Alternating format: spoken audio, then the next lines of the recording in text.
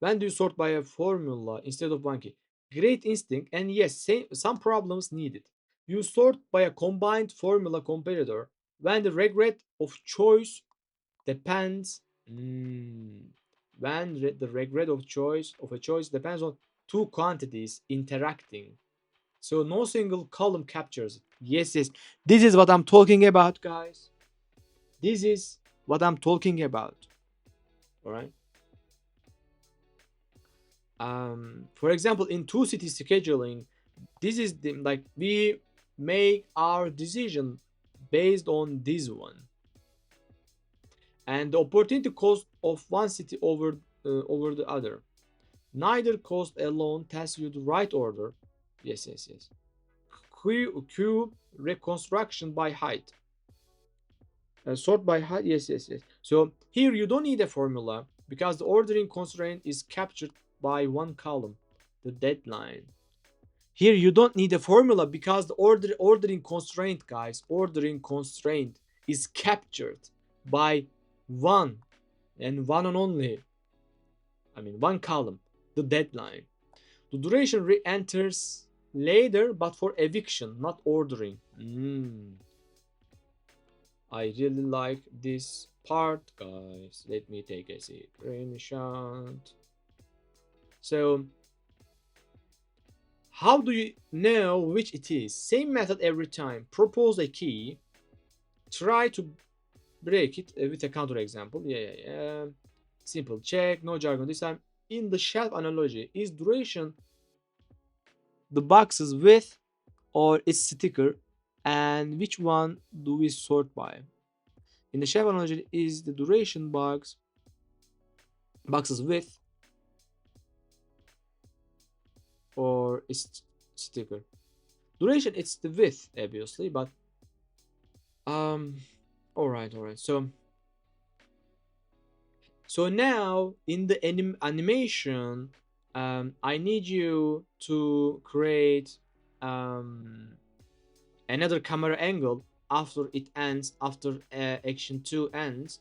I need you to move our camera once more, and there I want to see a few examples where we show the meaning of sorting by end point, right?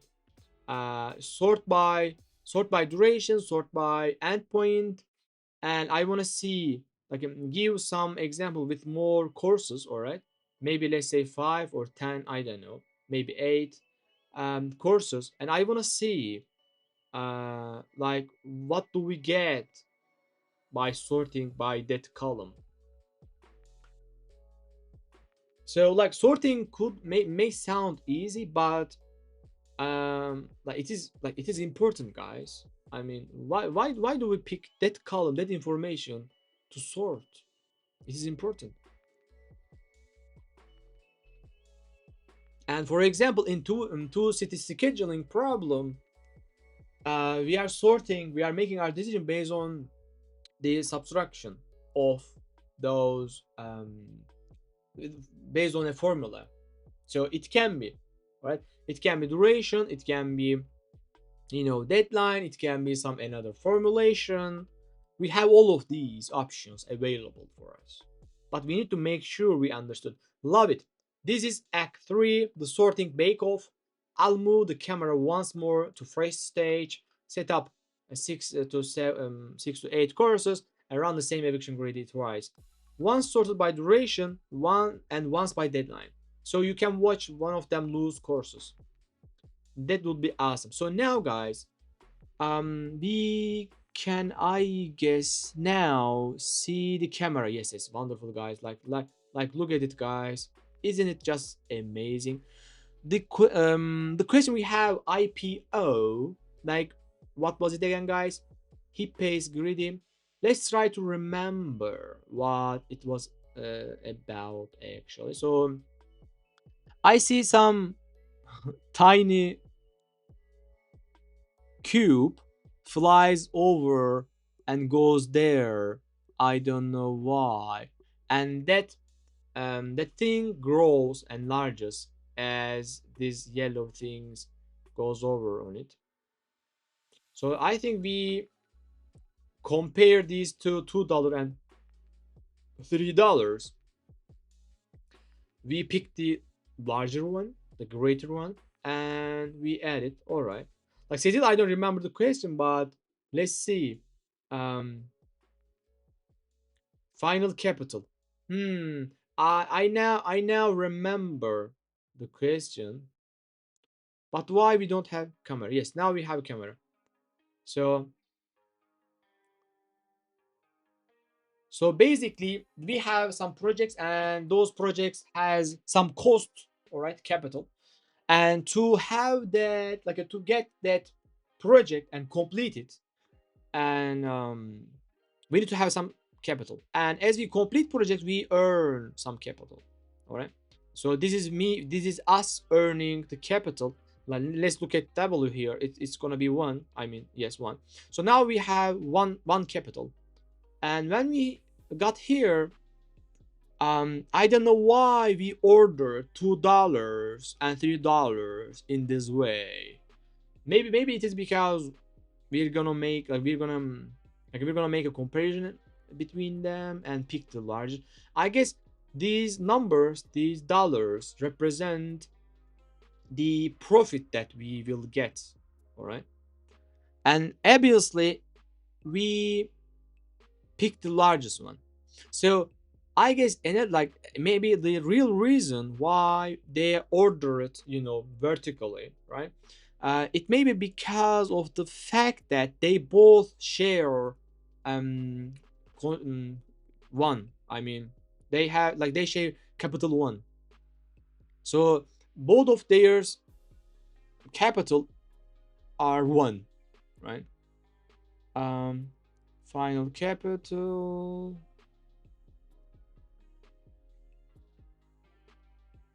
Yeah, I think, yeah, but I need to see, with, let's see. So I followed the existing convention, yes. Like, thank you for your contribution, all right? The animation is amazing, but the thing is, like, maybe, like, I don't see why you order $2 and $3 vertically. I guess it is because they share a common capital cost, but in the animation, I don't know it and I don't see it. And I need to see it, right? And what is this blue slice of W, right? I guess what you try to do is sorting the projects based on their capital, right? Again, here in this question we have sorting mechanism, right? We sorted based on their capital, and then we basically take the maximum of it, maximum among them. But do we go back again to pick that thing? I think no, because we have also a window, right? Which is K. But it would be great. Like, I like the animation very much. But also we need a place to show the capital of those dollars, and also, I mean, those projects. And also it would be great if we have like a little bit longer example. All right. But other than that, it is good. And also, um yeah, anyway, yeah. Like, I was gonna say remove the LeetCode number, but maybe it can stay. I don't know. Let's press enter and let's see why the Blender 3 didn't see. Let's see.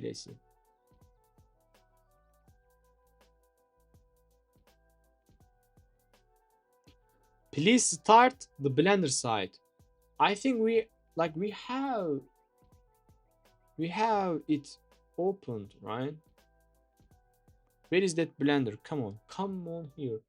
So we, like, this is here. Yeah, it is connected, right? Why? Why does it say otherwise? Which port are you trying right now? Like we have like this in this headless blender. We have like its port is 9878. So you should be able to connect to it. I have two other blender instance as well, so be careful. Like I don't understand. I don't understand why it didn't.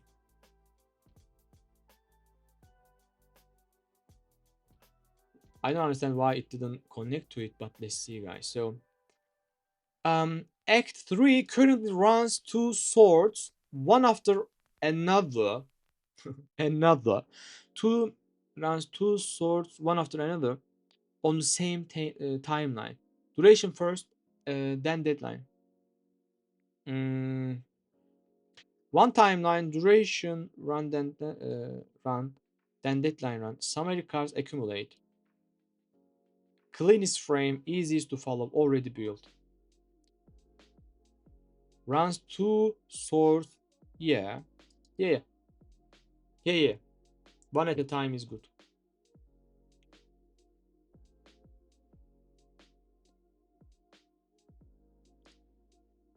Place value.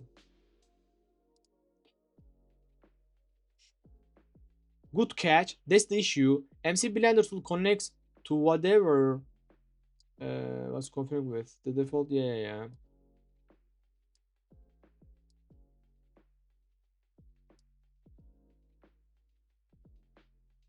The MCP sir is with an empty.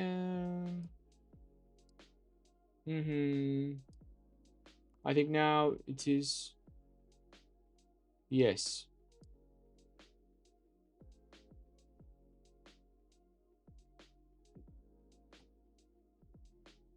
This is the best kind of feedback. You have spotted exact place. What is that? Where the visual doesn't yet teach the idea. Yes, you're right on all counts. The vertical stacking, same capital, but I never showed the capital. So it's invisible. Need a capital access. So same column, same cost is obvious. The blue slice, your current capital is an affordability threshold. Everything to its left is buyable. I will label it loudly and tint the ground affordable. Yes. Please do it. Please do it. It's calling planner. So, oh my gosh, guys. So, yes, our. So, it says it has added new act. Let's see. And yes, guys, oh my gosh. Now we have Act 3 where same 6 courses, 2 sort keys, which column wins? Sorting by duration, shortest first. Yeah, so this is the way. Like we can do this like we can do this like that. Oh, I think we cannot place C2 here because of it is deadline, right? And we cannot place C3 too.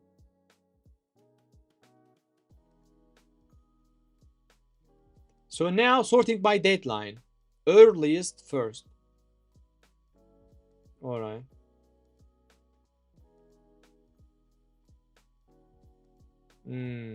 So when we place it using, I mean, based on deadline order, we have 4 courses, like not 4, but even 5. But the thing is, yes, like C1 is, duration 2 ends 2, duration 2 ends 4, duration 3 ends at 5, duration 1 ends at 7, duration 1 ends at 8, and duration 1 ends at 8. So how do we sort them based on the end deadline? So we first place this one, course 1, right? And then C2, there is no issue. and then c3 ending at 5, but we cannot place it. Yes, we cannot place it because ending point is 5, but it ends at 7, so we couldn't add it. So c4 we can add it. We can add it. Now I started getting it, kinda. Like the duration is 1, but and deadline is 7. So actually, guys, we have urgency, right? We have urgency. Because we need to place them in this order basically. Like there is no way other around, right? Because the important thing here is deadline. Because if we pass deadline, then we can't just place it. But if we sort by duration, there is no logic on that. Because duration doesn't mean any, like, it is also important, but it doesn't mean any priority or something, right? It doesn't have priority over anything. The priority should be on the deadline because it changes our decision very deeply. Is it saved? I don't think so. Let's save it. Um, let's see. So if, oh, there is one issue. Let's see in Blender 3. Diagnosis complete, and it is not a config problem. Your project MCP correctly pins MCP server, yes, and my failed MCP call matches raw probe behavior exactly. So Python your headless targets accepts the socket, then resets, not serving the protocol. Conclusion: the MCP server is pointed at the right place. No config change needed. The problem is the headless Blender MCP add-on is in bed state. If it is still listening, panel says running on, but it resets every connection instead of answering. So that's the exact cause of the connection closed before receiving any data I got. If the MCP server has been instead, my call would have succeeded. So I'm deliberately not building on. You told me be careful. What I need you to do on this instance is that in that Blender's MCP panel, the one in the screenshot showing, click connect to cloud again. So let's see. We don't have connect to cloud, but connect to MCP server. Let's try again.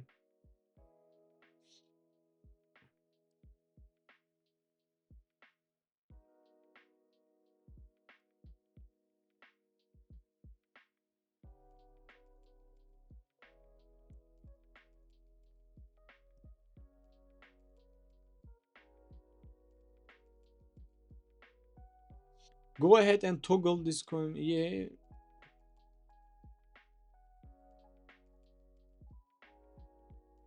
Like we renewed the MCP connection.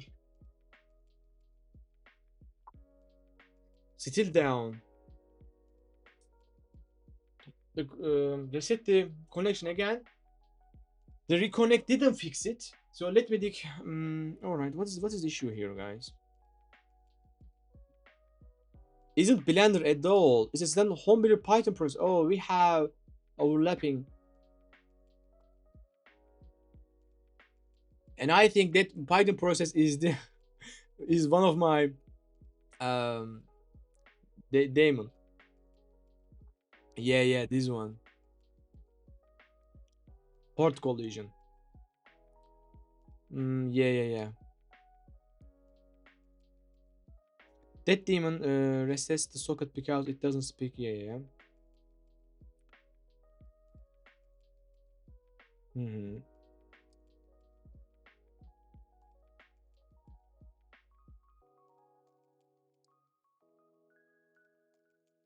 We need to change the port to something else. Let's make it 80, right? 98. Yeah, this one. 9880. All right.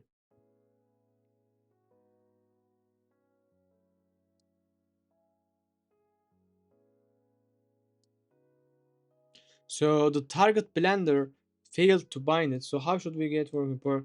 Move blender. Yes. And maybe I may want to start or check the half of that demon. Check out half of our demons, especially Twitch demon.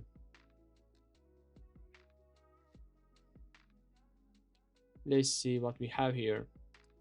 Blender, yes, yes, yes. We've done this.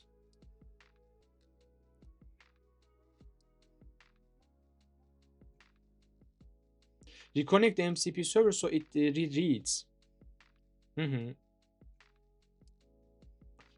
Actually, I have, disconnected and connected on this, so you need to check the connection and start building our animation. Oh my gosh.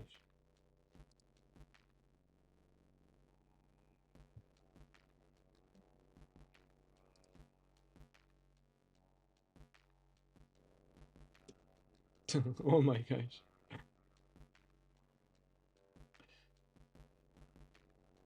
Roll probe is clean. Is your third blender now?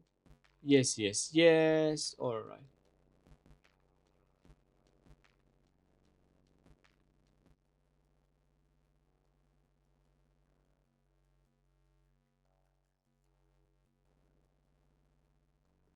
All right. I hear you. And the good news is your blender side is now perfect. Wonderful. Row socket clean. MC to blender connection reset by pure this signature of.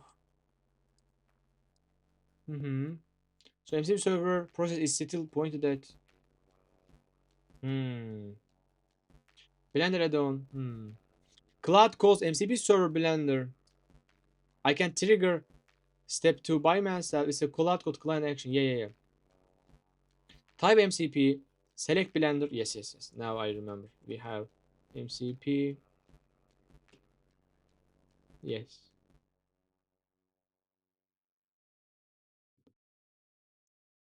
I think we reconnected. Try again. And also make sure that we update our um this thing to that port, right? Our new port. I grant you permission.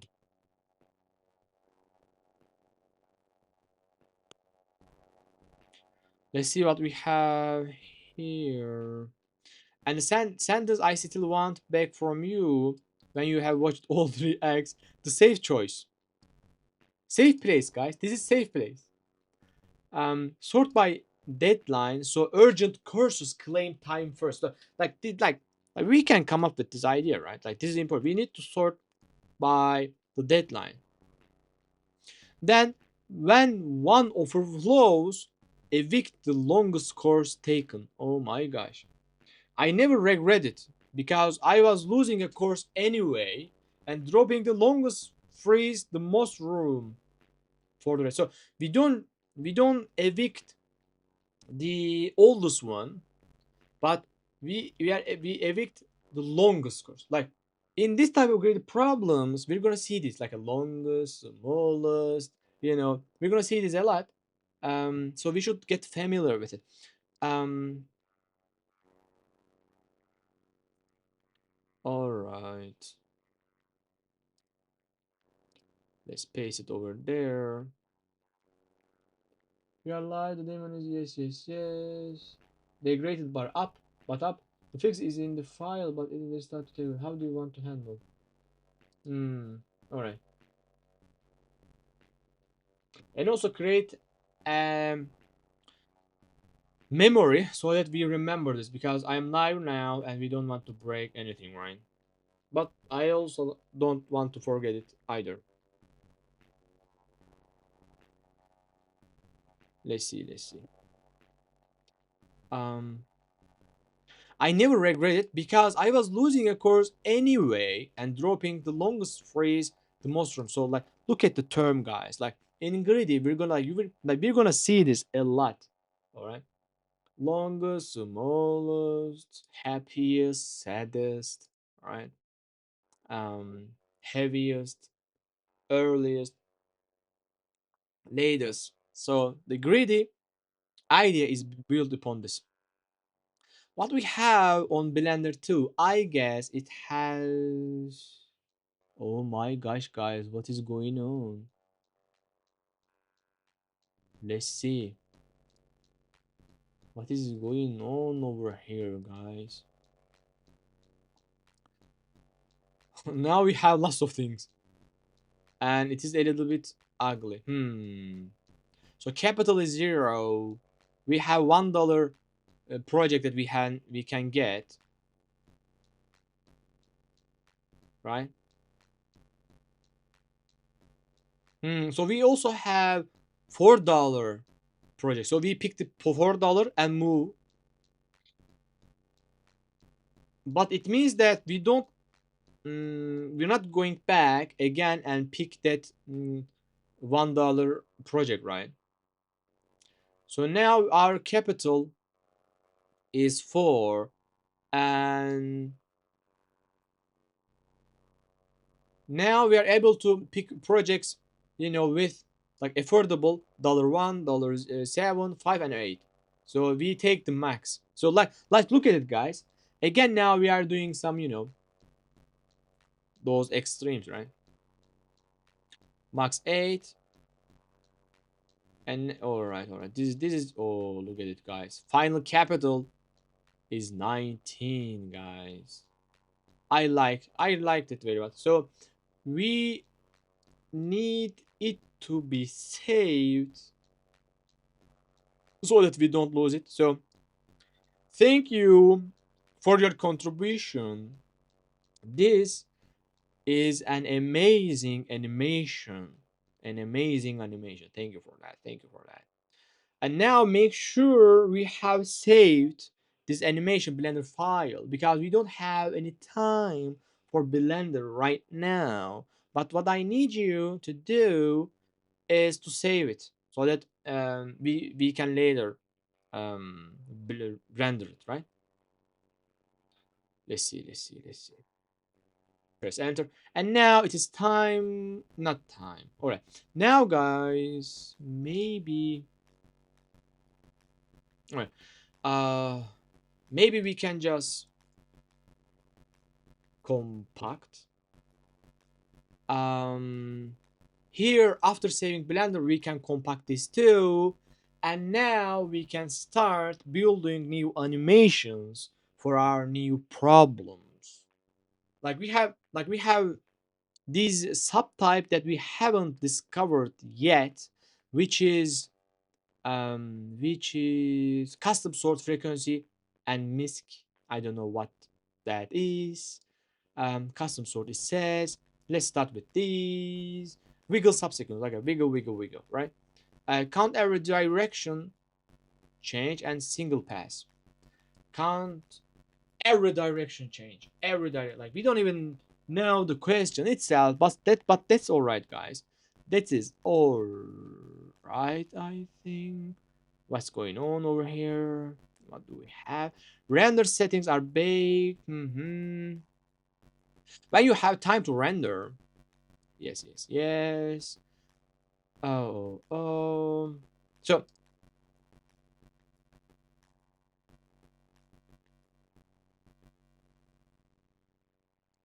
yeah, please do it. And then compact our conversation, because I want to start an animation for another LeetCode problem. Let's see. All right. Now, guys, we can read this question. Wiggle, wiggle, wiggle. Subsequence problem. A wiggle sequence is a sequence where the differences between successive numbers strictly alternate between positive and negative. Alright. The first difference, if one exists, may be either positive or negative. A sequence with one element and a sequence with two non-equal elements are trivially wiggle sequences. I don't understand anything. Let's see the numbers. For example, 174925 is a wiggle sequence because the be, differences, which difference exactly? I guess this subtracting consecutive ones, right? Like a neighbor's one. So here the difference is like increasing 6 and decreasing 3 and increasing 5 and decreasing 7 and increasing 3. Yes. If the sign of these alternate, then this means like a positive, negative, positive, negative, and positive. So in contrast, let's say 14725 and 17455 are not wiggle sequences because let's see, um, why? Let's see. Wait. Let's see. Let's see. Come on, guys. Oh my gosh, it got frozen again, guys. I think it has something to do with the paste operation I'm making. I suppose. Let's see. Let's start it again. It's good that it starts from where we left off, which is nice, guys. So let's say we have like a positive 3 and then again 3 and then minus 5 and then 3, and it is not alternating, so it is bad. So here we have 6 minus 3 positive 1 and maybe 0, and because of this 0 it is not alternating. The first is not because its first two differences are positive, and the second one is not because its last difference is 0. So as we have, like, if we have 0 along the way, we may say this is not um, a wiggle sequence. A subsequence is obtained by deleting some elements, possibly 0, from the original sequence, leaving the remaining elements in their original order. So given an integer array nums, return the length of the longest wiggle subsequence. Longest. Yeah. So the entire subsequence is a wiggle sequence with a difference. Yeah. So there are several subsequences that achieve this length. One is this one, like a 11710 subsequence. So we extract this one, and 10 13 15. So we extract this one. Yeah. And 10 16, and then we so the thing, like, the idea I have now is that if we have a variable, right? If we have a variable, and like that can hold a sign, right? Positive or negative. And as we hit a rule breaker, we can just exclude that character. I mean, we have like a 117 and 510 basically. This is positive, right? Difference. This is negative, right? And this is positive again. So why we excluded this? So maybe we are using in another subsections. What do you mean? What do you mean? Because here we have like a 17. After 17 we have 5, but we didn't include it here. Why? Okay, increasing and then decreasing and then increasing and decreasing, increasing, decreasing. So what about it? We have 16. So this is different. But what happened to 5? There are several subsequences that achieve this length. I think one of them is this one. So but after 5 we have 10.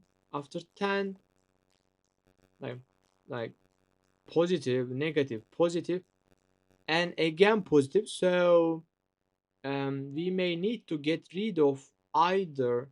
But what happens after 13? 13, 15. So again it increases. 10. Mm, so like I don't want to worry about all the parts, right? But what we have learned from previous lessons, previous graded problems, guys, we have like we have learned that like a sorting is sorting is an option, but if we sort we lose the order, so we cannot sort it here. Like we can sort the input here, and like we have something like largest, smallest somewhere along the way. um well, let's see the previous problem we have solved. It was, I think, this one, right? IPO. We can open the animation. So course schedule 3. So exchange argument. Grid stays ahead. Earliest deadline for. So this is sorting. Like we are not gonna sort, right? Like it says heap custom sort frequency. Which one are we? Which one? Frequency. But it is subsequence, so order should be in certain way, right? Because we cannot use 5 before 17, so order matters, right? um what is misc and custom sort? Like I don't know, it is most probably about custom sort, but maybe we can, like we should make a online sort. I don't know. Let's see some. I don't know, guys. Like for each problem, let's create animations. All right, let's create animations. Let's create animations. um but not now because it uses so much render. um all right, let's see. But at least we can try creating animation for this problem.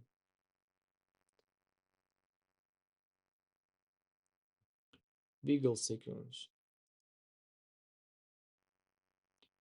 And yes, so we have, compacted conversation. So now connect to Blender MCP,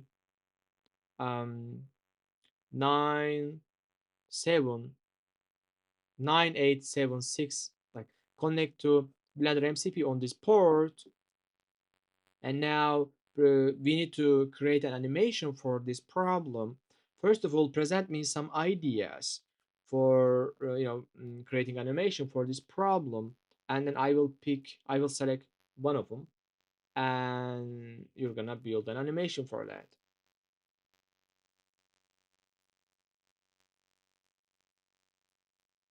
Press enter. um when you are back, just tell me the next LeetCode problem. Yeah. mm-hmm.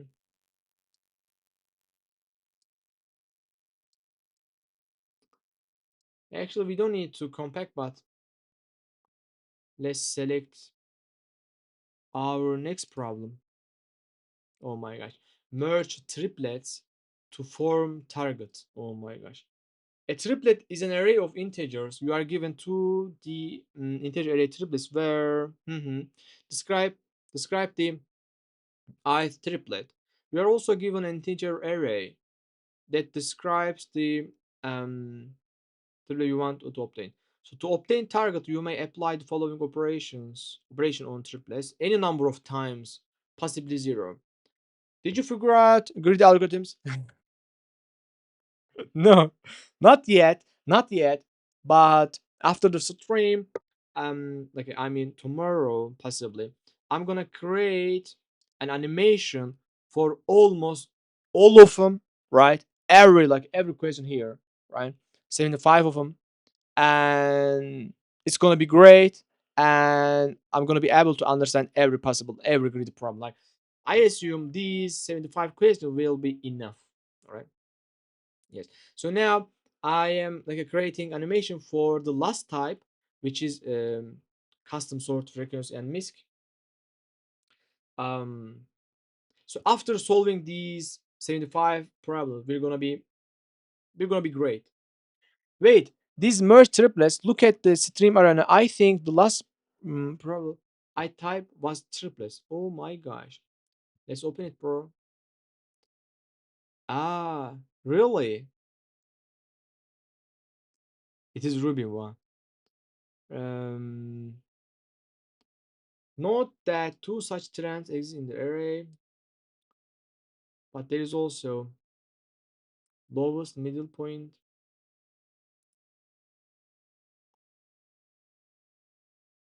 You are mentioning about last one.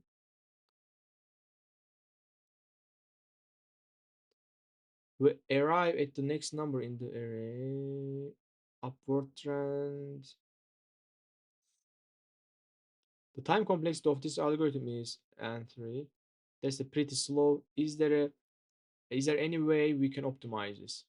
Let's first think about the best imaginable because we definitely need to inspect. Although it may be difficult to support at first, there are three prices that form an upward trend.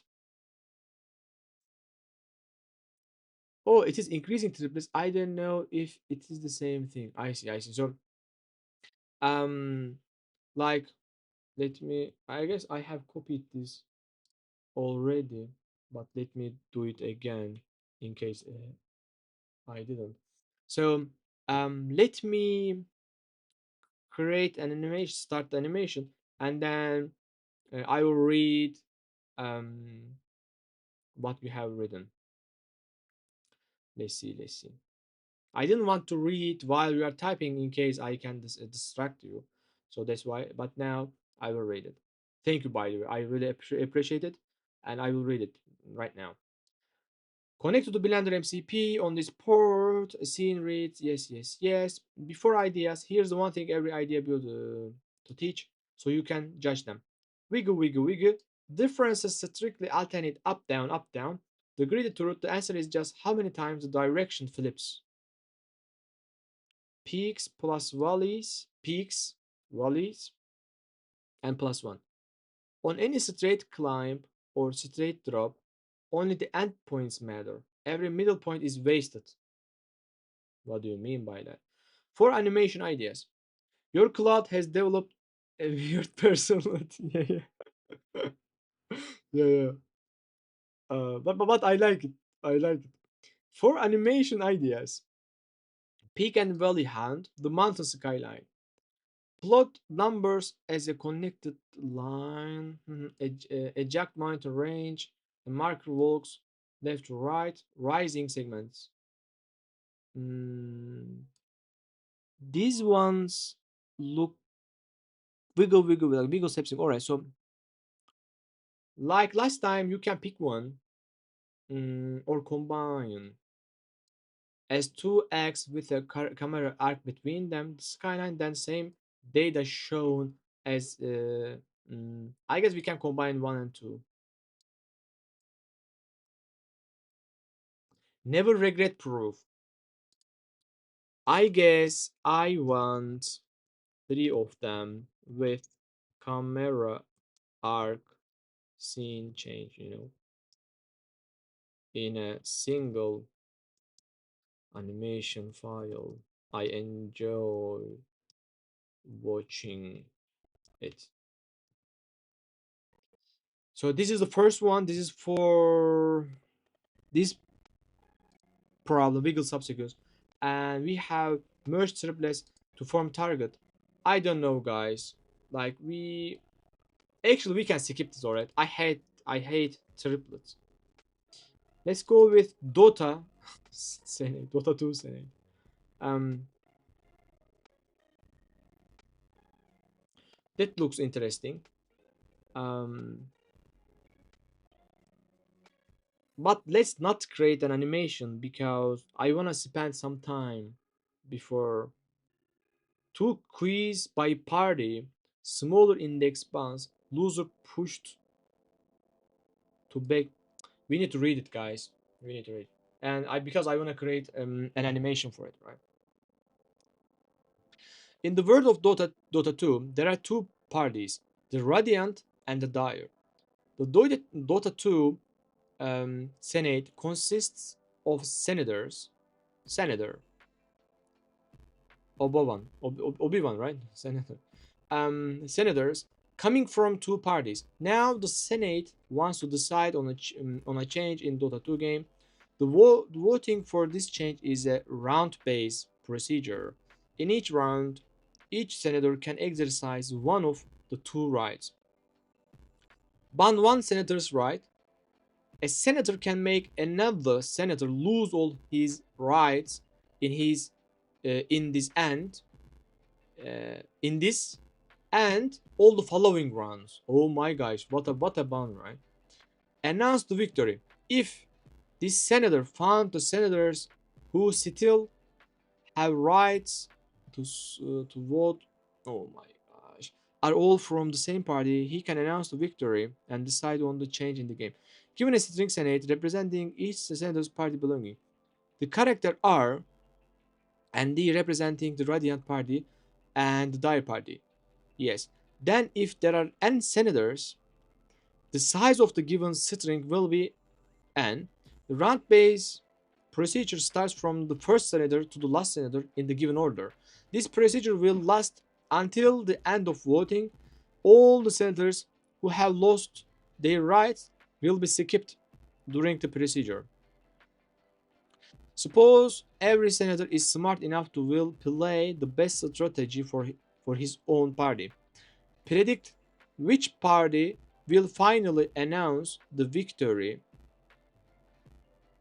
and change Dota 2 game. The output should be Radiant or Dire. Like, what type of question is this, guy? Input Senate RD, so output Radiant. Explanation. The first senator comes from Radiant and he can just ban the next senator's right in round 1. And the senator in the second senator can't exercise any rights anymore. And the second senator can exercise, yeah. Since his right has been banned. And in round 2, the first senator can just announce victory since he is there are some rounds we start from over and over again. Since he's the only guy in the Senate who can vote. Alright, Didi. Dyer. The first senator comes from Radiant and he can just ban the next senator, right? Senator's right in the round 1, yes. And the second senator can't exercise any rights anymore since his right has been banned. And the third senator comes from Dyer and he can ban the first senator's right in round 1. And in round 2, the third senator can just announce the victory since he is the only guy in the Senate who can vote. But this Dyer bans, this Radiant in round 1, but that ban will stay in the next round too. Basically, when you ban something, senator, like it is permanent, right? A senator can make another senator lose all his rights in this and all the following rounds. All right. So it is It is like a permanent, not temporary. All right. It is. It seems fun. It seems fun. I like it. I like it. We have R and D, right? Um, Basically, best option for R, all right. Um, to do is ban. Like this is the best option. So everyone will like best option is to try to ban, right? There is no better option. Um, so if the number of radiant is higher than the other one, we basically got the round, right? But this shouldn't be this easy. Announce the victory. So if senator found announce the victory. If this senator found the senators who still have rights to vote are all from the same party, he can announce the victory and decide on the change in the game. Um, so our goal is be the one party who can vote, who can. So we are trying to be standing. I mean, last standing basically. So to be able to do that, we like the best option is one. Like I mean, banning, right? So what is the greedy part over here? We don't have any. Let's discuss. I don't see any greedy option here. And maybe for this, so this is still cooking.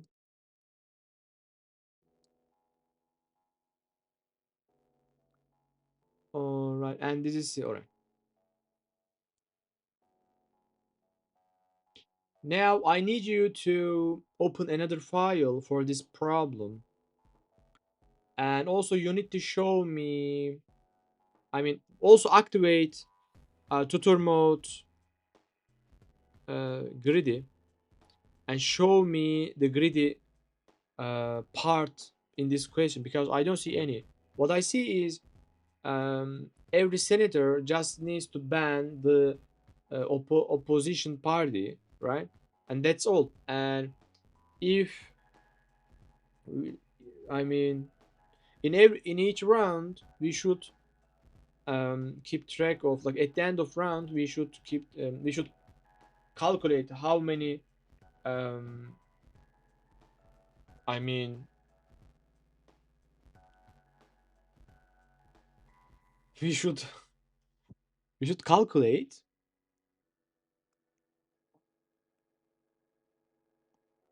how many votes are there, right? And if a party's vote is higher than the other, then we can announce, right? This is the logic.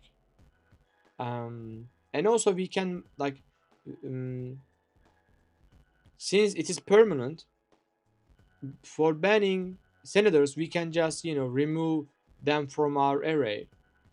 And like I don't see any greedy choice over here. Like only thing we need to do is ban. So I don't see it.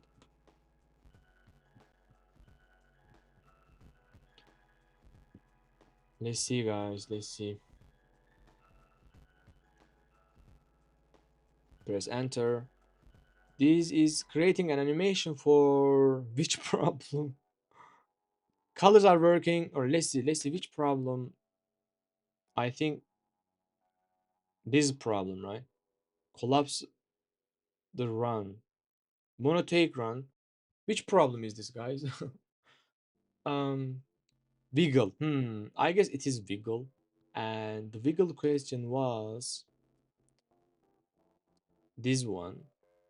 It should be alternating. Um,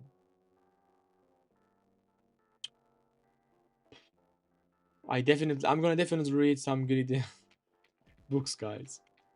Um, let's see. This is for that one. This is for that one, and we can create another animation. But before that, maybe we should just save. Um, the whole gritty lesson is visible. A ladder is flat rate. Bricks are. You can scrap. What do we have on Blender 3, guys? Yes, I think so. Ladder and bricks. Um, let's see what we have here. Downhill, so it is free. Give it. So basically, we immediately use ladder. This is a good animation.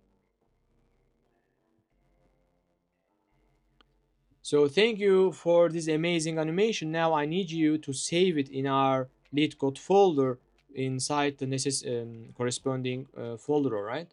I save this Blender so that we don't lose it because we're going to continue with another animation. So we need to save this Blender file, all right? Make sure of that. We need to save it, guys. Oh my gosh. Uh, I didn't paste it. Let's copy from here and paste it over here. Yes, Blender 2, the Blender 3.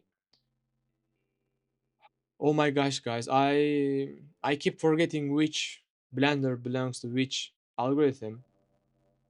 This is about Radiant Senator. Yes, so mhm. Now you're right that every turn is ban someone from other party, so the action is fixed. But that's not where the choice lives. Do two things. Goal, predict the last party standing. A senator wins not by counting votes at the end of round, but the instant every senator who still has is from rights is from his own party. So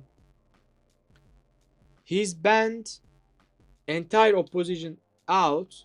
So the whole game is just who gets banned into oblivion first.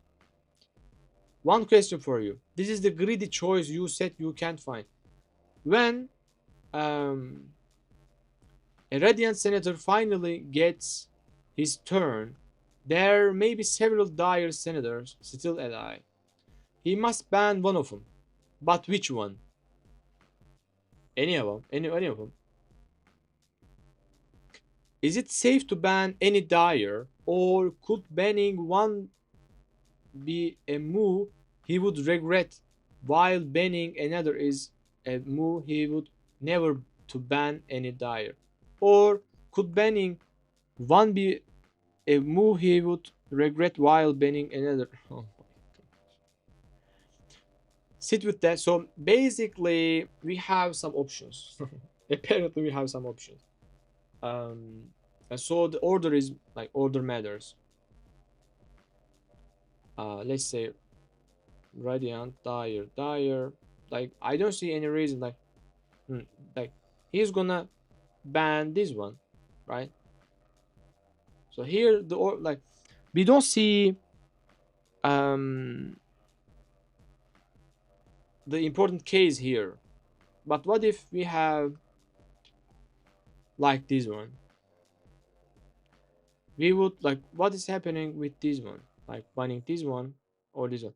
Like I don't know. Like the question it asked is clearly a good question because I thought there is no difference between banning anything like banning any senator in any order. Let's open. I didn't see a difference between banning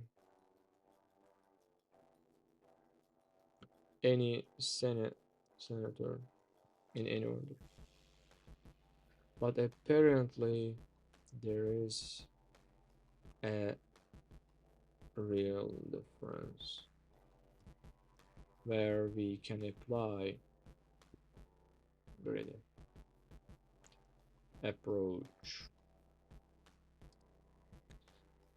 All right, I think, guys, I don't know. It's been almost 13 hours. 2 hours left. So it is good, guys. Good for us. Congrats.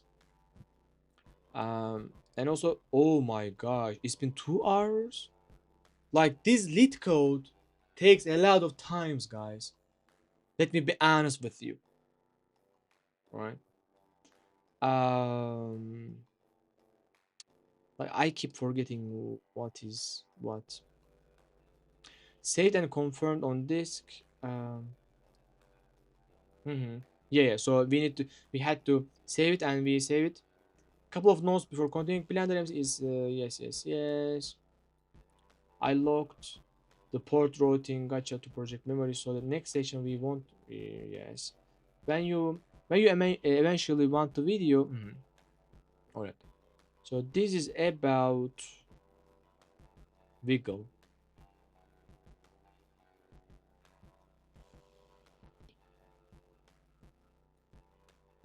This is about wiggle. Alternating. Let's see which and what sort of animation we have. So it is increasing, increasing, and decreasing again. Valley, and then increasing again. Yeah. So what happens in this valley? So the direction ribbon. All right. Each cone, a step's direction counts to Phillips. Wiggle length Phillips plus one. Say plus two. I mean, which is five. All right. Now we have collapse run. All points for now.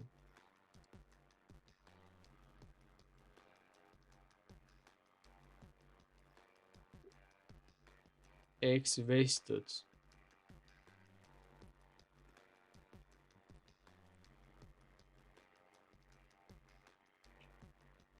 Oh,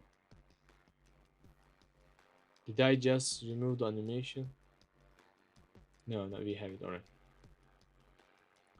Just click on that. Rising run, falling run. On a monotonic run, only the endpoint matters. Dropping the middle never costs a wiggle. Dropping the middle never costs a wiggle.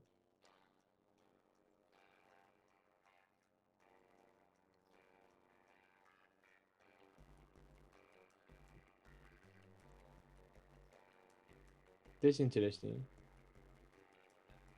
We are making it smooth, I guess. All right, this is wiggle, wiggle, wiggle. Monotonic run highlights the wasted middle. So now I need you to save the Blender file in our LeetCode in its corresponding folder. If we don't have, create a folder for us. Like, this question is interesting. What do we have in Blender 2? When a Radiant Senator finally gets his turn. Um, we have, yeah. Sit with that. Tell me, does which enemy he bans matter? Or, and if so, what makes one target safer than another? Um,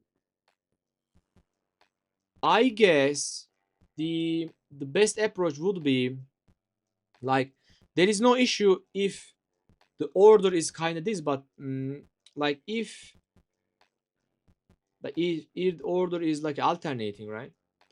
Um, by the way, did any Senate ban the previous one, or we have a direction? Do we have a direction? I guess no. Yes, let's see. The first senator comes from Radiant, and he can just ban the next senator's right. So it should, like, should it be only ban one senator's right? A senator can make another senator lose. Given a string senate representing each senator's party belonging, the character represented. Yes, yes, yes. The round-based procedure starts from the first senator to the last senator in the given order. This procedure will last until then. I guess we. Well, I don't see anything related to order. So basically, this Radiant can ban this one and this. So since it is banned, and this one is also can ban this one, right? I mean, what if we have this one will ban this one, and this one will ban this one. But what if this bans this one, and this one ban this one, and in the next round now we have. But in the first, I don't see any difference, to be honest. Like, um, I guess here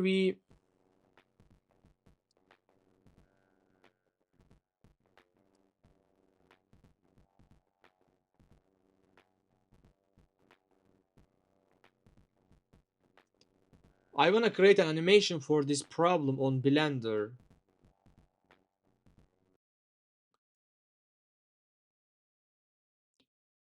Our hmm,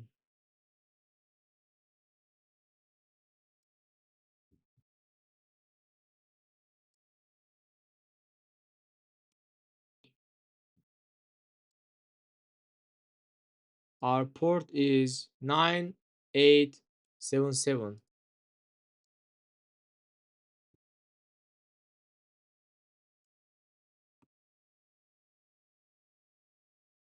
But make sure that the current Blender file is saved somewhere safe before starting the animation. For this one, it is saved but not committed to Git yet. Wiggle, wiggle, wiggle. Or leave it uncommit until you. So we basically created an animation for this, right? So it is saved. Nice. So the Blender file is saved, right? And it is saved. I mean, it is safe, and we can create some other animations in this Blender port.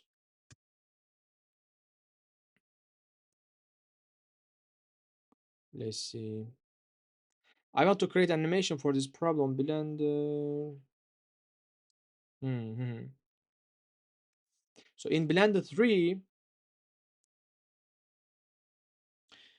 did we save the Blender file in our LeetCode folder for like in corresponding folder? Did we?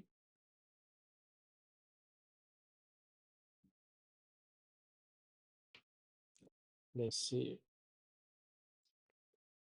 Now I feel a little bit tired, guys. But I will be more energetic after reading hippos. No, hunger hippopotamus notes. Hippos notes. I want to read it and study it. Let's see. Yes, confirmed, saved, and verified two ways. Blender reported the right. So here we have our Blender file. Furthest building. Yes. I think we can now close that Blender session and also close that one. And yeah, now, yes, you are safe. The file is written to disk. One thing to know for the next animation on this same port. When you start a fresh build, I open clean empty file, which replaces what's currently loaded in Blender's memory, but it does not touch the saved Blender on disk. So the wiggle will stay safe at this path. Opening it later brings all the way, including the live counters. The text handler is registered. All right, so it is safe, and we already saved it. Um, all right, now we are creating animation for it, and I guess, guys, we can read what Hippo written for us. Let's see, guys. Um, so let's write an algorithm, or a toggle would be great on the from the left side. So a typical, as a typical for such algorithms, these are yeah. Another approach would be to sort the array in ascending order. So in some of the grid problems, we sort, all right, and return and return the final value from the array. If we use a fast sorting algorithm like quicksort, this will take. There is a third option, which is the greedy algorithm. So in a grid algorithm, as we go like a on, right? I guess now we don't share the background sound again, right? Let's see. Let me check it, guys.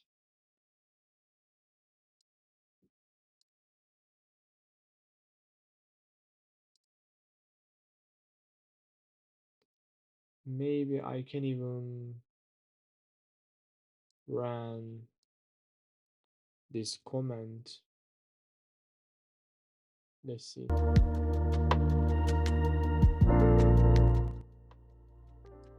I guess now it is working, right? All right, I think. Let me slide this a little bit down. All right. I guess we are now fine, right? So there is a third option, which is the grid algorithm. Here is it. So it is. Um, so we basically, while we are looping, we basically take the greatest one, and this is the place where we store this information, right? And it is actually invariant. So this is true in each of our iteration. It is called invariant. As you can see, the first line of our function assumes the first number in the array is the greatest number, and this is a greedy assumption. That is, we are declaring the first number to be the greatest number because it is the greatest number we have encountered so far. This is invariant basically, but that's what a grid algorithm does. So it chooses what appears to be the best option based on the information available at that moment in time. Next, we iterate over all the numbers in the array. As we find a number that is greater than the greatest number, we make this new number the greatest number. Yes, here too, we are being greedy. Each step selects the best option based on what we know at that moment in the time. Yes, yes. We are basically like a child in a candy shop grabbing the first candy we see, but as soon as we see a bigger candy, we drop the first one and grab the bigger one. Yet, This seemingly naive greediness actually works. By the time we're done with the function, our greatest number will indeed mm, be the greatest number in the entire array. And while being greedy isn't a virtue in societal context, it can do wonders for algorithm speed. This algorithm takes just on time as we touch each number in the array just once. Largest subsection sum. Another question. Let's see another example of how greed pays off.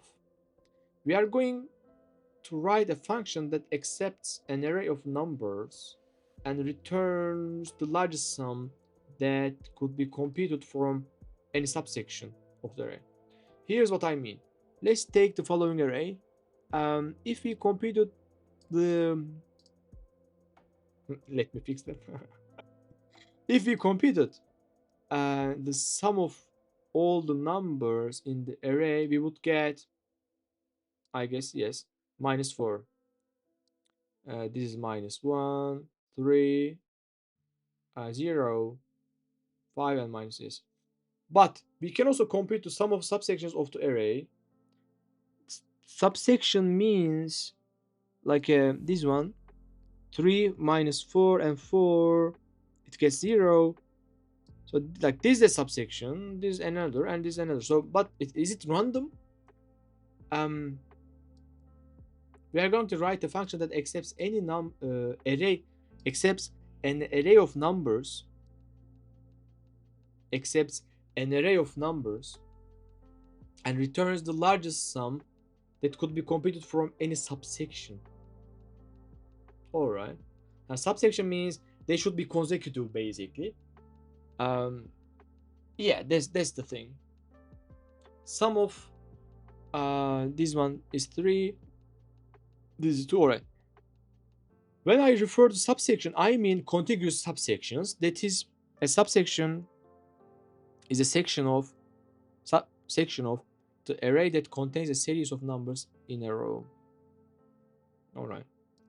The following is not a contiguous subsection since the numbers are not in a row. For example, 3, 4, 5. So, like, since we actually, so yes, they should be in contiguous order. So since we, didn't count this minus 4, meaning this means this is not a subsection. Our job is to find the largest sum that we computed from any subsection within the array. Our job is to find the largest sum that can be computed from any subsection within the array. Yes. In our example, the largest sum is 6 derived from the following subsection. All right. To make the discussion simpler, let's assume the array contains at least one positive number. Now, how can we write the code to calculate the largest subsection? How can we write the code to calculate the largest subsection?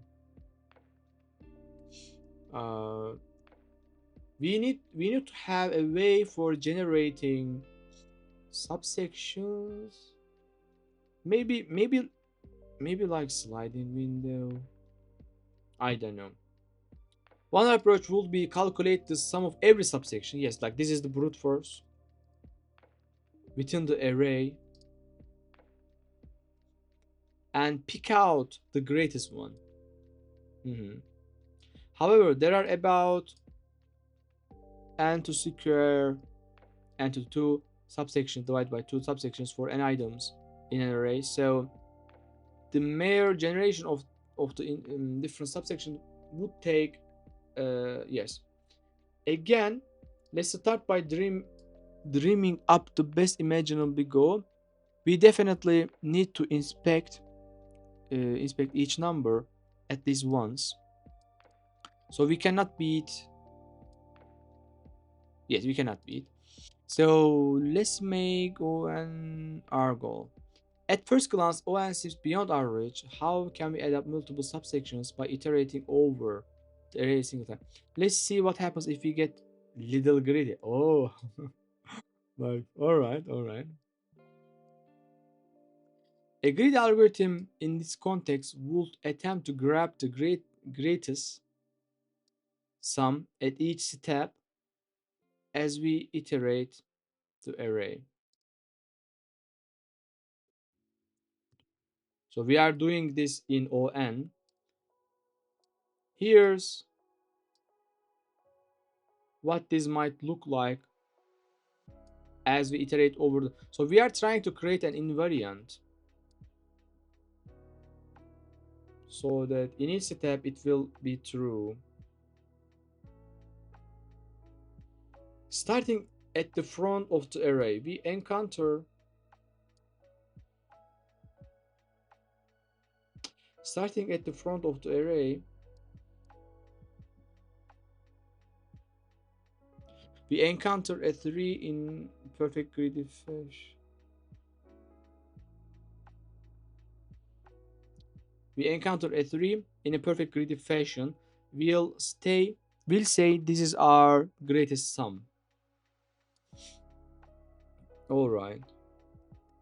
Next, we reach the 4, a minus 4. Actually, like the examples you give here is like from the first subtype. I mean, where is it? From the first type, which is running state, right? Running state. This one, I suppose. Let's see. Let's see. Next, we reach minus 4. When we add this to the previous number of 3, we get a current sum of minus 1. So 3 is still our greatest sum. Sum of 3 and minus 4 is minus 1. So greatest still 2. We then hit the 4. If we add this to our current sum, we get 3. Sum of 3 minus 4, 4.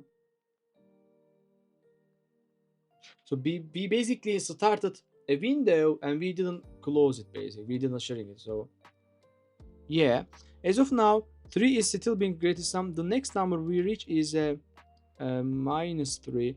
This puts our current sum to 0. Alright. Again, while 0 is our current sum, still are, so we literally store the knowledge. Yeah. Next we reach the 5. This makes our current sum 5. In our grid we will declare this to be the greatest sum, as it's the greatest sum we have encountered so far. Yeah, but the thing is that we just started from 0, like from the first index, and we like opened our window and we just went all the way. We then reach the last number, which is minus 9. This deflates our current number to minus 4. By the time we get to the end of the array, our greatest sum is 5. So if we follow this poor grid approach, like my question here, why, like we start in like creating a window and we basically appended, we basically kept appending a number, the next incoming number. So how do we know this will give us the result? So this is actually what I mean. However, 5 is actually not the greatest subsection sum. There is a subsection in the array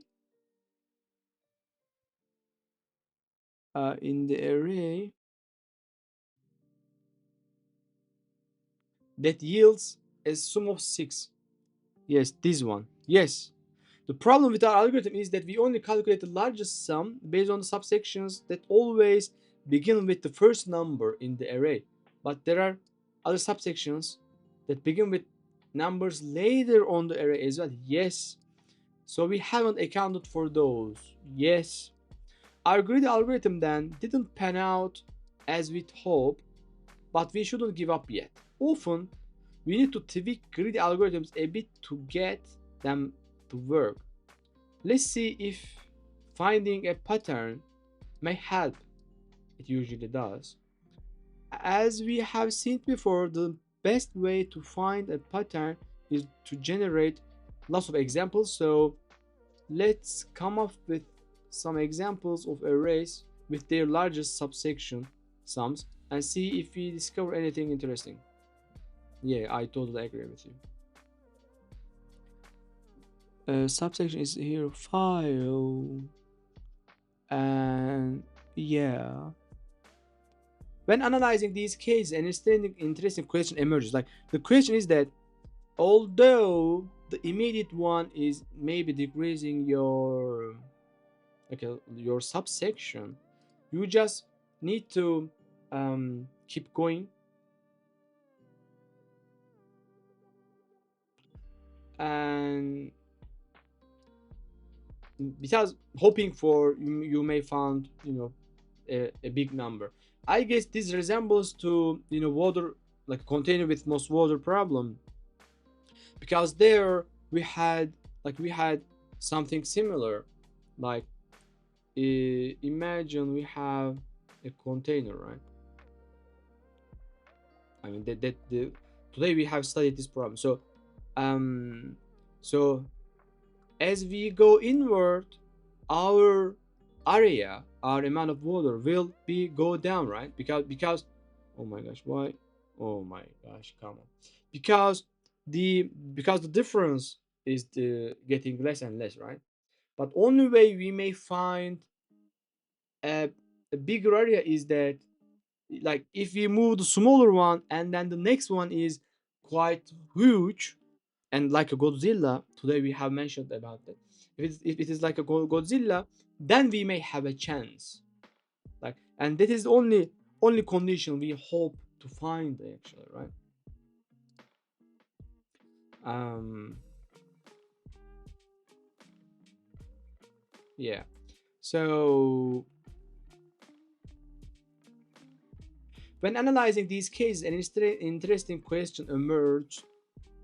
Why is it that in some cases the greatest sum comes from a subsection that starts at the beginning of the array, and in others cases it doesn't?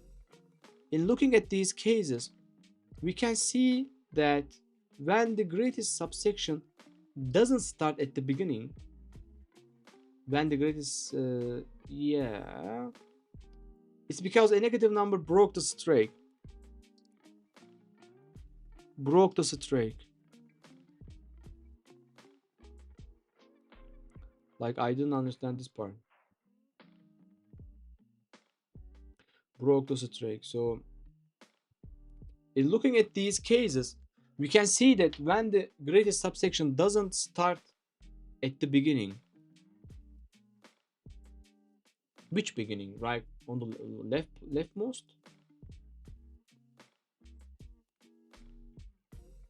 But wait a second, in some cases the greatest subsection includes a negative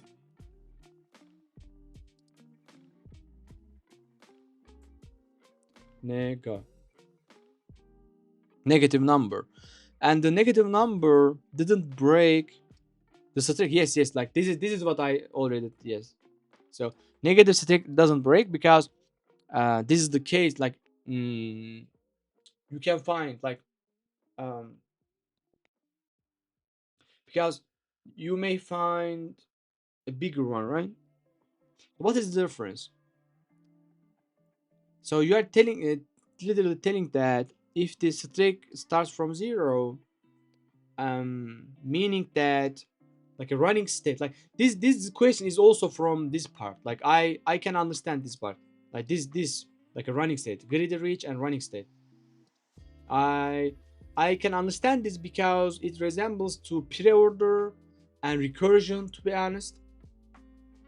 uh yeah, so I can understand because here, like actually I have solved a question like actually in cadence algorithm 2 we have a similar logic. If the running state like the thing we get our from we get our from our parent we get from our parent is negative, there is no need to keep it. All right, if it is negative, just drop it and stay fresh, start fresh basically. Here we have something similar to that, right? Because let's say this number is -1, so there is no need to start with this number, right? And like expanding your window, there is no need to do that. But wait a second, in some cases the greatest subsection includes a negative number and that negative number didn't break the yes. So what is the difference? The pattern is the negative if the negative number causes the preceding subsection sum to sync, predicing subsection sum to sync to a negative number, the streak is broken. But if the negative number is simply lowers the current subsection sum, the sum remains a positive number. So the streak, so it's about to sum. Like we have similar thing in gas station problem too. There we look at the net gas we have.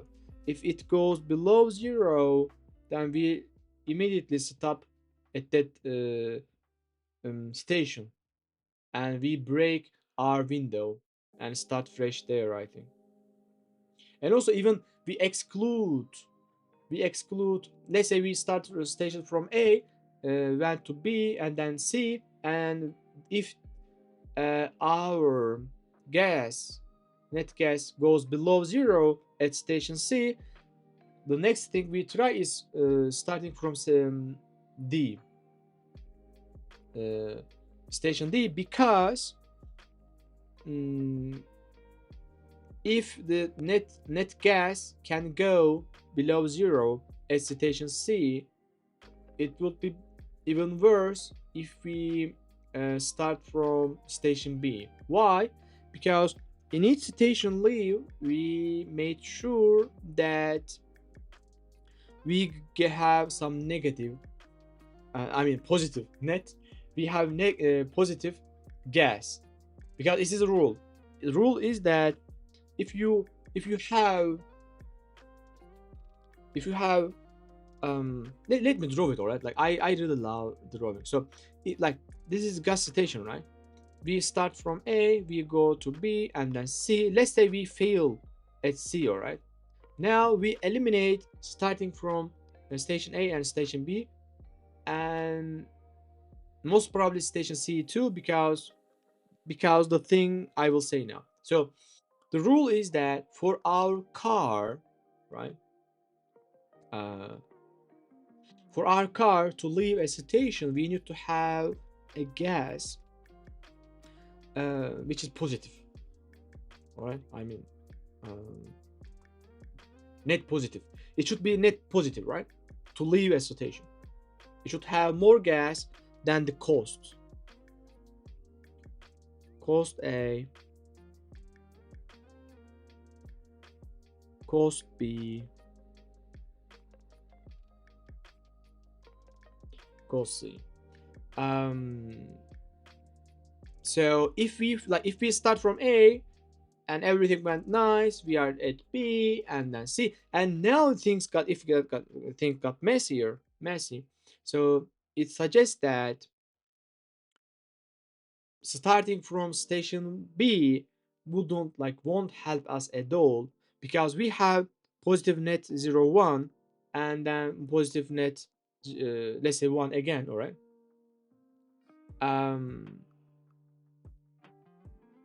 So if we discard this positive net 1, all right, we will have even worse total amount gas. Like even we fail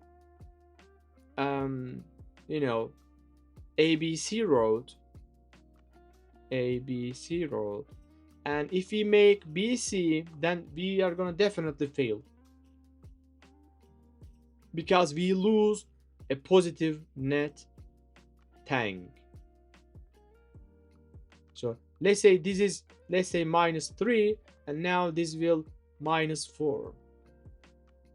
So instead of trying B again, we just don't try B, and we literally eliminate these options, these options basically, right? These stations. So this is what I mean. So we have something similar here. Like we have, like here we have a knowledge that we carry. I mean, we get from our past. All right. I'm kind of familiar with it because I have solved some questions in this subtype. If you think about it, but the thing is, like, I can explain this, but understanding and finding this, when you first see this question, is kind of hard. All right, because you need to come up with this idea. You know, you need to tell that, like, there is no need to start from station B, and you need to explain it. So, like, I don't know, guys. Like, if these LeetCode, like, I mean, if these 75 questions, like, are not enough, don't worry, we're gonna solve some 75 more. All right, don't worry about it. We're gonna do it. We're gonna do it, man. Don't worry about it. Don't worry about it. So let's go. Let's go. Let's use this insight to tweak our graded algorithm. So again, let's start with 3, and the greatest sum is currently 3. Next, we encounter -4. This would make our current sum -1. So if the summation is -1, there is no need to hold it. So this is about sum, basic. Sum here is critical. So since we are trying to find subsection with the greatest sum, and our sum is negative number, we need to reset the current sum to 0 before continuing on the, so we literally stop, you know, exploring that one. Yeah, I totally get. We will also start a brand new subsection. Yes. Next, we encounter -3. Yeah. So the sum is still, you know, positive. So then it means we can, you know, continue.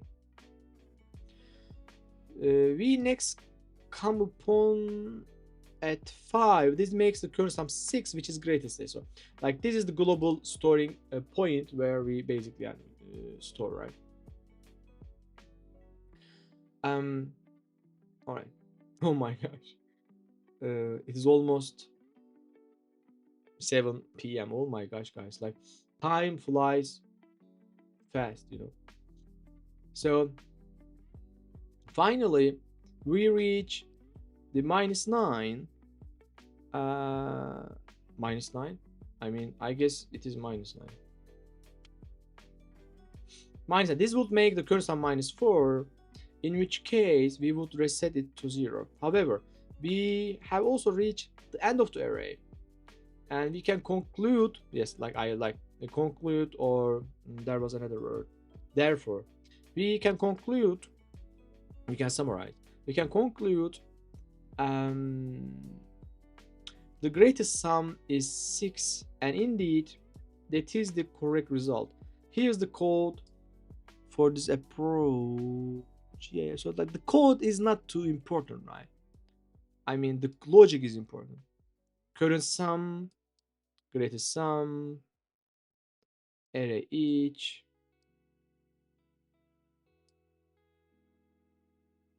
If our current sum goes below 0, we basically start with, like, this is basically like this algorithm is also like will help you understanding cadence algorithm. All right, it will help you because in cadence algorithm we have quite similar approach. Using this greedy algorithm, we were able to solve this ternary problem in just as we loop through the array of numbers just once. That's a great improvement over our initial approach. In terms of space, this algorithm is O1. We don't generate any extra data. While the discovery of pattern help us discover a precise solution, by adapting the greedy mindset, we knew what kind of pattern we were looking for in the first place.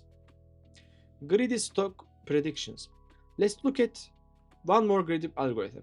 Say we are writing a financial software that makes stock predictions.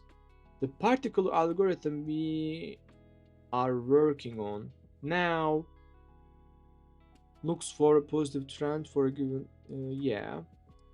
Specifically, we are writing a function that accepts an array of stock prices and determines whether there are any three prices that can create an upward trend. I think Hippo told us about this triplet, but our triplet is kind of different. For example, take this array of stock prices that represents the pro- for example, take this yes, the price of a given stock over time. Mhm. Although it may be difficult to stop at first spot, there are three prices that form an upward trend, increasing and then increasing. So that is, as we go from left to right, there are three prices where a right hand price is greater than the middle price.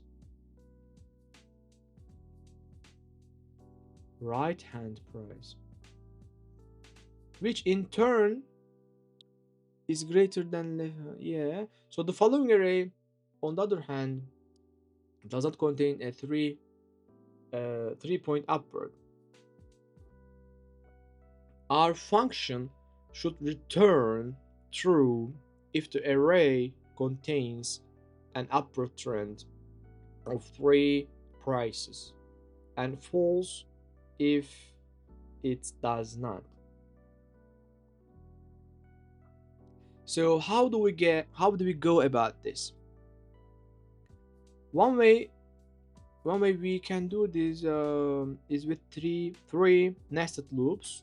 That is, as one loop iterates over each stock price, as second loop iterates for overall all over iterates all over the stock prices that follow, and for each round of the second for loop, a third nested loop checks all the prices that follow the second price. Mm-hmm. As we point to each set of three stock prices, we check whether they are in ascending order. As soon as we find such a set, we return true. But if we complete the loops without finding any such trend, we return false. The time complexity of this algorithm is pretty slow. Is there a way we can optimize it? Um, we can apply, we can sort, and we can apply two pointers. I have solved this question before. It is about okay. There was a question where we basically find two sum, actually, like two sum. This is three sum basically. We have two sum problem where we are basically looking for a goal, like a k value, where the summation of these two items from our list sums up to that number. And we have um, one additional element, and what we do is transforming our previous one into this one, meaning um, we need to find, let's say, minus z. Suppose we have x and y, and x and y and z, and we move z to the other side of the equation, and we have now minus z. To apply the grid method, we would want to somehow keep grabbing, keep grabbing what we think is the lowest point of our three price upward trend. It would also be cool if we can use the same grid approach to constantly grab what we think are the middle and the highest point. So here's what we will do. We'll assume the first price from the array is the lowest. Hmm. I guess we may have something different than that, like different than the three some. As far as the middle price, we will initialize it to a number that is guaranteed to be greater than even the highest stock price in the array. To do this, we'll set it to infinity. This particular step might be the least intuitive at first glance, but you will see shortly why we need to do it. We will take we will then make a single pass through the entire array. So do we sort the array or not? Oh my gosh, it's gonna be 14 hours, guys. Time went by quite fast today, guys. Like the greedy problems. We will then make a single pass. All right.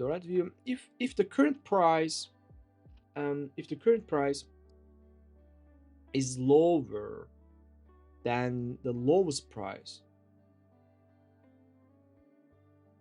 we encounter so where the price becomes the new lowest price. I don't know, guys. Like I need to try to solve it because reading it won't help me. All right, lowest middle point. It is kind of different than three sum. We are not looking for a certain we are not summing those numbers, and we are trying to find the target number. We are not doing that. We are looking for a trend, basically. For that, we need to pick three numbers, but in a greedy way. Oh my gosh, guys. So the number in the array is 3. We will leave our lowest price at 2. So we have like a 3 pointers. Lowest, middle, and highest, I think.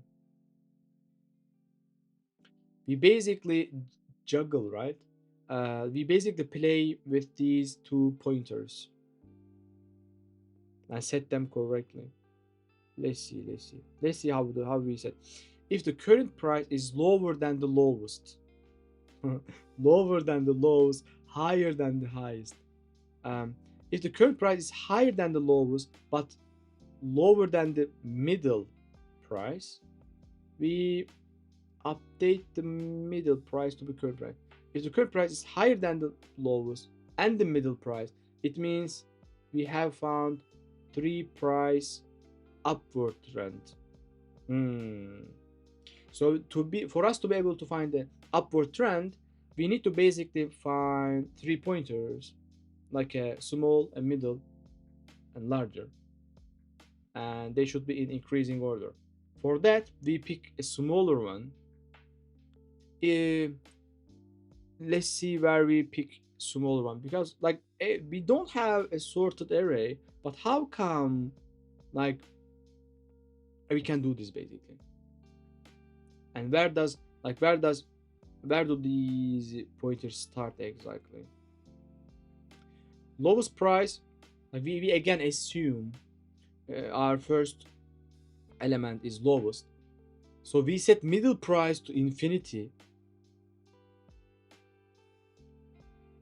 array each to price. If the price is lower than the lowest, we update. So this is alright. If the current price is higher than lowest but lower than the middle price, we update price and make it middle. Alright. If the current price is higher than the middle price, we basically return true. What does it mean? Like, we are not doing anything with the highest one, I think. I don't know. Thank you for the text. Hungry Hippo. Like, maybe I may need to like find these books and buy them and read them, and because even like although AI can create a summary, um, it can it may not value some of the parts that I may find it helpful. So I should read it quickly, because but most probably we don't have a greedy problem, like I mean greedy book, greedy book, computer science, or most probably like maybe I should type greedy algorithms. mm, Greedy algorithms for maybe interviews. Greedy algorithms.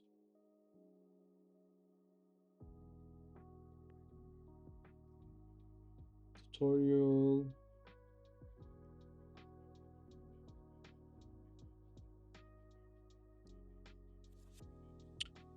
So we have 468 questions, guys. If we solve them all, bigger sort. Um, let's see. Let AI. Mm, let's give a prompt to AI and make it judge it based on the subtypes. Actually, maybe most probably I have done this before. So here we have um, some greedy problems over here, and here in notes with audio and video, in my notes I have the subtypes that we have created, right? um what I wonder is, can you please once more try creating a list of subtopics in greedy topic, because I want to be able to solve every greedy problem that I may see in this world. All right, and I wonder if these ones are the all of them. Can you make an online search? Can you create some web agents and search and think very carefully and make sure these are the only subtypes of greedy? All right, because grid is kind of hard. It has its tricks, and I want to be able to solve them during the interview. So basically, can you help? So let's see if we have, you know, mm, correct subtypes. And here in this, are we done with this? I think we were creating an animation for this Dota. Let's see what sort of animation we have here.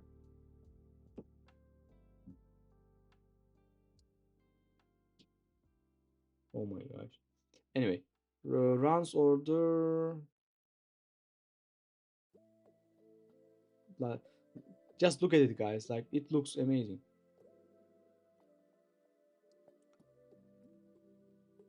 Like, just look at it. So on your turn, ban the nearest opponent who would act. So guys, while solving greedy problem, when there are some options to make, just think about the nearest, smallest, largest, highest, shortest. All right, that we make our decisions based on that. D4x nearest enemy wraps around. R2 bounced last tire. Only Radiant remain announced victory. Radiant wins. Thank you. So we only uh, ban the nearest opponent. Who would act next? Who would act next?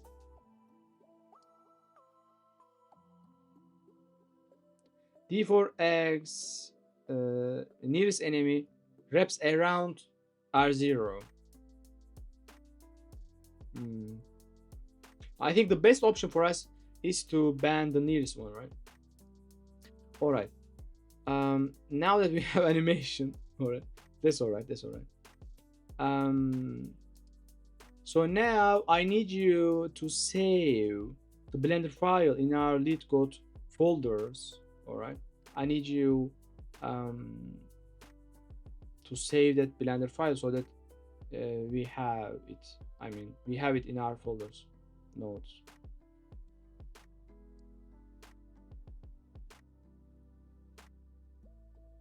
LeetCode. All right.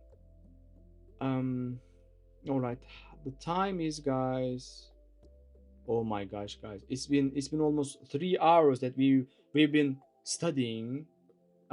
Maybe we can take a break for another 50 minutes, right? We had like a lunch break, and now it is dinner break. Yeah, yeah, yeah. 50 would work. Maybe 10, maybe after that maybe 50. But I want to have my dinner right now. And when we are back, we can continue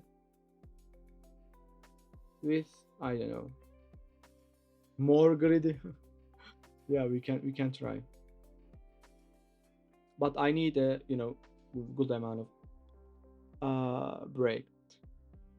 Both now, like, both animations are now parked side by side. Mm-hmm. Nothing was rendered per our standing norm. Whenever you have time, just say the word, and I will render either one. All right. Let's close that one too. Um, I guess it's saved too, but this. All right. I hope it has saved. All right, guys. Let's stop this. We can take a break. If you have questions, you can ask me. And when we are back from uh,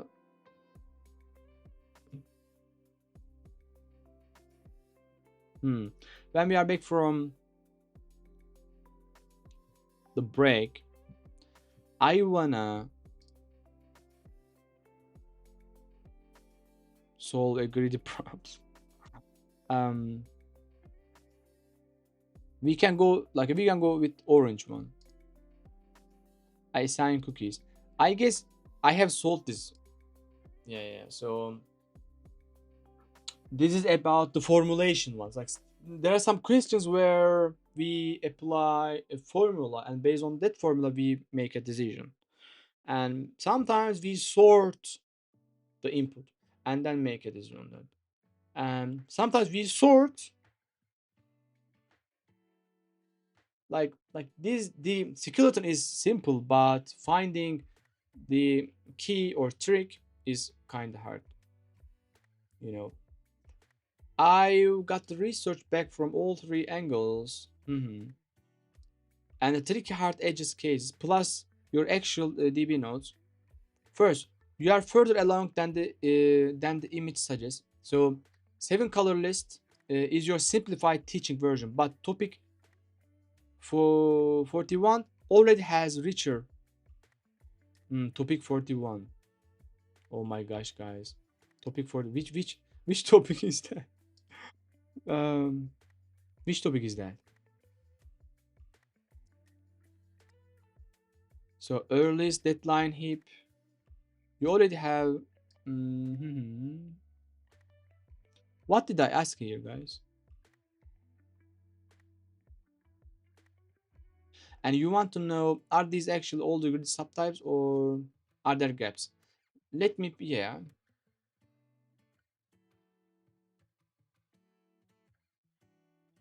Let's see.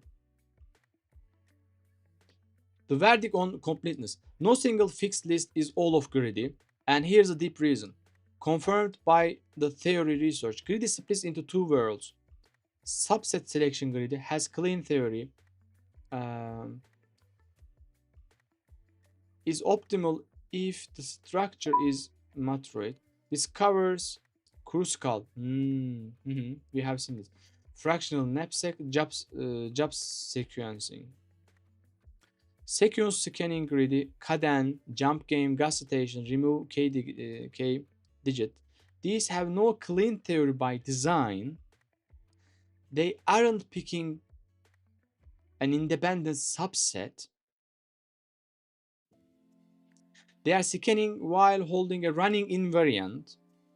Each is justified case by case by exchange argument, or greedy stays ahead. Yes. Let me. Oh. All right. That's why. That's why a clean complete list feels impossible.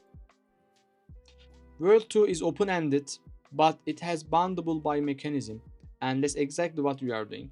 Genuine gaps, cross-validated by two agents. There are missing or weak even against your P1 to P23. Greedy plus binary search on the answer. So why it matters? Biggest practical gap that has no bucket, yet it has one of the most common medium interview greedy shapes. The greedy is the feasibility check. Lexicographic construction as a trigger. Why it matters? Till regret, till unlock, till bundled top K. So academic only. No, they exist. Skip for interviews. The complete interview grade taxonomy. Your 7 expand to 11 mechanism buckets and 2 recognition signals. Yes, running state, internal scheduling, sort pair, 2 pointer counter, monotonic stack, heap. Lazy skimmer. What is your LeetCode contest rating? So it is not too much. Welcome in, by the way. It is not too much. I've solved around 150 questions. I am relatively new in LeetCode. Now I'm studying greedy problems that I find a little bit hard. Are you doing interview? Yes, I'm doing an interview prep actually. Yes. Yeah. Good luck. Thank you. Thank you. How about you? Like, do you study LeetCode? Um, like I've seen some questions asked during the interviews, and I'm trying to learn them. I have a list of questions of companies they ask, the questions they ask, and now I'm studying those. Also, try to have fun while studying. It can, yeah. I'm having fun, and that's why I stream right now. But the greedy part is a little bit tricky because like I could understand the recursion, backtracking, dynamic programming. Like I could understand those topics, and now like I can try, and I can put real effort. But for greedy, somehow it is not clear. LeetCode can be demoralized. Yes, it is. Yeah, exactly. I totally agree with you. Yes. Um, like you study and after some time you forget about it, and like you need to uh, frequently review. It's soul crushing. Yes. Yeah. Like I don't know, man. Like the greedy, we'll see. And in Turkey, the most of the time greedy is asked during the interviews. Yes, greedy is difficult unless you just see the trick. It's like how to solve. Yes, exactly, but it has, I mean, like different tricks for like let's say 7 different tricks, and maybe it is not 7, maybe even more. 1 2 3 4 5 6 7 8 9 10 11 12 and maybe even 13 if we add these 13 maybe 14, I don't know, like there are some maybe 15 different subtypes of greedy, so we should be familiar with all of them, because the approach we apply in one of the subtype is not helpful in another. I'm familiar with this type, like a running state. I can understand it, I can solve it. But for example, I kind of familiar with opportunity cost as well. But for the remaining ones, it is kind of, you know, it is always like finding the smallest, shortest, or largest something. Um, but although although the solution might easy, coming up with the solution is hard. You know. Yeah. But I enjoy solving, recursion problems, binary search, sliding window. I enjoy solving those type of questions, like a two pointers. Um, Now the only remaining part is arrays, brute force, and greedy for me. And for the other parts, I will keep, solving questions. But now my, weak point is greedy. Do you have interview coming up? Actually, I don't, but I know what they ask, so I wanna be ready when I get one. That's my reasoning. Yeah. Because I know what they ask. I know what they ask in Java, in Python. I don't know what because I attended like some interviews, and I have some notes from my other friends too. Yeah. For example, for mid-level jobs, they ask you to know 3 languages like Java, Python, and Go. Like, I don't know. Like, you need to prove that you can build complex systems without crashing. So in my next streams, I will be building some real project. By real projects, I mean projects with real users. All right. Let's say 30, 50. It doesn't matter. But I need to build some project that people downloaded, or maybe web project, but they really use. All right. Um, because it's valuable. When they see that you have an application where some people use it, it's valuable. Let's see.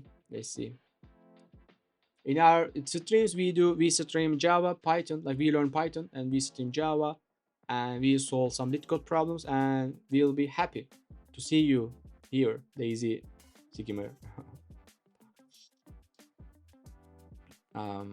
Today we have solved questions from almost all of them, from all of the subtypes, and we created also some animations in Blender.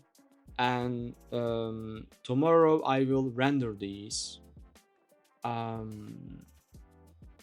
Yeah.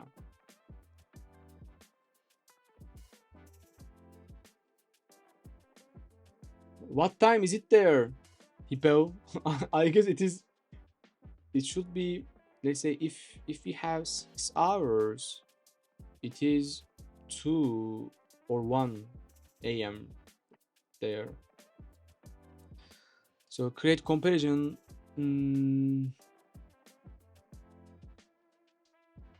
also 1 week 12 noon. All right, that's nice. So one like another weak point of me is graphs. Like I know how to solve with using like creating a decision tree, but there are some subtopics in graphs too, and maybe after completing this greedy, we can continue with graph, like focusing heavily on graphs. Like I didn't understand. I don't understand. Like, did you check the questions I have in this note, or you didn't? I don't get it. if there are some empty points, you can create another node in the same topic, which is algo polishing number 2, and you can add those greedy problems there. um, let's see. All right, so yeah, I don't know, maybe after the break we can continue with the orange one, the opportunity cost and candy, end of stress, task schedule. So we can continue with these. Like, I kind of know these questions. Let's open. Do we have? Yes, we have. Assume you are an awesome parent and want to give your children some cookies, but you should give each child at most one cookie. At most one cookie. Each child I has greed as a greed factor, which is the minimum size of a cookie that the child will be content with. And each cookie j has the size, this one. We can assign the cookie j to yes, and the child I will be content. Your goal is to maximize number of your content children. So I sense sorting over here, right?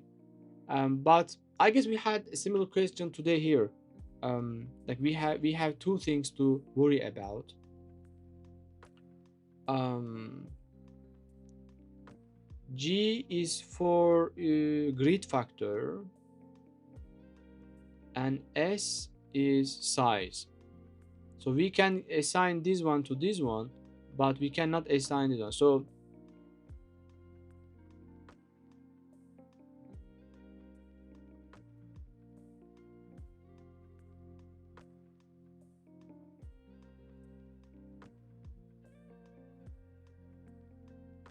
So what would happen if we just sort and use it? What is the hint? Sort both. Smallest cookie satisfies smallest. Yeah, yeah, yeah. Like this is the idea. Yeah. Um.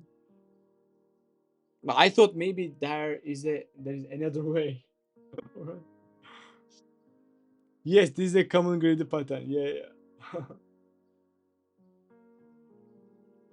Because it is easy, and after you sort, because there is no other way around. Let's see. Task scheduler. Oh my gosh. You can try to get some intuition for why this works by proof by counterexample. Proof by counterexample. Um, like, yeah, we can. I mean, I can. Um, but I think we don't need to. Actually, we may have, right. For example, water with container with most water. There, we basically try every case, and there is only one case that might give us a better result. So basically, we try, because if you try to assign a child with a really big cookie, much bigger than they need, then you could have just saved that big cookie for the greater child. Yes, yes. So you should sort. Yeah, yeah. I understand. I understand. Greedy makes the choice before say yeah, yeah.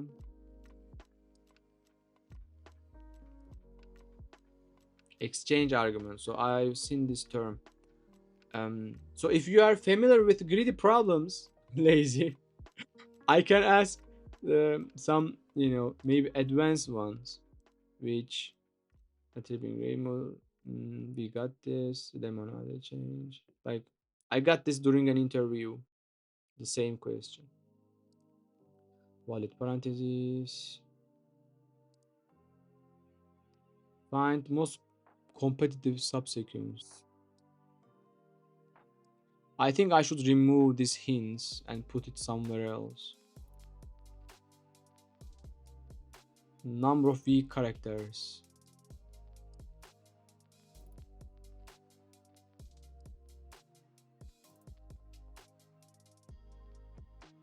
Remove k digits with constraint.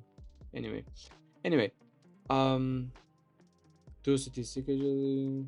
Where were we? Assign cookies. Yes. Task scheduler. Let's see. Like 5 stars. Oh my gosh. Let's see what it is, and then we can take a break, guys. It's been almost 3 hours. I've been working, and I want to take a break for dinner. CPU. I guess I've seen this question before. I mean, on LeetCode. Let's see.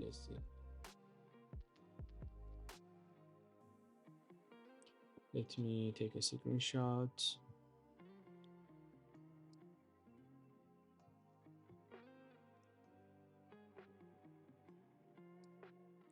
Example 1, example 2. You are given an array of CPU tasks, each labeled with a letter from A to Z and a number n. Each CPU interval can be idle or allow to complete of one task. Task can be completed in any order, but there's a constraint. There has to be a gap of at least n intervals between 2 tasks with the same label. Return the minimum number of CPU intervals required to complete all tasks. Let's say A, B, B, B. So, explanation. A possible sequence is A, B, idle, A, B. So we can select from any index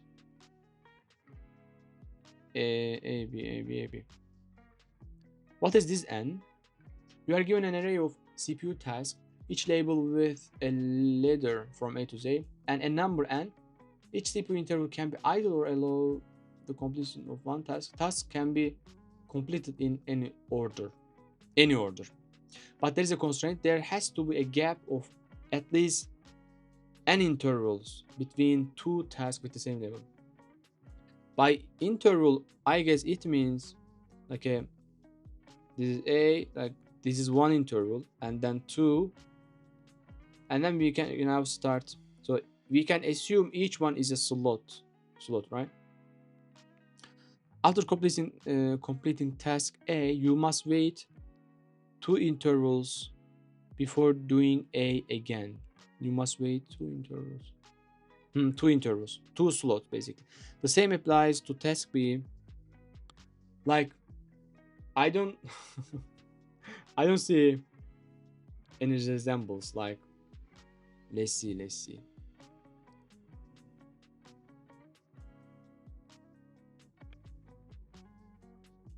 So we can select any order, right? In any order. So of course we have a constraint. I'm also studying. All right. I see. Like, very demand. Return the minimum number of CPU intervals required to complete task. Again, we have a choice, like we need to select, right? We can randomly select, but the thing is, with the like after selecting a task, we have a window. Like, this is our constraint. We should suffice this, right? We should, respect this window. And for each different task, we have a window. Window A, window B. So we can decrease the window by either selecting a next task or selecting idle. If no, there is no available, because if we have if we have task C, all right, then we wouldn't need to have an idle state, because we would, run A and then B and then C and then A again. So most probably we're gonna do this in again for loop, like in single for loop and one pass, right? um yeah, as I said, for each unique character, unique task, I would create a window, and since n is 2 here, right, this is the limiting factor, at least n intervals. So this is interval. So yeah, like for each character I would create a window and decrease it as we iterate, like as we go forward. And when when both windows are free, like if both windows are full, we should go idle. But if either of them free, we can use other one. Yes, so basically we can go this way. So like I don't see any greedy approach here. Is this the answer? Let's see the hint. No, it is not. It doesn't look look like what I have said. Mm, or is it? Or does it? Count of top frequency. No, man. Like, no. What I said is about Windows.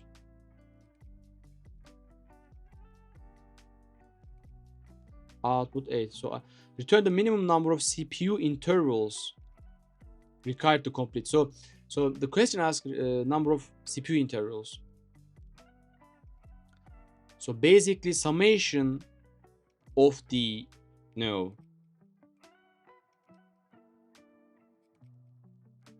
So the approach I just listed here does not give the number, like minimum number of CPU intervals.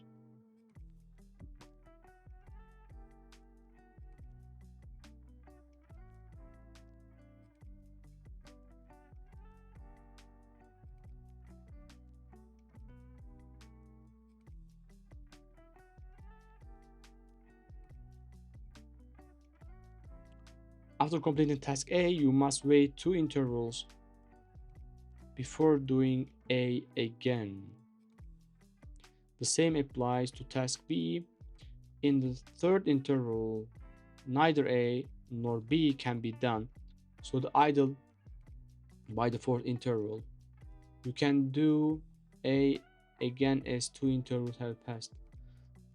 I don't know, guys. What do you think? What do you think? Like, minimum number of CPU intervals to complete all tasks. Like, maybe I should focus on the choice part. Let's see. Let's say we don't have any task, right? Let's say we add task A, like we are doing A, and then what changes, or what prohibits me from selecting A again? It is obviously N, all right. And for each unique character, like maybe this will solve the problem, by the way. But the thing is, we need to do this greedy, like using greedy approach.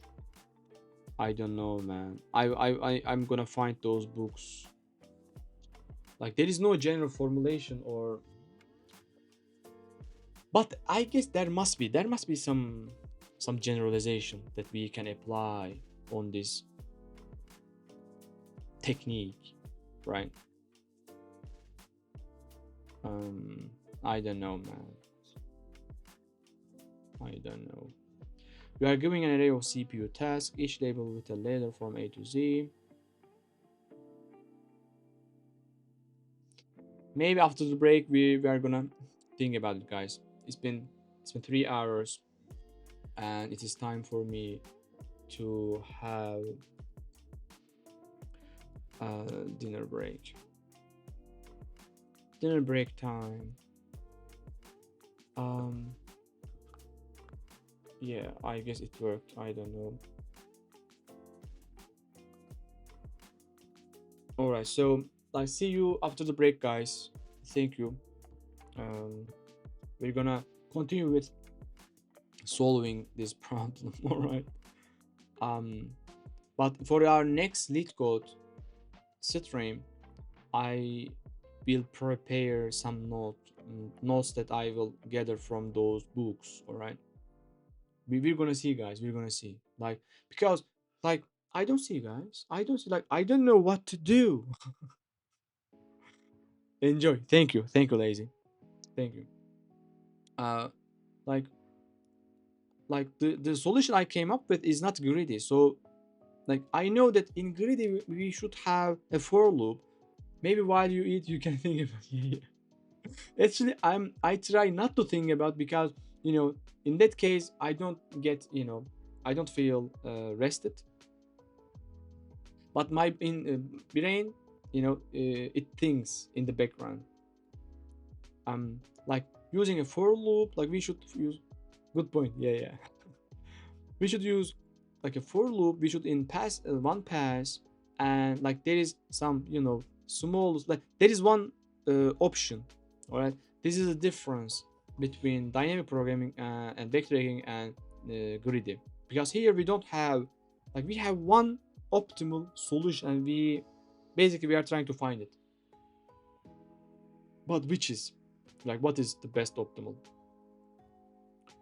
Selecting the smallest one, nearest one, selecting with nearest, I mean closest urgency. I don't know. And order is does not matter, so we can randomly pick. I don't know. I don't know. See you after the break, guys. Take care. Take care.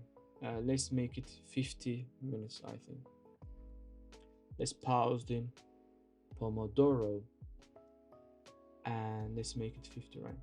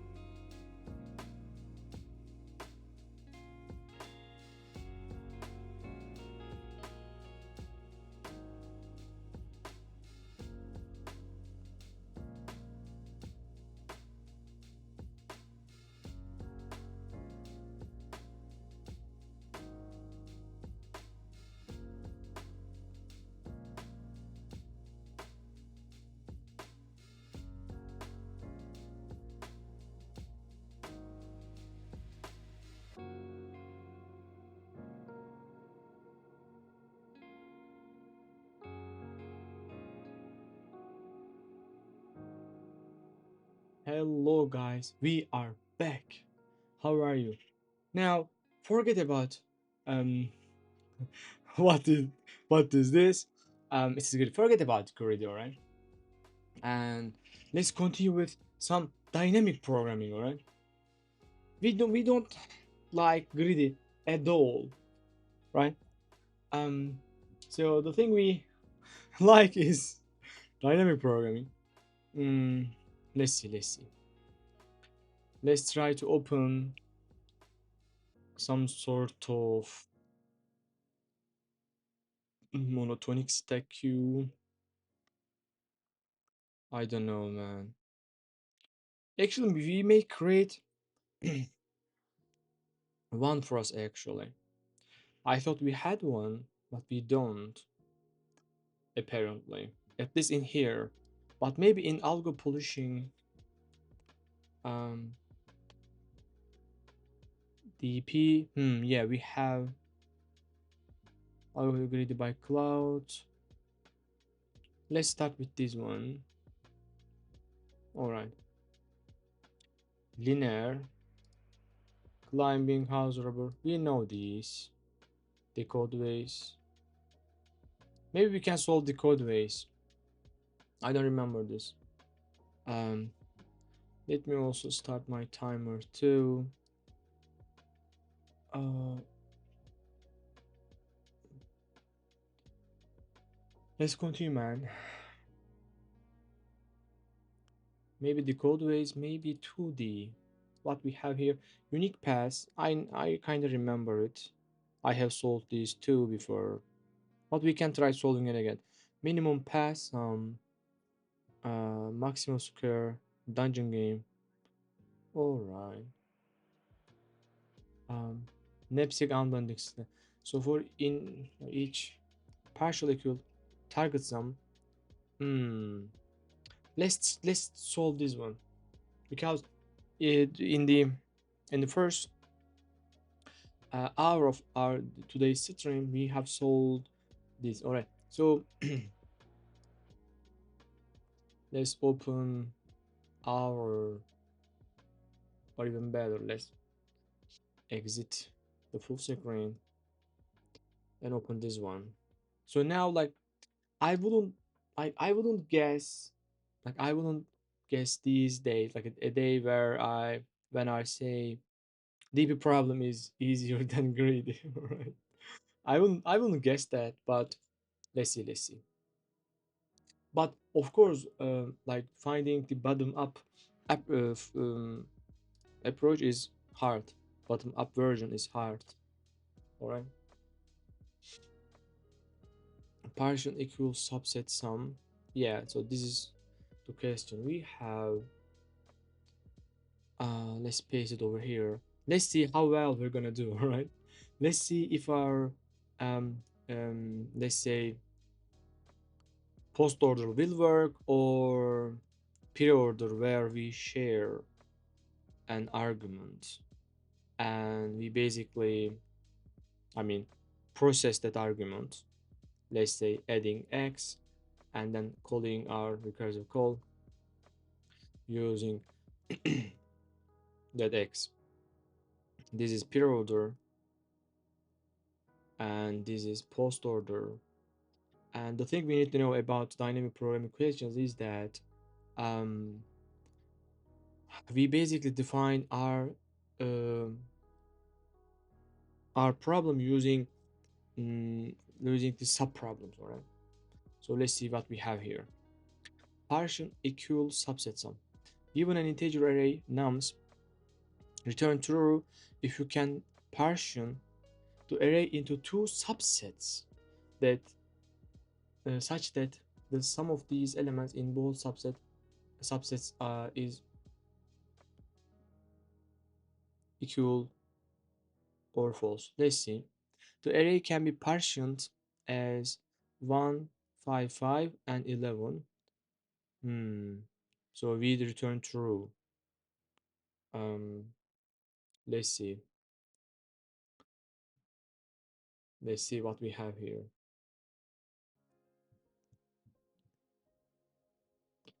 Um, We need to return true. So we need to partition, but where exactly we're gonna partition, right? Where exactly? Um, I mean, we have in index I, right? So to define our subproblem, we can use this index, right?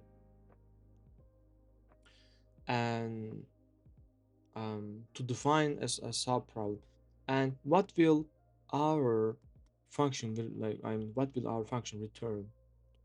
Um, Let me update the topic. True or false, right? But maybe we can create another another helper recursive function, right?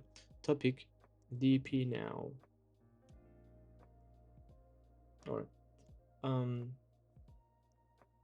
so like what I'm saying is, instead of having a function that returns true or false, like a recursive function, we can create helper recursive function, all right? And it like this one, for example, this may return a partition, and this may return another partition, right? But what we care about is if they are same. So we need to explore, I mean, somewhere, right?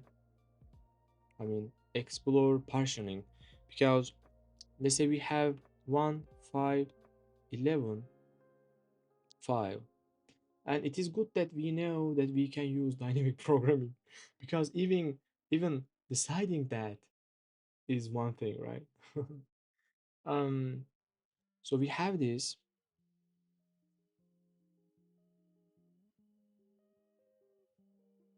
and like we can partition like this one and this one, all right? mm, so maybe we can start with drawing a decision tree. We should have like a partition 1 and partition 2, right? And let's say maybe instead of having this kind of decision tree, maybe the way is that we can either include this or exclude this, right? Because this is a way too. um for each character we can decide whether we should include it. Welcome back. Did you give up on time? Yes. Yes. Yes, I did. And now I'm trying to solve this dynamic programming question instead, because somehow I feel safer. All right, like I hate greedy problems. I cannot do it, but I will read books. All right, greedy books, and I will keep generating these creating these animations, all right? And for that 75 problems, first my goal is understanding all of the 75 problems, and still if it is not enough, I will start my next 75 question. All right, in LeetCode we have 100, almost 150 questions, and we need to do this. All right, we need to do this. um I don't know. You should try think about for you try to think about for 10 minutes. Yeah, I think yeah, like I haven't tried thinking about that problem uh, because I was tired in the last session. But sometimes even I think about the question for let's say 20 minutes, say 30 minutes, or even maybe sometimes 1 hour. That amount might not be enough even sometimes. I think thank you. I appreciate it. Thank you, ladies and gentlemen. Um, like we will handle it. We'll handle it eventually. All right. Now we are solving this partial equals subset problem. Today in the morning, I've tried solving knapsack 01 question with drawing. I mean by drawing a decision tree. I learned that this is a way, but it is not quite optimized because the order does not matter. So we basically start from left to right. We basically pick an item. And there we like, instead of using this decision tree, I will branch into only two branches. I mean, branch on two branches, and decide if include that character or exclude. And I will try something out. I usually give up if I can't think of anything in like, yeah, yeah, yeah. That's the optimal way. I 100% agree with you. That's the optimal way, because there are lots of questions, right? And even each week they bring you some new questions, so there is no need to spend more than 20 minutes when you see a problem for the first time. That's exactly the best method. I totally agree. Today I spent like, let's say, 40 minutes for some of the questions. um I regret. In next stream I will try spending around 15 to 20 minutes, because beyond that is becoming meaningless, right? um yes, definitely, definitely. But actually before that, I mean, um I was spending, let's say, 1 hour, 2 hour, 3 hours for a question, but this is not openly for test scheduler. The really big hint you already saw is that there is a grid algorithm which can solve it. A lot of time, even knowing whether greedy can work, yes, this is what I just said. Because like, I started solving this question, but I know that this belongs to DP. All right. You are definitely right. Since I know it is DP, I only think about the DP dynamic programming part. Exactly, exactly. 100%. Even know we like, whether it is DP, is it, if it is backtracking or dynamic programming. Yeah, yeah, absolutely. I said the same thing when I just start solving this problem. I said, I'm happy that I know that at least, I can apply DP. Include or exclude. So two branches over here, and in each level we're gonna decide the character, the integer 1, 5, 11, and 5 again. So our goal is if we can partition. So we need to have two parts, maybe two parts, or maybe we can calculate the total once, right? Let's say, what is total? 6, 17, and 22, right? And let's say when we pick this, I mean, right? Like, if we include, like, the first part will be 1 and the remaining will be 21, basically, right? Um, and our goal is to find.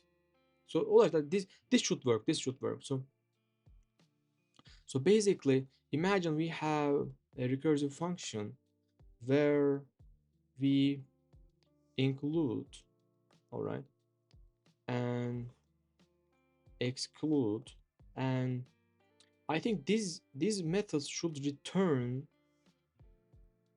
this subarray. I mean, sequence or subset, right?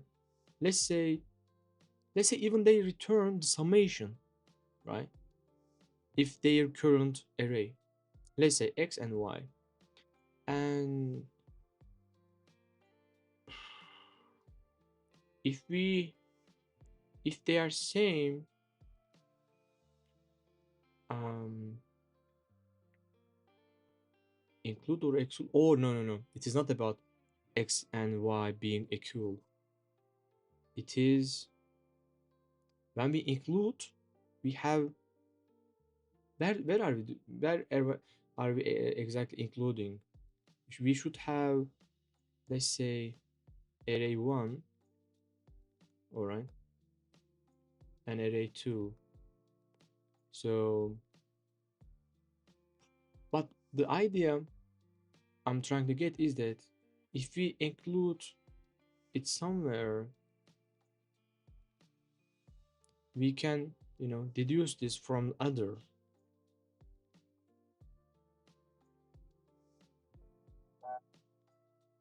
Mm,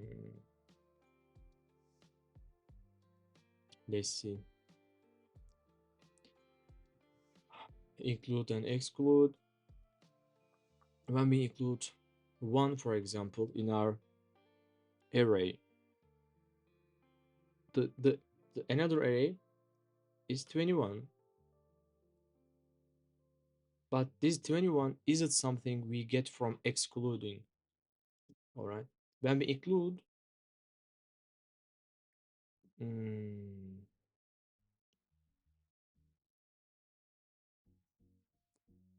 and where do we exactly include? Like if we share a reference, then it might hold some, repetitive numbers. For this to work, we should have, like, we should create new array for each stack frame, basically. And this isn't an optimal way. Let's see. Wait, let me take the question again. We need to partition.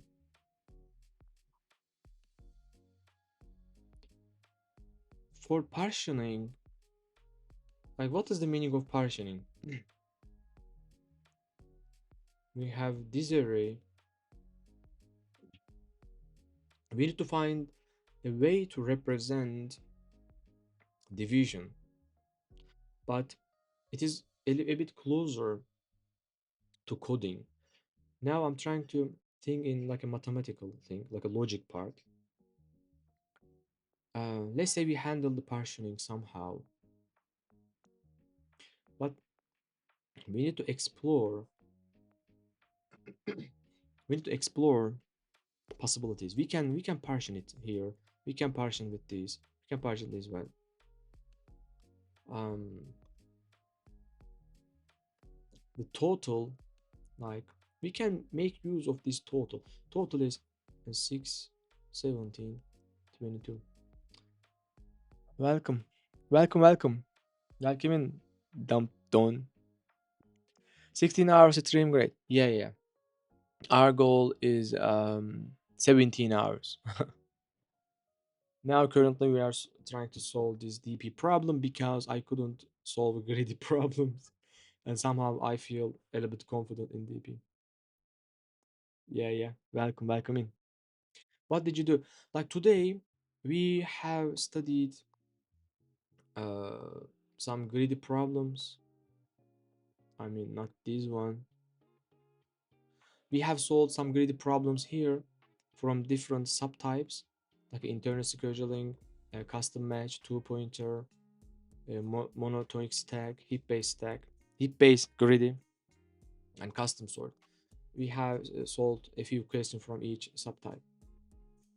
LeetCode contest getting hard. I gave it. Oh, I see. Like I haven't tried solving it.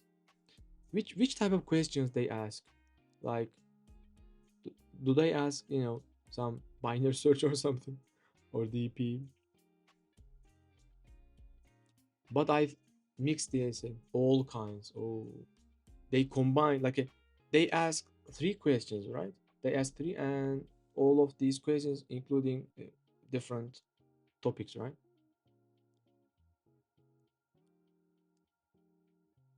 Most of DP and sliding window prediction. I see. Let's see, guys. Graphs. Like my another weak point is graphs. There are lots of hard questions on graphs.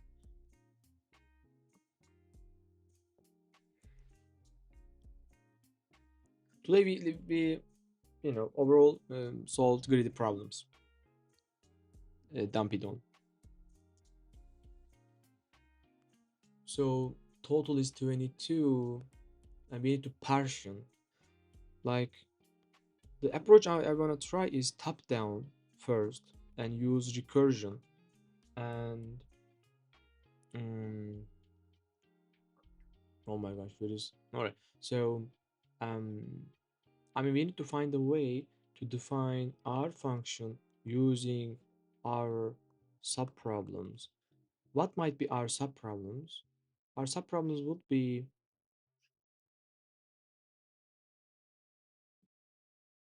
But actually here we don't need, or do we? I mean, let's say we have, let's say 1 5, this one, right? Like we can, actually we can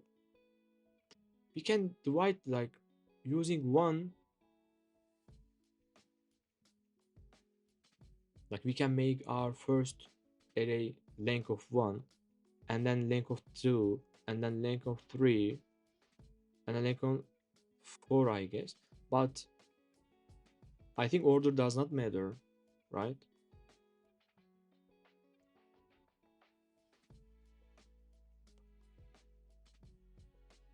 I mean, we can try picking one element, picking two elements, like a one element, two element, three element, and four element for the array one. Let's say we pick only one, but that one also can be, 1 or 5 or 11 or 5. So in that case, like having something like include or exclude is the better option, because we literally create mm, worlds where we have one or we don't have. And also, yeah, like most probably we should apply this include and exclude logic. All right, let's see, we include one and we don't include one. And if we don't include one, it means that for the other part it has all the elements. And for, like, this is R2 basic, I mean R1, this three. um this is for 1. For 5 we can include, all right, or exclude. Include, exclude. Here is for 11. Include, exclude. Include 11, exclude. For 5, yeah, exclude, include 11, exclude, include 11, exclude. So, and also for 5.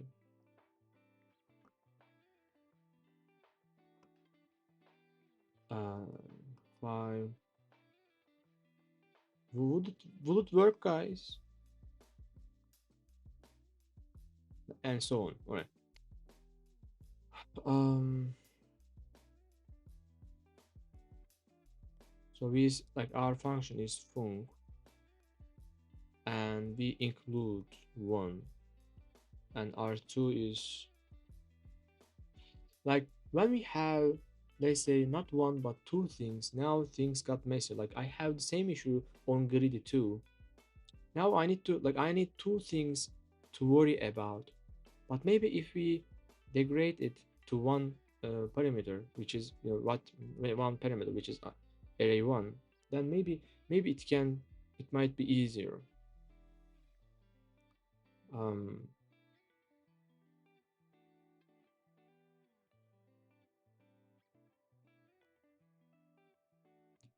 but in house rubber, in-house rubber problem, guys, it was easy. Like, I don't know, guys, like after learning the solution or studying it becomes easy, but when you try to solve for the first time, it's somehow hard. So in-house rubber problem, we can either, rub. So if we rub, we are getting the value, and our sub problem that we need to solve becomes this one. Like, this is case one. Case two, we don't rub, and our sub problem literally becomes this one, and we need to, like, we maximize, because these are two options. Here, um like we have, like, if the decision tree is like this, then um we should, I mean, we should include or exclude, all right, and check. and check the summation.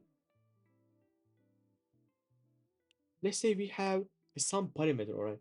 Let's try applying pre-order, all right? um let's say we add one, or we don't. All right, so if we add one, we can like we can have something like a summation for a, all right? And before calling our recursive function, we can add, because since the important point is the summation, right? Since the important for is summation, we can add the one here, right?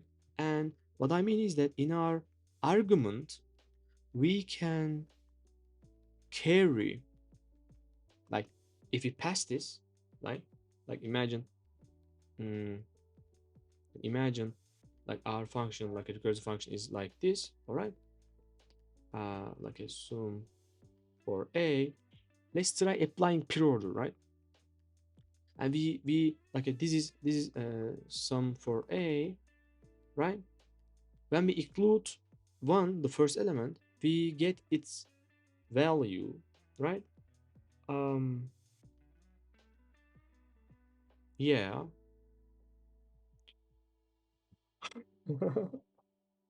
we get we get its value. um Everything is good, right?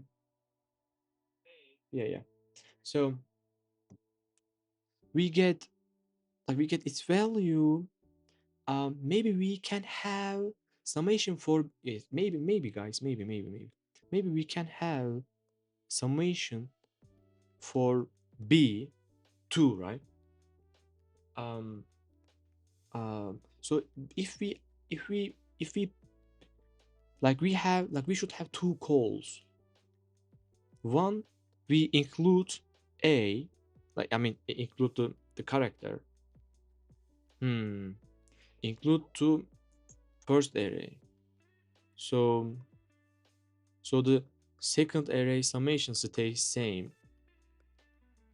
This is case one. I mean, or another thing we need to explore is, we don't include to this array, but for other. No, no, this is not true. Like, we are literally building array A and array B at the same time. Like, what does question ask? What does question ask? Like, we literally need to parse an array, so we need to have their summation, or we need to, hmm, maybe we can just summarize. Sum these up, sum these numbers up, which is total 22. We can divide it by 2, which is 11. All right. We can try. We can try. Uh, we can create. We can try creating subsequence. Yes, subsequence, right? Like, this is about creating subsequence, right? Um, yeah. For creating subsequence, like, this is one approach. The include or and exclude is one approach. I'm going back and forth between those, and let's try. Um, since I said maybe we can have, we can create maybe subsequence, then it means that in each level we have our four options, like 1 5 11 5, right? um like, for subsequence, let's say we have one, and in the next level we can only have 5 11, 5 again, I don't know. uh but I guess this is not optimal. because there will be some cases, same sub problems over and over again. And there is something about order. And in this question, order kinda matters or order does not matter. Like we go left, like we go from left to right basically, right?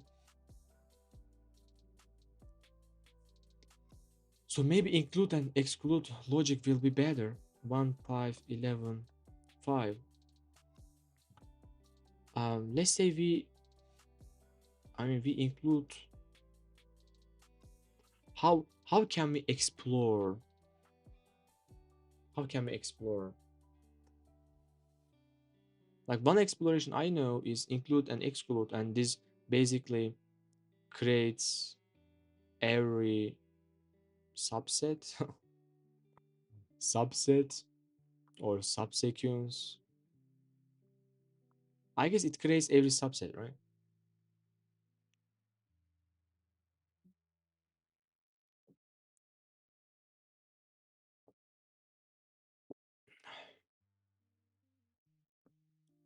Subsets where order does matter, where order does not matter. Let me close the window.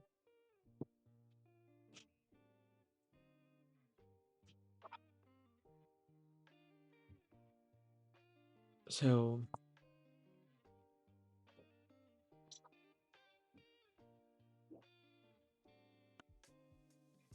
how should we partition this? Like include or exclude? When we include, but where are we supposed to include? I mean, we have two things, but I know that in this type of questions, we need to reduce the number of parameters or number of unknowns. Maybe we can hold, like maybe we can have only one array, and the other stuff can be, as I said, like a total minus like a values of r1 basically, right?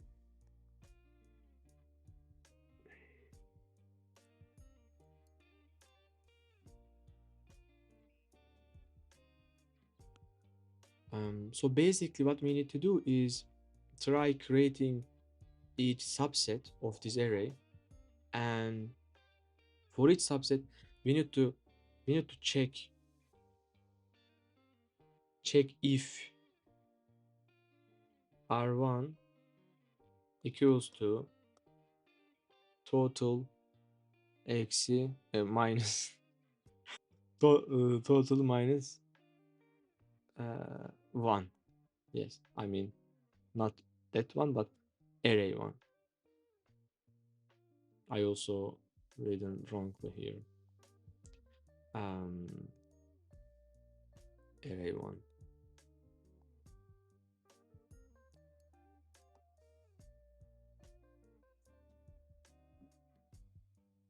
But how can we create, how can we explore, how can we create those subsets using include or exclude, right? Let's exclude. I mean this should work. 1 5 11 5, and let's try, you know, let's say include, like we have this before, like we've done this before. um what is happening when we including this one? And if you don't, I mean including, if you don't include it, if you forget about b here, right? Forget about b, we don't forget about b, forget about b, array b, we don't need it because we know the total, right? um this is, so like in dp problems, the main like main parameter is I, all right? So most of the times we use this index, like we need that index, all right? So um so maybe this is about, like they say, this is our iterator. So here we include, here we don't include, but what do these methods return? Should they return, I mean should they um like what like for example, like what should this method return, and like I mean this call and this call return, and how should we you know process. Let's say this returns x and this returns y. What should we do with the returning value? Or or maybe they don't return anything, right? And forget about this b. We don't care about it most probably. And let's see, we have I index, right? We have I index. We have summation, and we need like we are trying like, and also like um maybe our function returns one when um when they have like both halves are equal, all right? How about it? So let's me move that part a little bit down, and let's say guys, let's have a pre-orderly a condition here, right? If um if the summation for a is equal to, I mean, total minus sum a, all right? If they are equal, let's make it return. How about this return one, or should it return true? But I guess not. I guess not. Maybe we can have a recursive function where it returns one, and basically it's sum the ones, all right? And if the if the root, I mean, if the root returns non-one value, we will understand that we have some matching cases.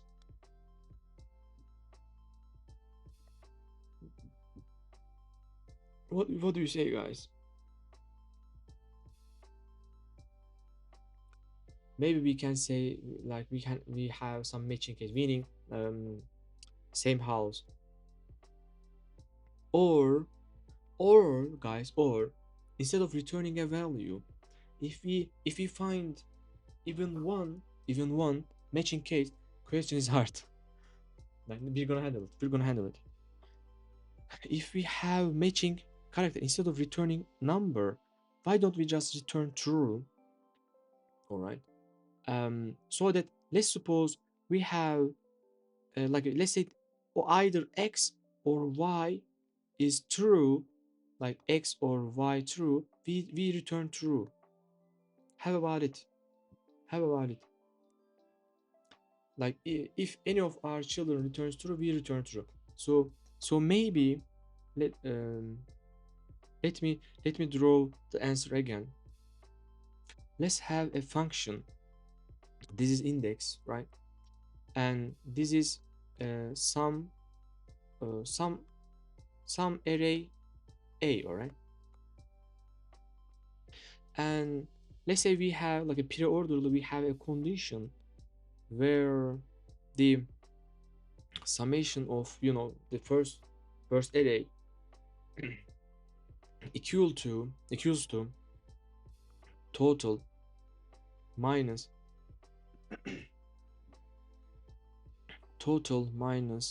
I mean sum a, all right? If it is, if it is, if it is, we can return true. And if um if um so all right, so now it is time to call our to explore point, which is include or exclude. Like, we don't have any different option, right? To include the current index, I mean current, like, at index I, to include it, um like this is iterated, so we go to next problem, next subproblem. Like, this is the way we go to the next subproblem. But our summation will like should become summation ra plus plus like well like that array which array, the main array, like the main array, right? This one, input, nums, nums, yes, yes, nums. We're gonna handle this. Nums, nums I. All right. So um, like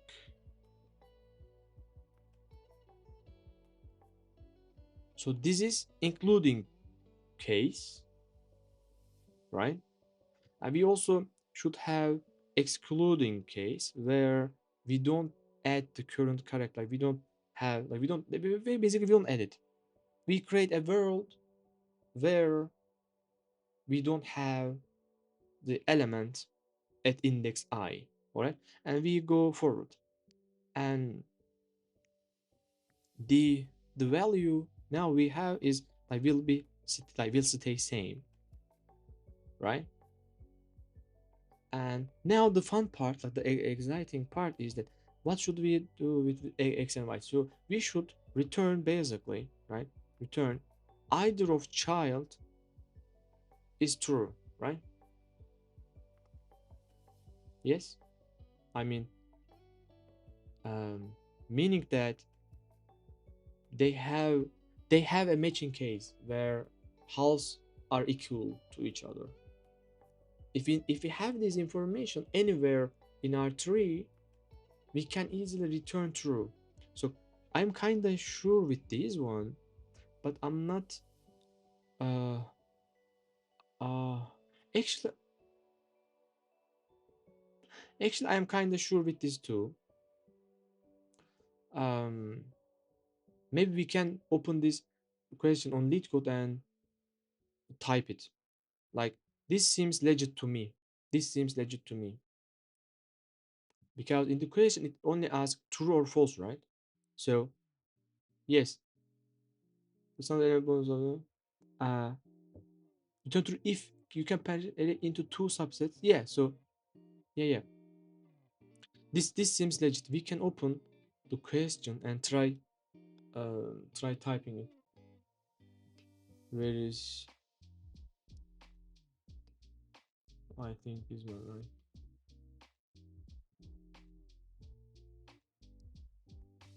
I guess here. Um, which question was it?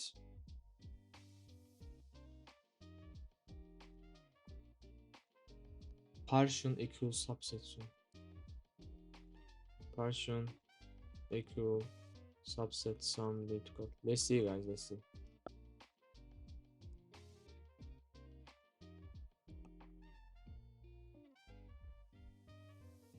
Mm, all right. Where is the code part? Like I have broken the UI, but let's see. Let's see. So now, guys, we're gonna type this. All right. Are you ready? Are you ready, guys? So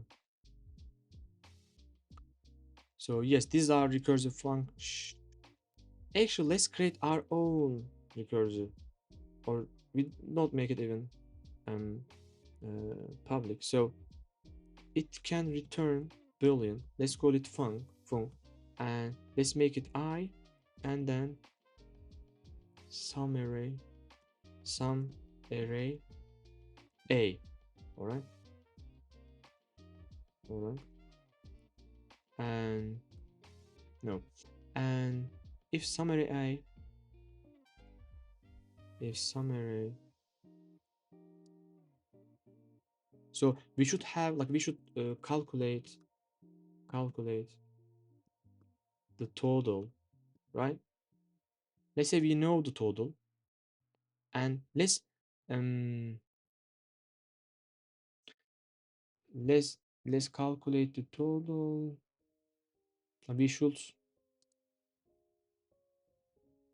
can we have something like that, static maybe. Yes, static integer total 0, and calculate the total here, right? So that we can compare them here. If summation r is equal to total, we return true, right? All right, and let's create x value variable where we discover, like we explore the include operation. To include, we and also increases. To include, we basically add that number to our uh, summation that we hold in our argument. So uh, where is our array? Where is our array? So we need to that all right, we need reference of this. We don't have it, so let's create reference of it. All right. Nums I. So like I suppose this is the way how we explore including, and let's say this is excluding where we don't add it, right? We don't we don't add it, so our summation stays same, but we are going forward using I plus one, right? So, oh, it is not a integer, by the way. Boolean. Boolean. So now we need to return x. Oh my gosh. Where are you, man? My keyboard. Like usually I was using the key next to Z. Oh no, alright. X or Y. Yes.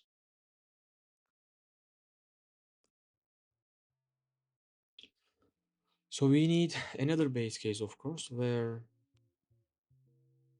I is smaller than 0. We should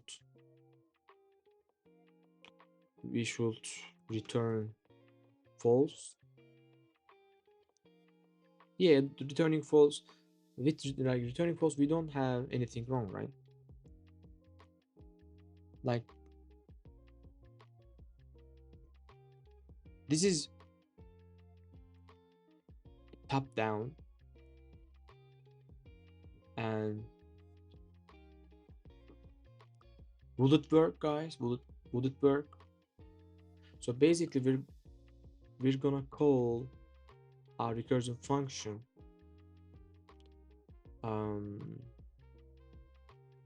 What is I here? I is 0. I is 0. Summation is 0. In integer array is nums, and if this method returns true, meaning it has find matching case. No, like not total minus so array a. So meaning it has found matching case. Now it returns true.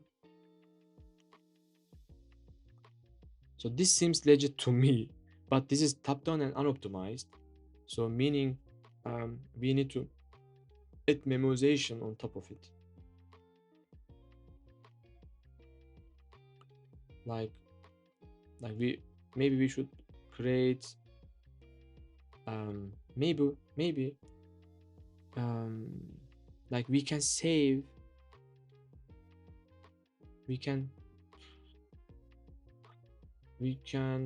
the result of this recursive call in our memoization table or something, guys.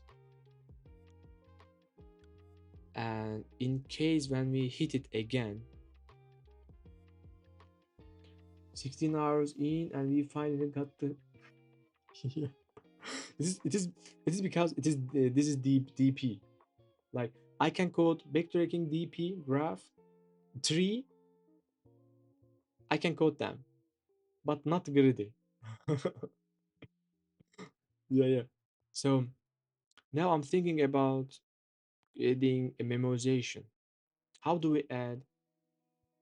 How do we add memorization? Like we need our memorization table um, should have at least two keys. I mean, like how do we create memorization table, guys? Because if I run this, most probably we will get some compile error, and then we're gonna have some other errors. Do you pay for AI tools like Cloud, OpenAI? I pay $120 for Cloud Code, and I know it's a lot. Yes, it is a lot. Like I have Cloud Max subscription, I think, monthly subscription. Welcome, welcome. By the way, wake up. Welcome, wake up. So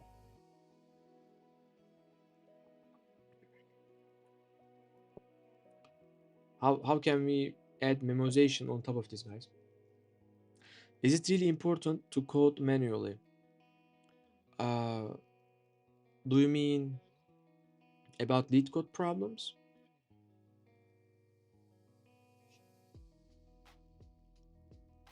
I'm practicing LeetCode problems to prepare for interviews.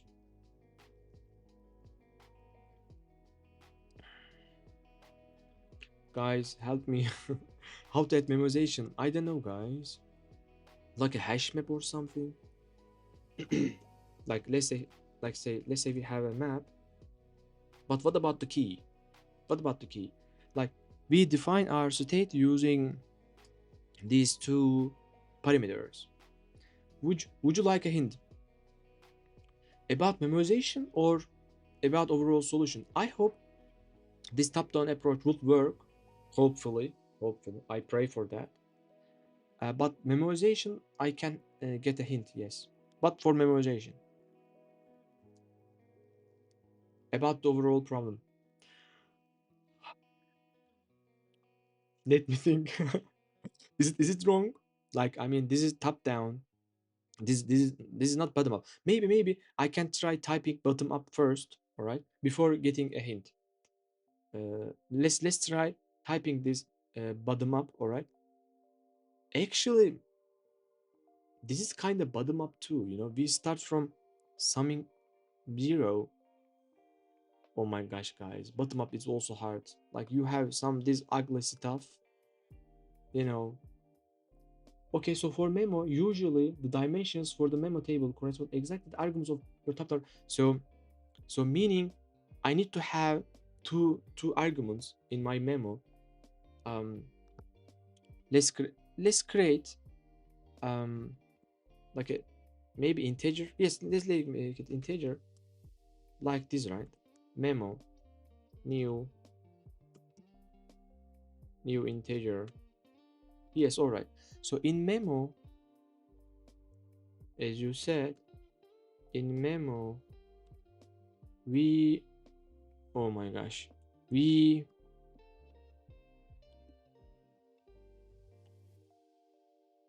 we, like, is it correct? Like, maybe we can add, like, we can get this and, assign X to it, all right? And for Y,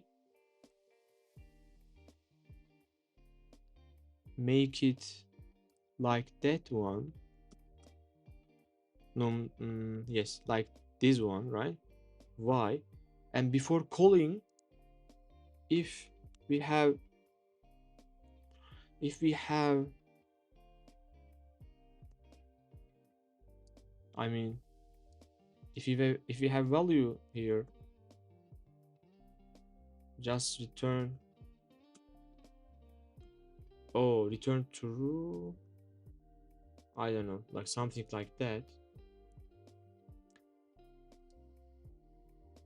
Else we make a call, right? Like something like this. Like, I'm not quite familiar with memoization, but the idea is, if you have it in your table, um, then basically use it instead of calling.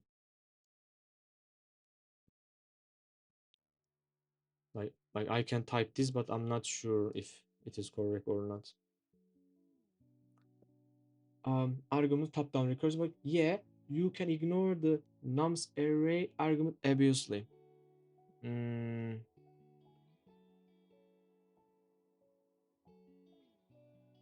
but I'm using, yeah, of course, like we have one and two, like two arguments. First one is for index, the second one is showing the total. Wait, how does it work in line 16? You only pass two arguments. Yeah, like I have some summation and then index. That's how I define my problems. I only need two parameters. You just need to save it to the memo table anywhere before. Yeah, um yeah. So, oh, sorry, so this is wrong. If we have in our table, yes, we use it. If we don't, if we don't have it, we make a recursive call basically. But I don't know the meaning of using from memo. Like, maybe returning, hmm maybe returning that value, right? Like, maybe returning that value because we have that value. We have that return value here. So maybe this is wrong. Let's call it true, all right, for the sake of time. If it is true, we return from our memory array. And if it is true, we return from our memory array, right? But I don't know what to write here.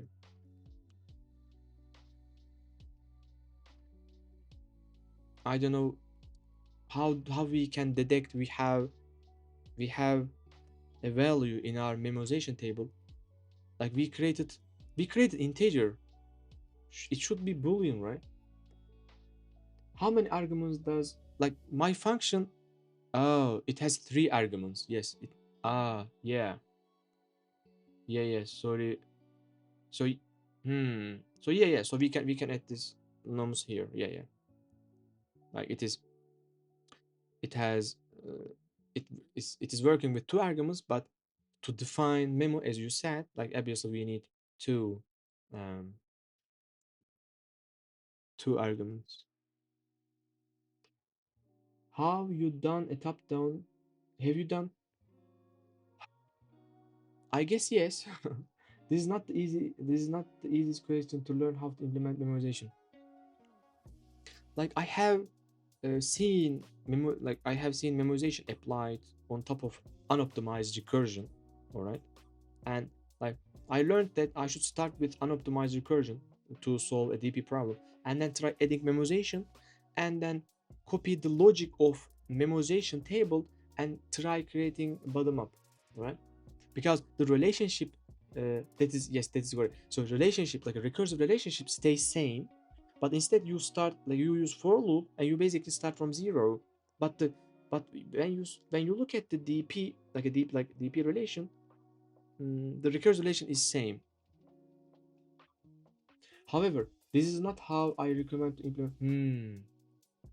I see, I see. Like, I'm not, like I'm not. I think it is wrong. Yeah. It might be. It might be. It might be. This is just what I know. Like, storing the return value of function into an array. Basically, this is what I know. And instead of calling it again, you first check if you have a value in that memo. Like I know the logic, but this is the farthest I can go. So maybe now you can give me some hints. This is how far I can go. Yeah. After this, I can try implementing bottom up. For bottom up, we need for loop. Perhaps you can give the non-memo function to AI and ask it to show you the memo version. Actually, we can copy this part right away. Um, Give me the memoized version. Let's see.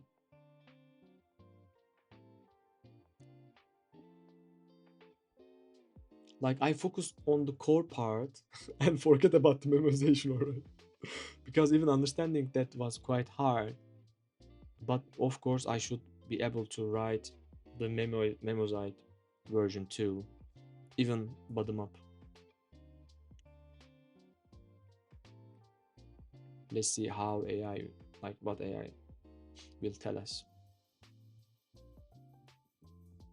Let me drink a bit water. Here's a corrected memoized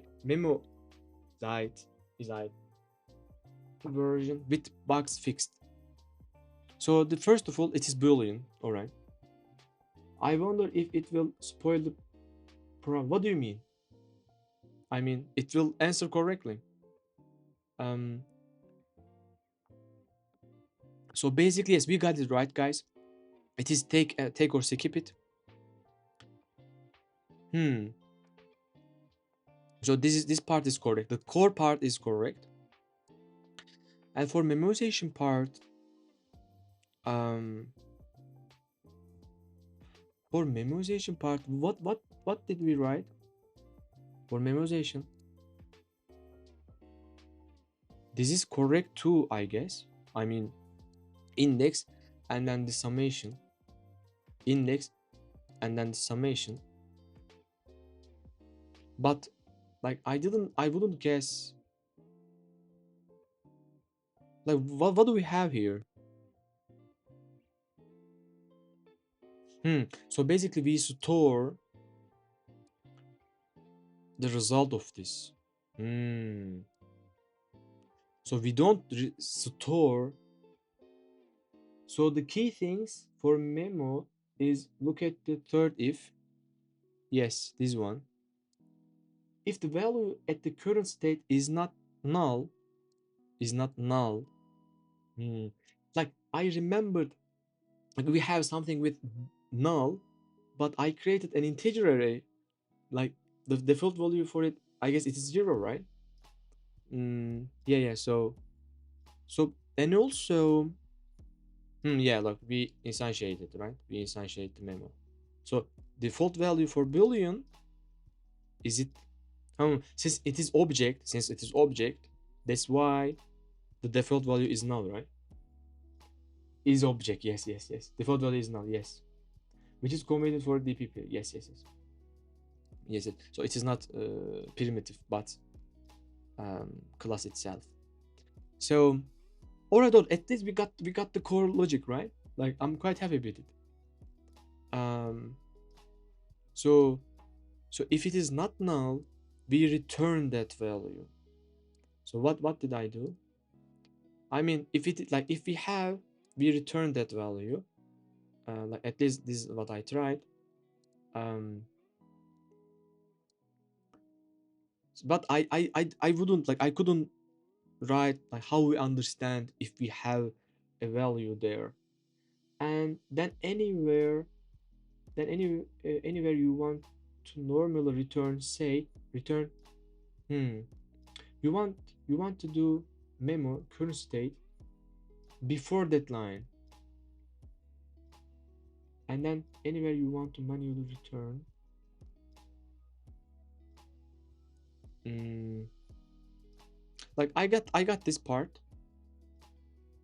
but you can write return memo current state equal take or skip in one line. Yeah. So here we basically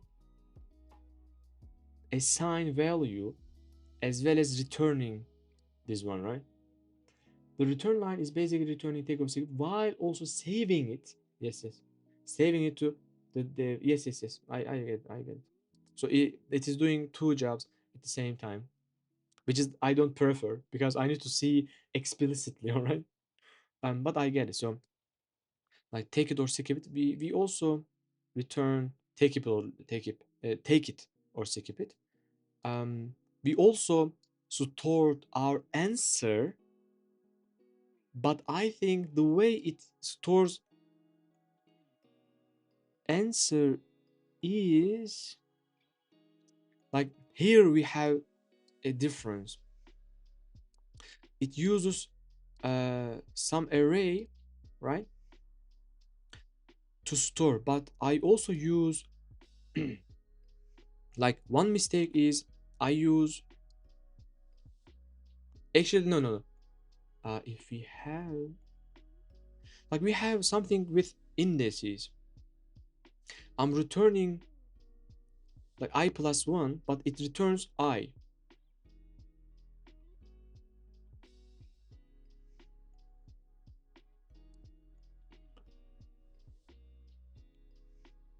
So for this problem, like the problem is summation array, right? I and summation array.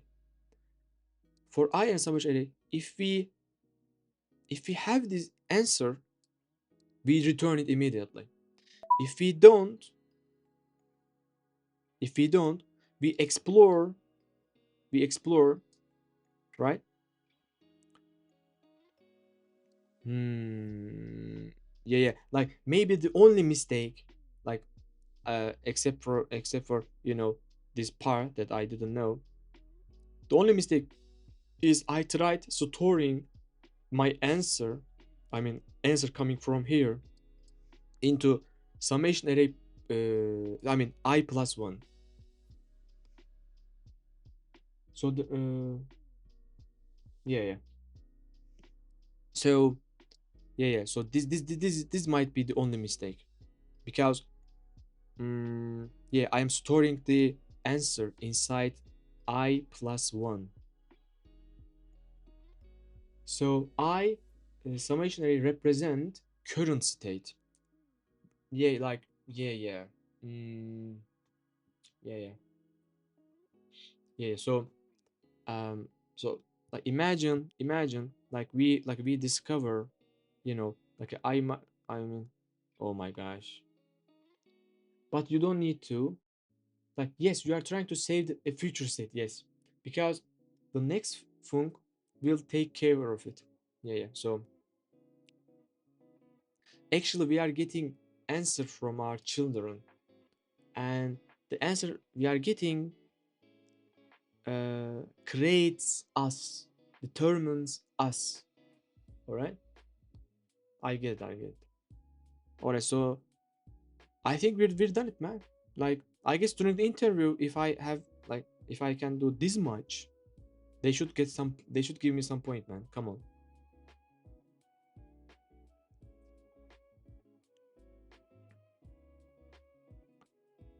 All right, this was fun. This was fun. Like compare.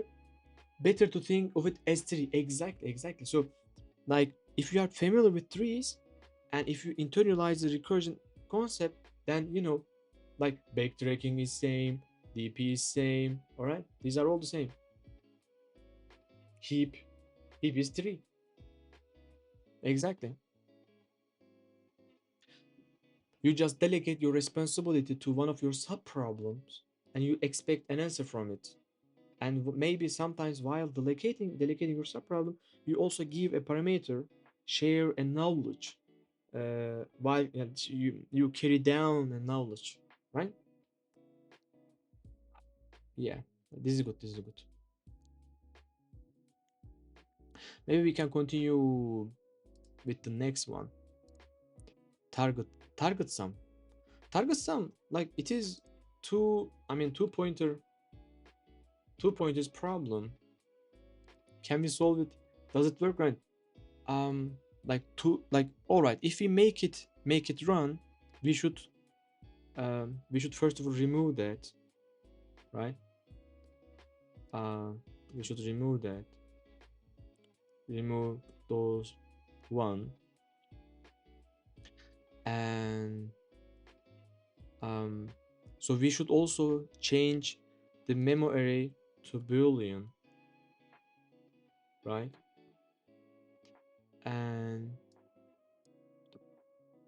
we should instantiate it, new boolean,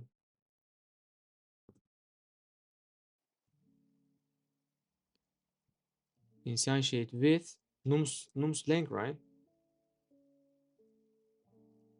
I guess it was I guess it was length. Length, length. All right. Yes. Um. So if if we have an answer, um, memo, if we have like if we have an answer here in the same problem, like I and some are a, it is not nums length. Oh, I don't know. If we four, it should be four. It should be four. I don't know. We can look it. We can look at it. Some array, some array a. If we have an answer here, hmm, what was this part? I guess this part is again was I, because we need to return the same. But if we need to return the same problem, like this shouldn't be that way too. Like if we need to try to return the same problem, we should return this one, because this is the same problem as, you know, as parent. Um,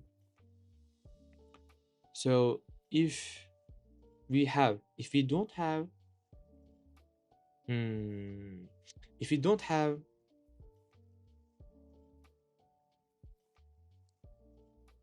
maybe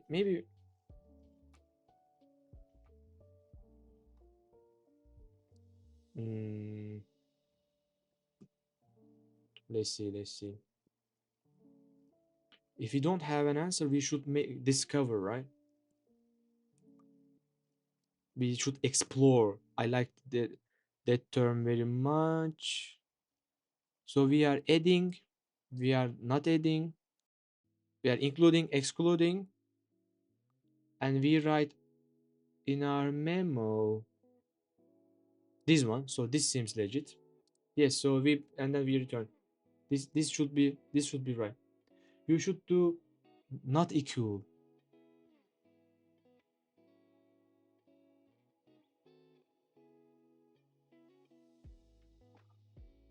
Like if we have an answer in our memo, we should return it.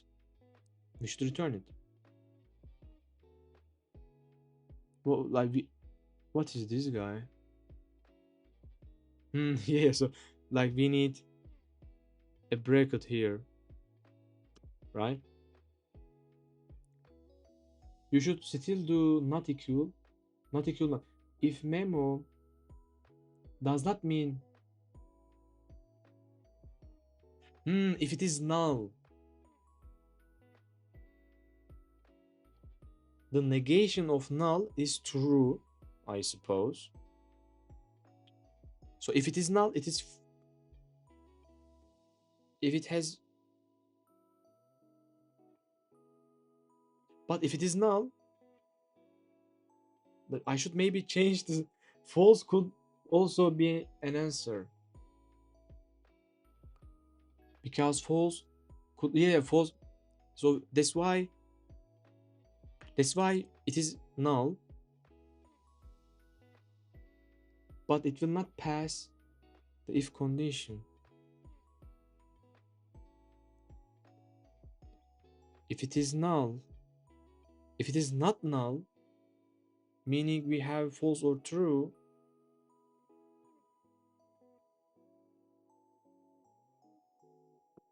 I don't know. Like, like in the solution we have, say if the answer is already computed, yes, we may have false or true. Yes, false or true. And the answer is, to that state was false, yes. So like we don't want it. We don't want it. If it is false, we have a value there and we should return it. We should return it. But since if it is false, it goes here and try calculating it. So we need, but if condition will not be true, like we need to have some null check here. We need to have null check. But how do we do that? Yes, yes, I get it. I got your point. But how do we check null check? I mean, how do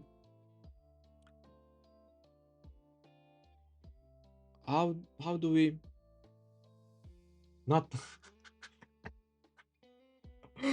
All right, all right, all right. Thank you. All right. If it is not null, meaning it has value. Like I thought that, I don't know. I don't know. I don't know why I couldn't come up with that null thing. Um, but to be honest, like checking something with null is kind of dangerous. Like we have something called none and null, right? I don't know if it is in Java, but I don't know. Like if it is nothing, you cannot compare nothing with nothing. So null should be predefined in Java. So I suppose. Thank you, lazy.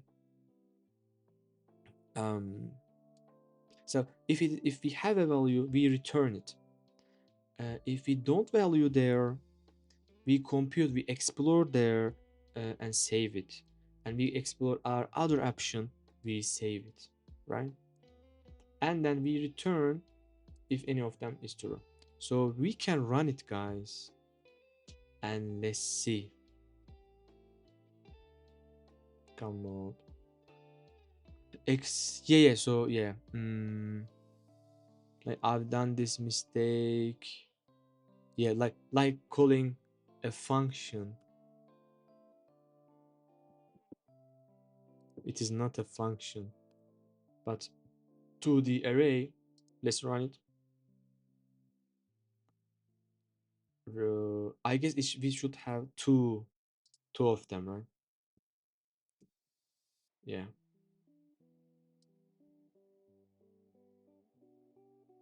Oh my gosh. X and value. So we should define this outside our, maybe like here, right? I mean, billion.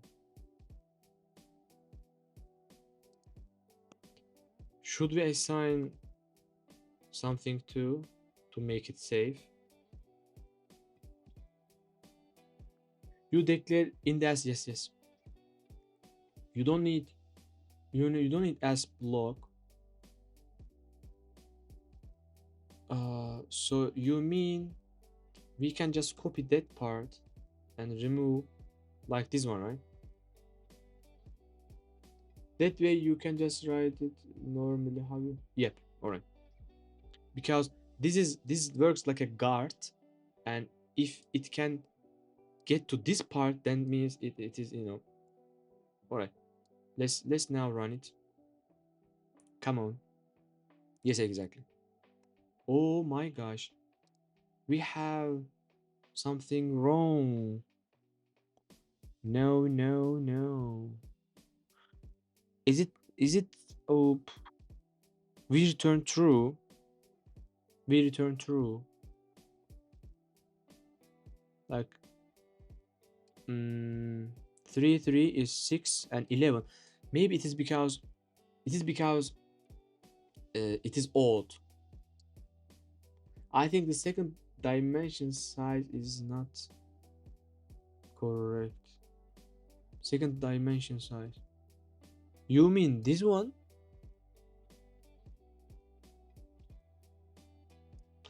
Maybe the another issue can be.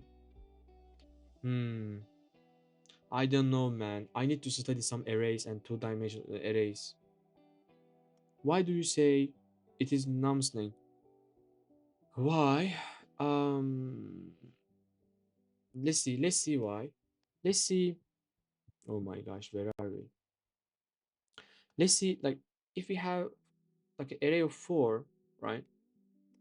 Um, and like we have 1, 5, 11, 5, right? Um, so we need to store, mm, like in our DP we have I and sum.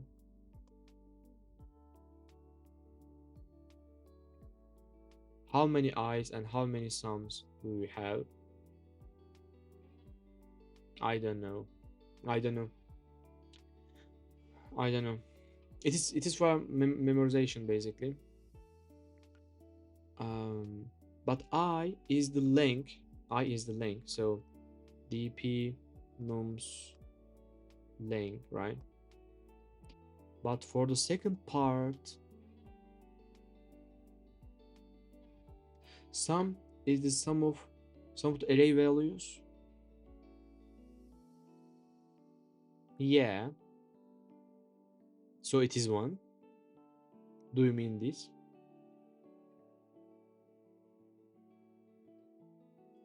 Like, I don't imagine like what is this, man. So clearly it can go up to 22. So size should be like at least 23.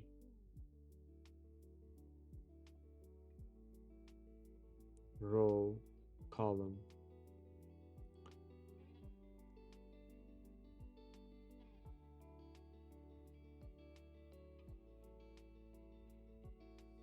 Length plus one. Do you mean that?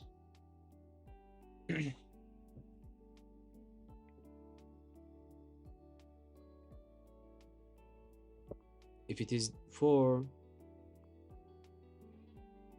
because zero index. I didn't get it, man.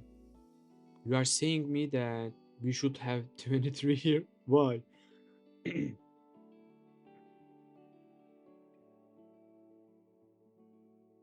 Because zero index. I didn't get that part. Like the thing, like maybe it is because like it is wrong because the way how we check it. Wait, show me your code. Let me like this one. I guess because of this one. But we don't do division or multiplication.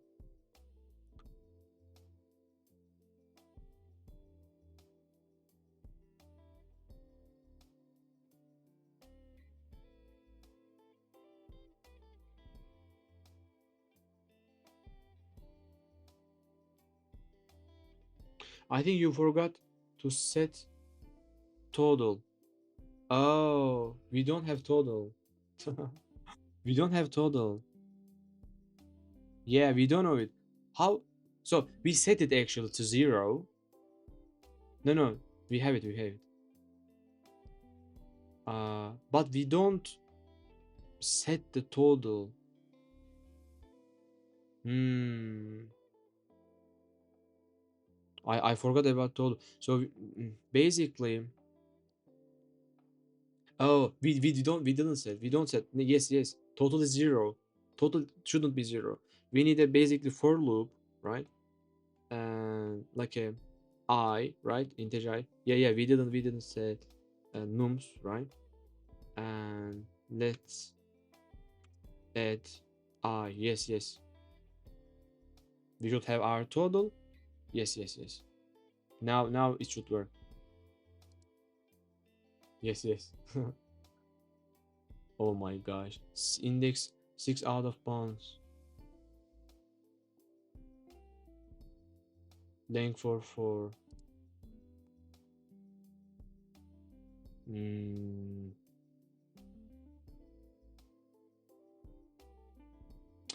what I mean is for this first case should total.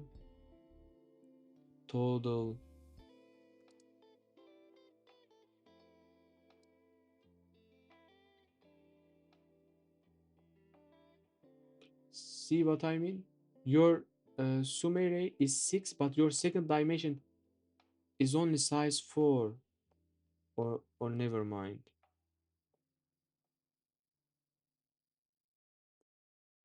We can ask AI. um what am I getting here?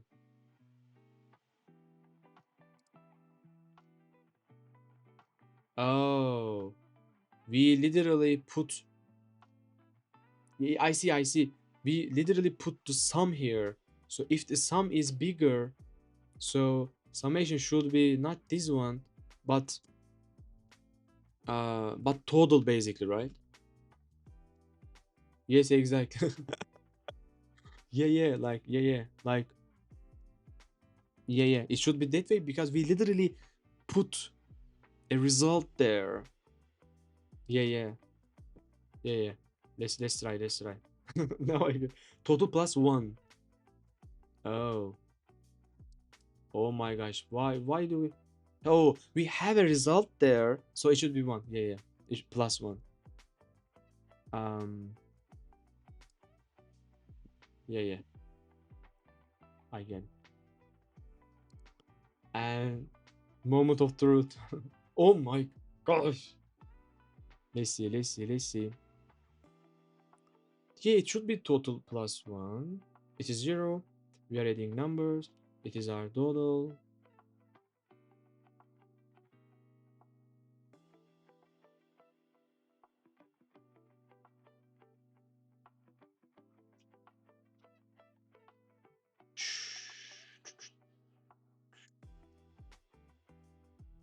We are adding.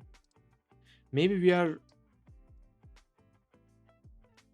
adding this wrongly or something.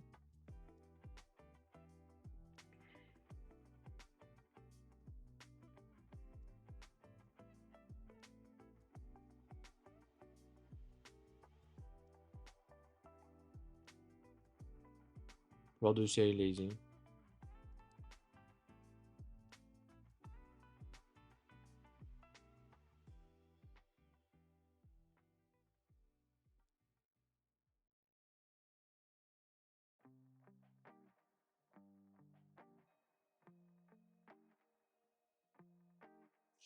Like we calculate our total, we create our Boolean two-dimensional array with nums length. What would happen if we add one? I don't know, man.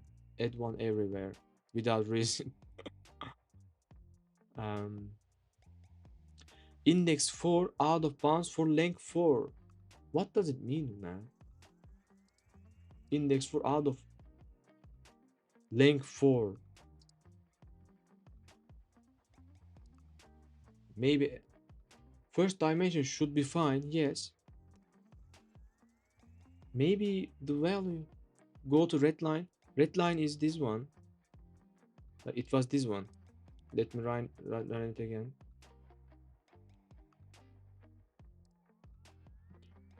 Like, how do we debug here? Maybe it is like,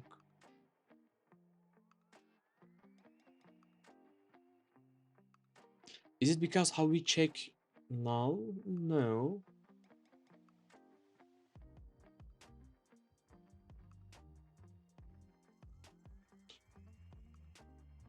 If the length of an array is 4, the maximum index we should use. Oh, maybe it is because the base case. It may be because of the base case. Or okay, ask AI. Like, uh, maybe we should. What would happen if we add these two? What do you say? I'm bad at base cases too. Like, can it be because of this? Yes. All right. Like I'm bad at base cases. I'm bad at arrays, and yeah, and greedy. But I'm good at backtracking, dynamic programming, trees, recursion, linked lists, and accepted. Yes. Wait, how does it work? It was about base case. Oh, you are starting from right side. Um, you mean end of the topics, like a DP, like a DP backtracking tree, or end of array? You mean? All right, all right. Like I added this base case. Welcome, welcome. Rados Kekes. Welcome, welcome in. Why not make like a huge Boolean array and mark true if the value has been seen, one dimensional simply? Um, we can make it. We can create a formula to turn two dimensional into one dimensional because we have a structure where we basically turn a tree into an array. So yes, we can do that too. But this is how I seen before. That's why I preferred using this one. Why is I you ask a beautiful amazing question because I don't know, man. To be honest, I don't know because like we need to stop this, and to stop it, um, like at index like at when I zero, it shouldn't go beyond that, right? Because it is index I, and when index I, if we actually we are going to right like I plus one, I plus. I thought we are going from I to zero. I thought we are going from I to zero. No, we are going like we are starting from zero. Oh my gosh. I'm confused too. I'm confused too. Like we are literally increasing I and we are literally giving zero. Like how did it pass? How did it pass? Base case should be I equals to n. N is length. I guess that's why you had an error. Hmm. I don't know, man. Like, how did it pass? Like, did it pass by the way? Like, it passed. It accepted, right? Like, where is it, guys? Maybe it is not accepted. Test result. Is it accepted by the way?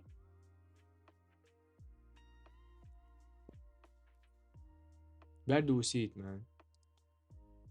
Wrong answer. It is not accepted. It's not accepted. So it passed only 60. Yeah, yeah, yeah. We need to fix it, man. Like it shouldn't be. Uh, I thought we are going from I to zero. So the base case should be length, as you said. I think you always return false. Yeah, yeah, yeah. Um, I should when it is equal to length, as Lazy said. Uh, we basically return false because we hit the end. And like what I meant was like adding a rule like I equal to nums length. No, actually this is enough. Like we don't need to have add another condition for plus one. Let's see, let's see. Yeah, yeah, yeah. Oh my gosh. I think we are because of base cases we are getting some errors. Like 1 1, we are returning false. Mm. We need to think about the base cases too, guys. Base case should be I equal to n, I equal to numslang. Numslang. Come on, man. Why do you give me an error? 1 1 doesn't give me correct result. Why 1 1 doesn't give me the 1 1? We call it using this one.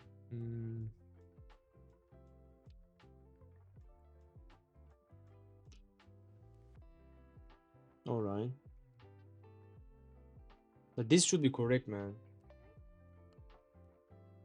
I think you need to think about overall problem more, but good job inventing so far. Thank you, appreciate it. Would you like a hint about the problem? Yes, yes, give me. Like, I don't want to spend, more than 1 hour for any problem. Yeah, yeah. Hint would be good. Hint would be good. Um. Uh.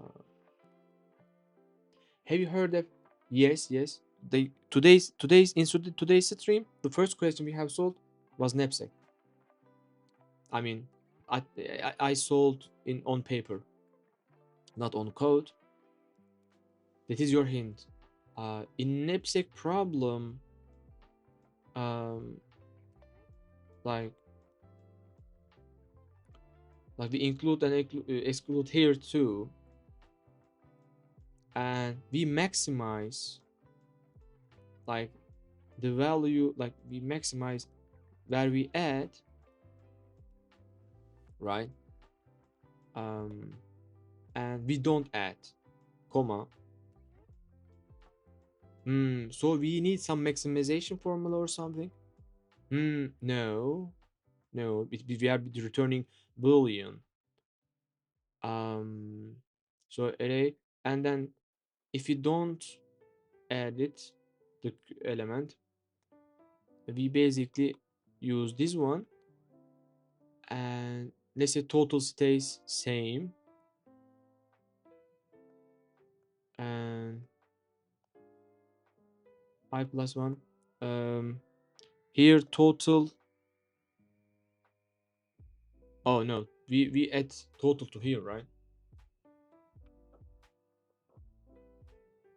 Or I don't know, something like that. It is essential aberration of knapsack DP after making some observation. Yeah, yeah, like the decision tree resembles, decision trees resemble to each other. So we get the value.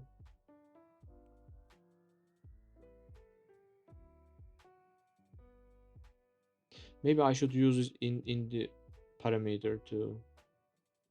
Yes, let's make it that way. If we include it,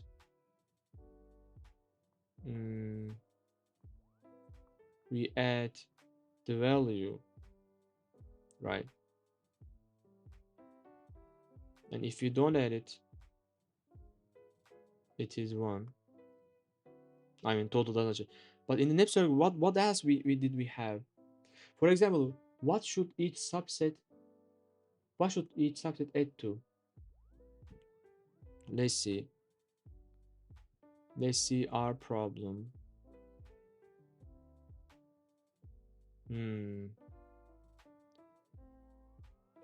What should each subset add to? I don't know, man. Like, we are exploring our options, and in any, like in any of them, if we have it true, we basically promote it. What is the sum of each subset? I mean, do you mean this problem?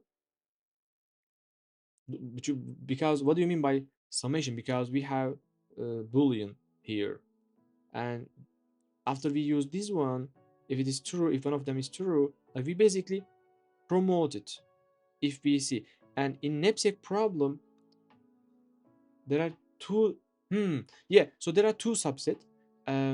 Yeah. So I calculated the total, and we, let's say, we get like we explore one option, like including this one. Hmm. I guess we are trying to make me think about the other portion. Other part, like we calculate the other portion by, subtracting it from total. So forget about DP for one second. Yeah. So this is how we, I mean, we have two portions, and this is like the first portion. This is about, mm, this is about first portion, I think, right? If both subsets sum have to be equal, mm, what should the sum of each subset sum be? If each subset sum have to be equal, if they are equal, I mean, if they are equal, x, yeah, total should be, what should be the sum of,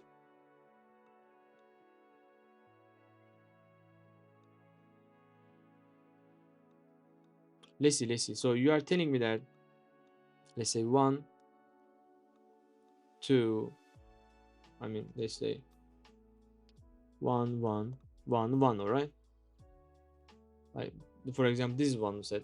Or let's see, 1, 1, 5, and 3, 3, right? XX total, yes, XX total, and total becomes 2n, meaning, um, even.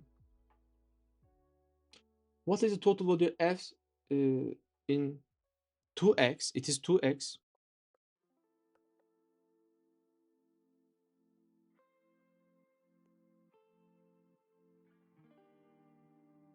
This is 2x. Or x is total by divided 2. Yeah, I mean, x is total minus x, so 2x is 2, x is this one. Yeah. um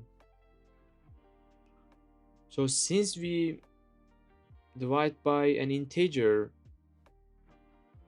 you are telling me that we are losing some possible options. Yeah. um like, I already thought about it, but since we don't do any division, I thought everything is all right. Yeah, I have thought about it, because we don't have, division here. I thought everything is fine, but apparently it is not. um so most probably, because since 2 is integer, we may be losing some, because let's see, 1 divided by 2, it is 0.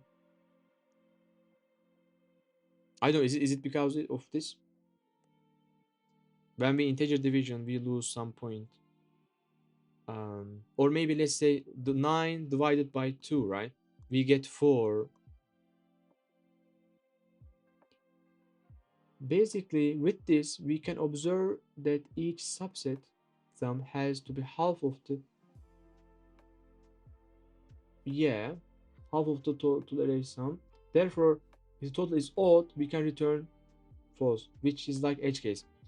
Therefore, if the total, yes. So in our case, yes. So total is like we define our total like this one. Um. So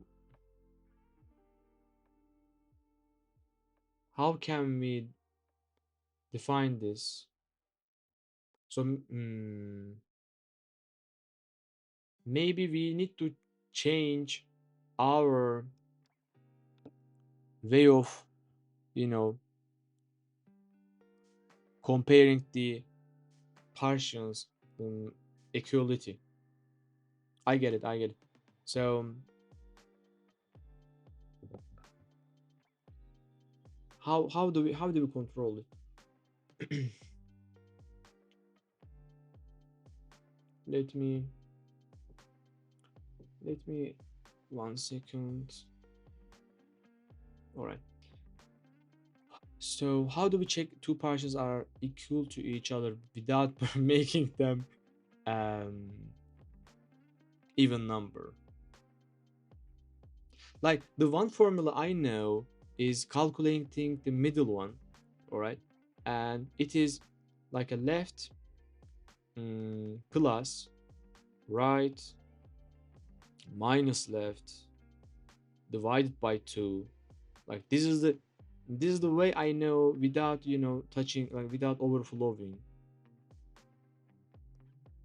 Um if we can find a partial that can sum up to half of the total, then what's the sum of the rest? It is same. I just mean we can do, hmm if total can be, cannot be divided. Yeah. If it is not cannot be can if it is cannot be divided by 2, we should, hmm I see. I thought we need to find a way to find a formulation to make it possible. But let's see the problem. Let's see, where is the problem definition again? I don't see it. Oh my gosh. Maybe click on that part. In problem description, if the integers, mm, so we cannot have something like 1.5, right?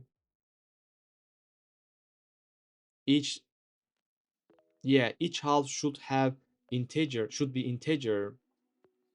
So that's why this, like, there is nothing wrong with summation being even. Even it should be even if you want to, if you want to have two partials equal to each other, because these numbers are integers. They are not like a real number. Like, I mean, they are real number, but uh, they are not like they're integers. So I get it. No, because it's impossible with integers. Yes, yes. See, it is because, where is our code again, guys? Oh my gosh. Let's fix that part too. So yeah, this is true, but we need to add another guard, as you say.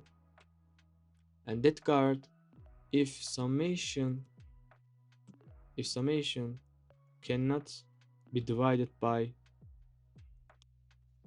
2, right? Is it summation or total? Yeah, summation. But which summation? Because,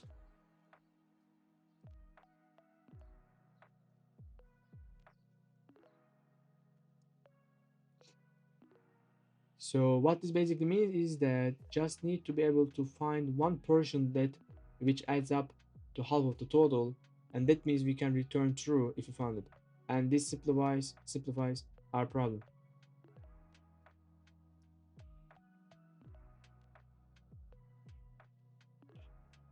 Like, actually, here, this is what I'm trying to do. Like, I am trying to find only one portion, which is summation, and we are checking it with this one. Um, but do you mean maybe we can add another, um, guard over here? I don't know.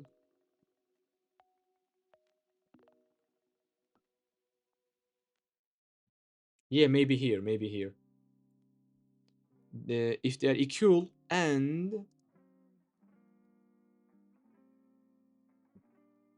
some are should be, divisible by 2. How about it?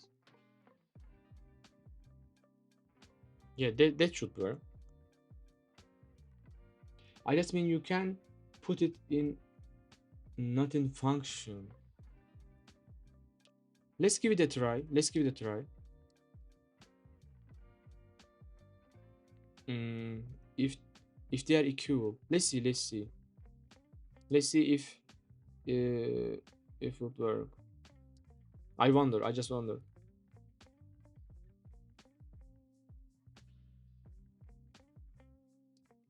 Oh my gosh, it is same. But how we can put that condition over here? So we literally shrink the input. Um, if the summation, if the total is divisible by 2, if it is not, then there is no need to make even our search. All right, all right, all right. If total is not divisible by 2, then return false right away, right? All right. Yes, exactly. Oh my gosh, man. Now we passed one more case. Oh my gosh. Oh, no, not 2, but 0, man. Yeah, yeah. Oh my gosh. Like, understanding recursion is one thing, handling this base case is another. Are we doing this? No. Yeah.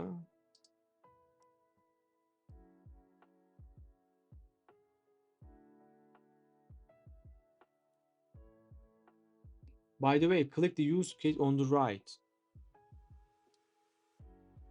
I use. So that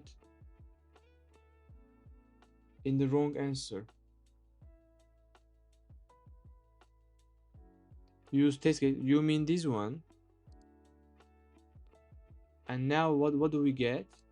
In the code part, do we see where it got stuck? So it brings the test case up. And now you can click and instead of submit. I use test case, use this one. To check it. Like with the bug, you mean? Or instead of submit, you can try. All right, all right. Because submitting is kinda, you know, real, right? I don't know, man. We need to think about it. Like, why 1 1 give before you submit? Not just here, it can be useful to see before you submit. Yeah, of course. Like, I use submit buttons to see my solution, tested with lots of test cases. Yes, each time I make a change.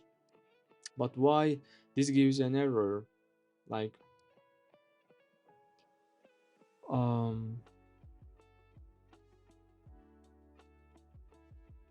we should do back. I would do back. Is true because partitions are 1 1. Yes, but our code should handle it.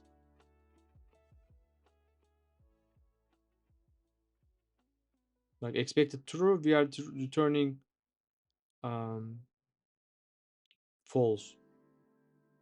Why are we returning false?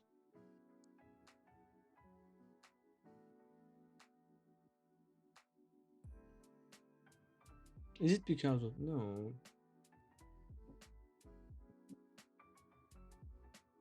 Hmm. Is it the base case? Like, yeah, man, we may have something wrong with our base case. Because only thing, like, only time we return false for base case, I mean, when we hit the length.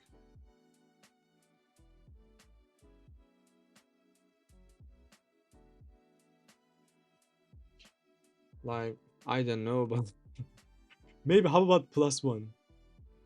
Since we add, like if I equal to, nums length minus, because in linked lists we have, like, we do this kind of, um but of course this is not a valid one. Try putting the line 20 if first. Line 20 to the first. You mean like this one? Oh my gosh. Like this one?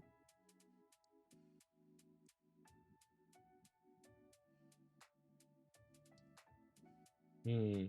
We, yeah. This is important. Let's run the key. This is important actually. City wrong. Oh my gosh.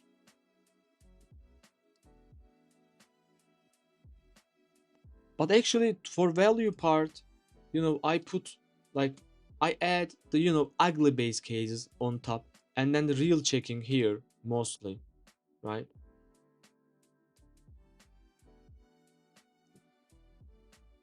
Maybe we can add some more, one more base case. I don't know. What is with 1 1?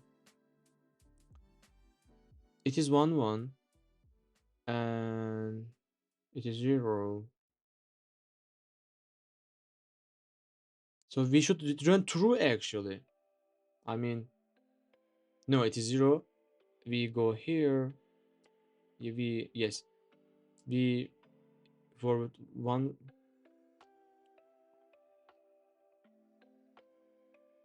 um we return, like, we go forward by 1. All right.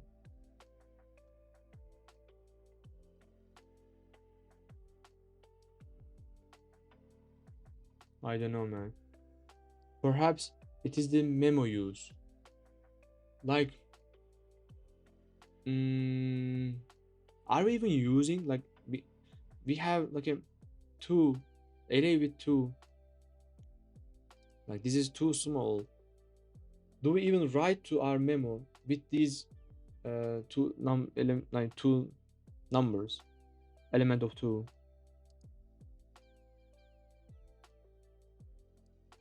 If it is null, I don't know, man. Let's check the, like, what is, oh, let's look at it, guys. um if,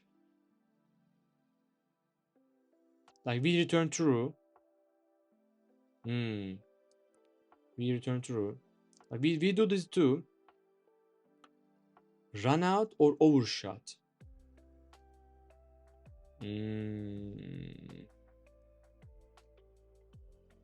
See how it put it, yeah. Interesting. Like, I need to have reasoning for every part, right? My reasoning was, in most of the questions I see, like, I see in that order. See how it put it first for memo. You should only save memo when there is a return. Yeah, like, we are already doing that. I mean, only there's a return. So if, but we're already doing the, oh, we here we don't have any check if a function returns something bad or not. Yes, we are not checking, like, this is, they are free, right? But look at your code, you are saving, yeah, 2 times before return. I think there is nothing with them saving, but I think maybe we should check, we should have a condition, since you said be careful about saving into your memo, right? Like, we have this one, but what about this one? It is length, or what is this, man? We want to save the same answer. Oh, but in your memo, you are only saving X or only saving Y. How? I mean,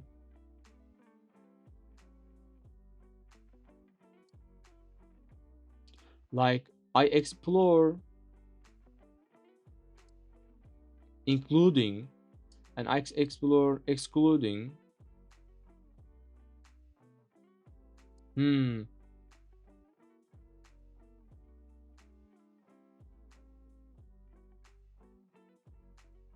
I don't know.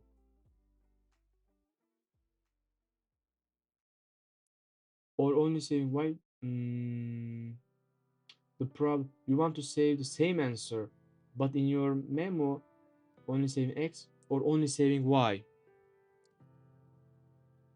Oh my gosh. But then you return X or Y, so it diverges. Line 32, you save X. Yes, yes. Line 34, I say Y. Yes. Basically, instead of line 32 and 34, you should just write. I thought there is no difference than that line and this one. Like, I guess it is just explicit version of it before return line. So yes, like before returning type, we are saving. We are saving into the memo table a different thing to what you are. No, like this is what I return. No, no, like this is what I return. Like I return Y and I save it there. Like this is explicit version. Um. Oh, I get it. I get it. No, no, no. I get it. I get it. Now I get it, Lazy. All right, all right, all right. We literally save Y and X, but the result should be X or Y. Like this is a big. This is mistake. This is mistake. So instead of doing them here, hmm, but then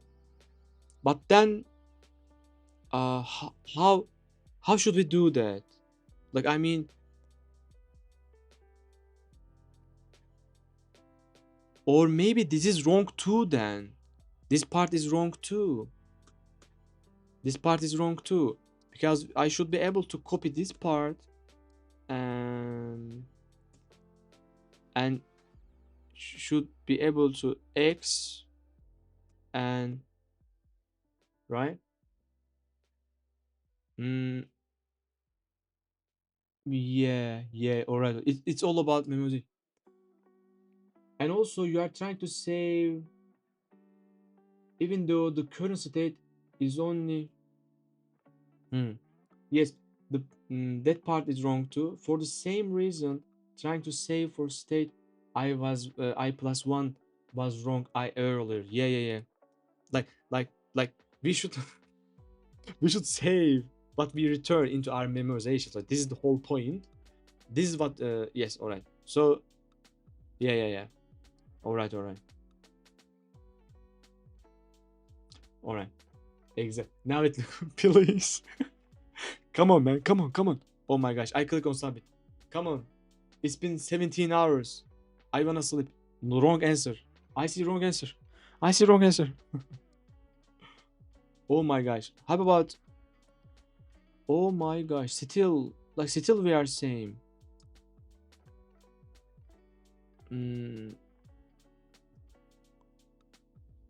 like we explore, we save the result in memo before returning. That should be yeah, this is pretty hard problem. Oh my gosh, man. I don't know, man. I don't know. Like I gave up. Like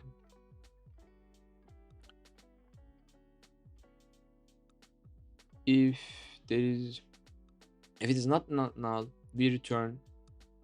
If it is, we discover. Like these returns boolean values. Like these are basically answers coming from our children, our children. And what we need to do with them is, if any of them has an answer, we should return true. All right. Yeah. And maybe as AI, why this go? Yeah, yeah, yeah. Why does this code return wrong answer for case 1 on 1? Like while studying recursion and DP problem, I most of the time I skip the part where we memorize, where we apply memorization and base cases, and this question hit me from those parts. But at least I can understand the recurrence relation because this is hard. But this part, these parts are also important because without them, basically we don't get.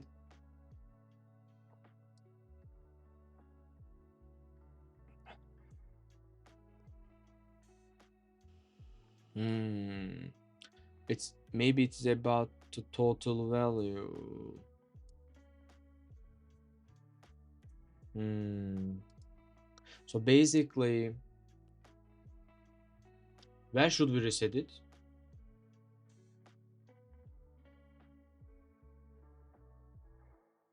We are carrying this knowledge. Try remove static. Like, will it change? Will it change?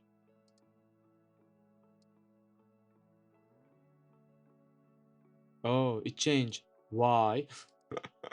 Why? There is nothing with it being static. Static only for like we are inside, but we are inside the solution class. Yes. So it never changed. It's only for class. So for us to be able to change that value, like if it is static, I mean, should we should we use it?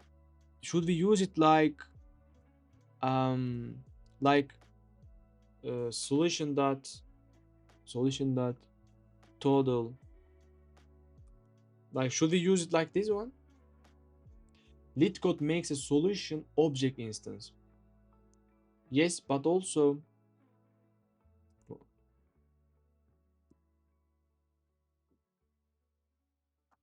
hmm, in comparison, you also need to plus. Yeah, yeah.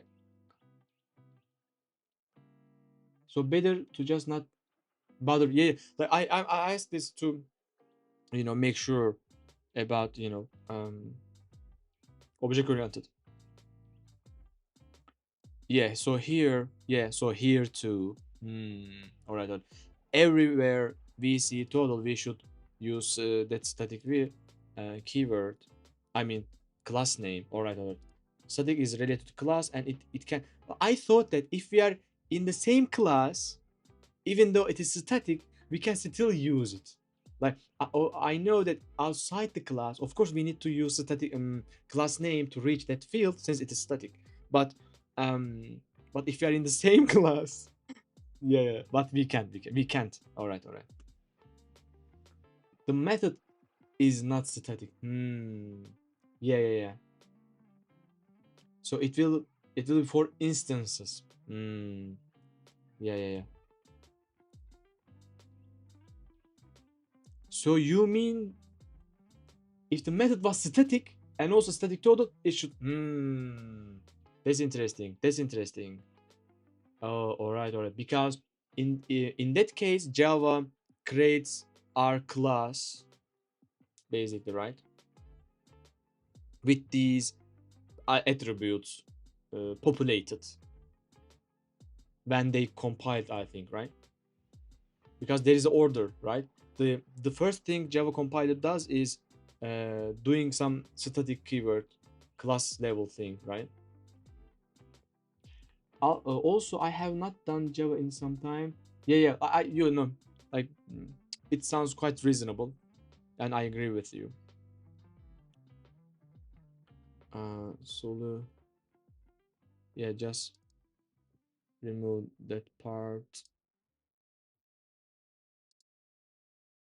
Let's run it again. So did we get the full answer? Like, I mean, still wrong answer. Let's see. Accepted finally. Thank you, lazy skimmer. So it was great. It was great. So my priority was, being able to create these recursive relationships because it was too hard understanding these topics. All right, creating those decision trees, understanding backtracking. Now that I solved those like a fundamental, like essential part, now I need to maybe spend more time about base cases. Um, you know. Uh, Base cases, arrays. Nice, nice. It is nice. Um, yeah, yeah. Thank you. Like it was great. It was great to working together with you. So what are you doing by the way, Lazy? Like we stream frequently. We stream Java, Python, and LeetCode nowadays, almost every day. Um, like I wanna make myself ready for interviews. Let's see. Did I open it? Let me.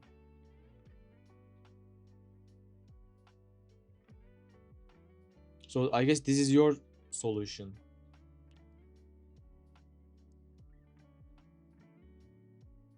or is it mine? I did like some brute force DP. I don't know. Like, can I copy? Uh, Copy link address. Scroll down in accepted tab. In accepted tab. Hmm. In Python.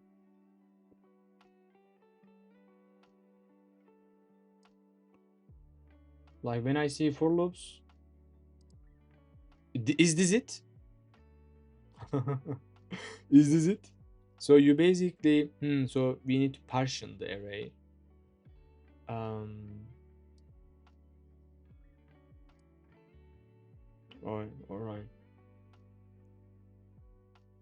You partition and check for each partition, I guess, right? The nested for loops tell me insecure. Oh, carcass. Welcome in, welcome in. Let me copy that part to. Let's see. Welcome, welcome in, carcass. The idea is just keep adding more possible sums to the set. That's interesting. That's interesting. Oh, what is happening now? Why this is happening? Opening like that one. Copy link address. Let's see.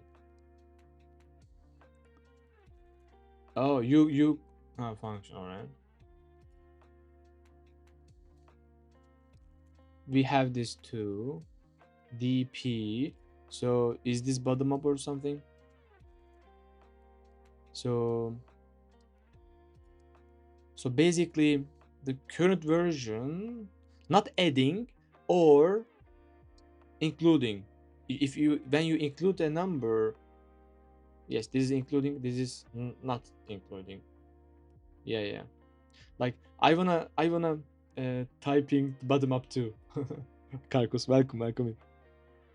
The idea is just yes. If we ever see a sum which is equal to half, we return false or true.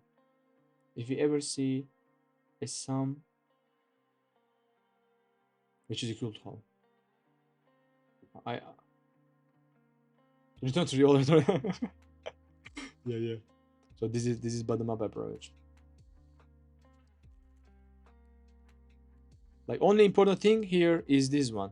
This is the recursive relationship, recurrence relationship, right? This is what matters. And if we find the target, what is target? I don't understand that part. And if we can't find anything, we return false. How do we target is 0? Hmm, there are some parts I need to understand. Target is half. Hmm.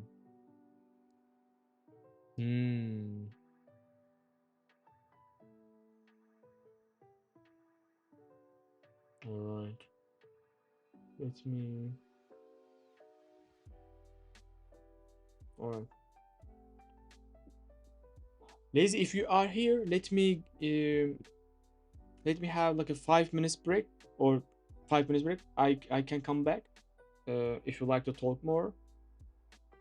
Uh, like just give me a few minutes, all right? I'll be back. Pause that one, and then 10 minutes.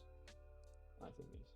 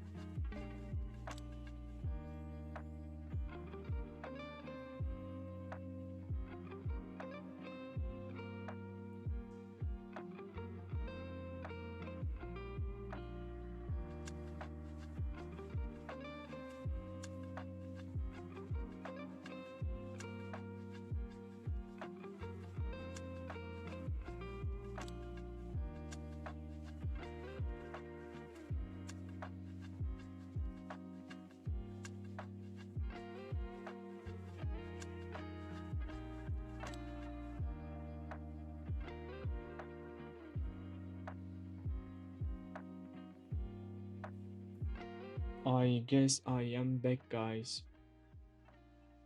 You should sleep. Yeah. Um, the idea is just keep adding more possible sums to set.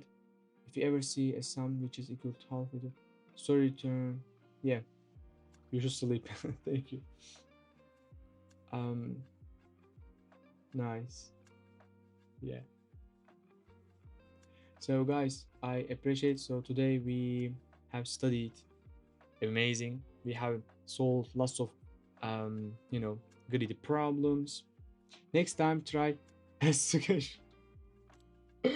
Don't mention about test scheduler, man. Like, I don't know. I feel lost. I think you can do it. All right. I will try. I will try.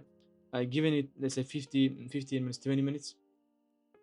Let's see. Like, I don't know, man. I feel like I don't see my direction. All right. Like, we have like a lots of subtypes. Like, I am familiar with this part.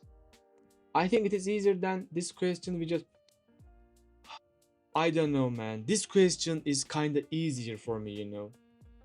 I don't know why. Like, I'm familiar with this subtype, running state, like a cadence algorithm, jump came familiar, right? Because that resembles to peer order, all right? I'm kind of familiar with this part, opportunity cost, all right? But the remaining ones, they're hard. I don't know. Like, I feel lost. I don't know what to do. Like, I may have sort. I know that we need to use one for loop and iterate, and I know that we need to find the smallest or the largest or write some logic. But the trick, like mm, each grid problem has its own unique style, all right, unique trick to find. Like if today, for example, we have we have solved not these ones. um for example, it was best time to buy and sell stock too, all right? This question is quite different than its first version, all right? Like, don't don't think, I mean, they share almost same name, but the solution, the approach you use in those version 1 and version 2 is quite different. Like, they are both greedy, but the technique we use quite different.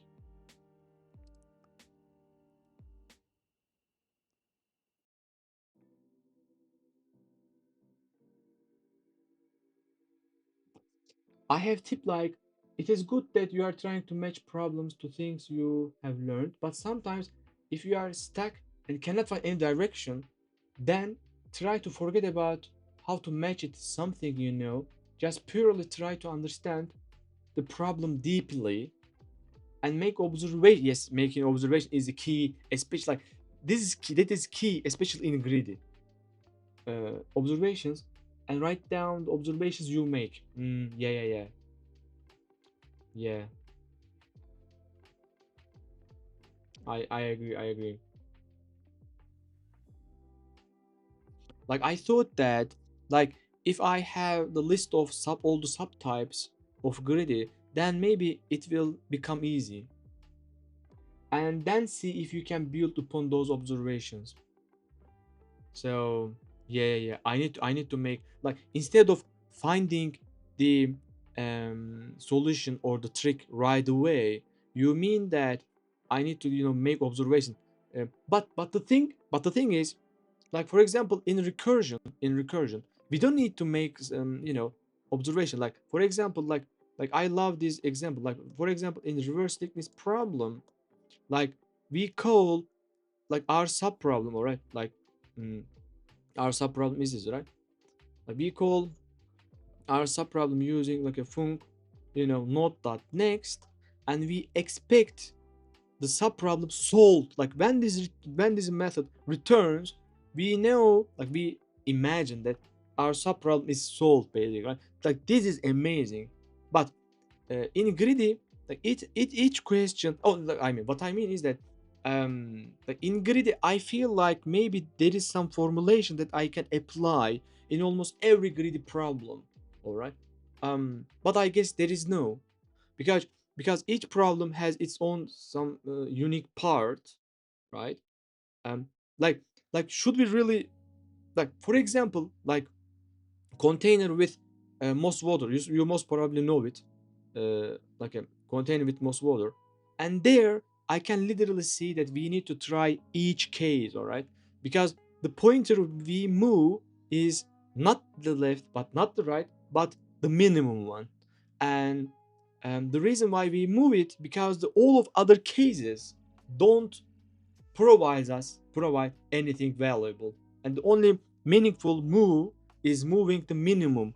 I mean, all right. So like I totally get this. I understand that we need to use cases. I mean, try different cases.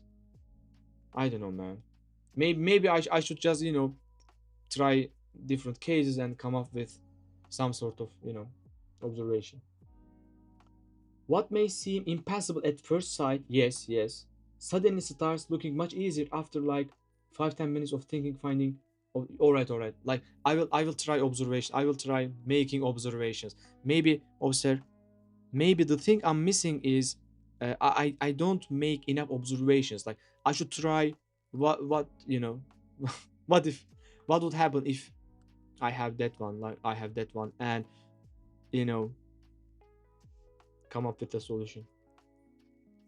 Yes, a lot of the time there is some structure or pattern you can rely on and learn for DP. But yeah, greedy a lot of the time doesn't have this. Yes. This is the weak point I have. Like this is the struggle point I have. But I totally get you, because I also realize that I don't make lots of observations, because like all the other topics you don't need to make any observation. Like for example, binary search, all right, you don't need to do it. Like in backtracking, of course you may have some sort of solution, I mean observation. But for example, in n queen's problem, right, you like I don't care about, they say, like I look at the first line, all right, first row, I look at the second row. I don't care about the remaining rows. All right. The first, like even the first one row, the first row is enough to solve the problem. Right. But it is quite different in greedy.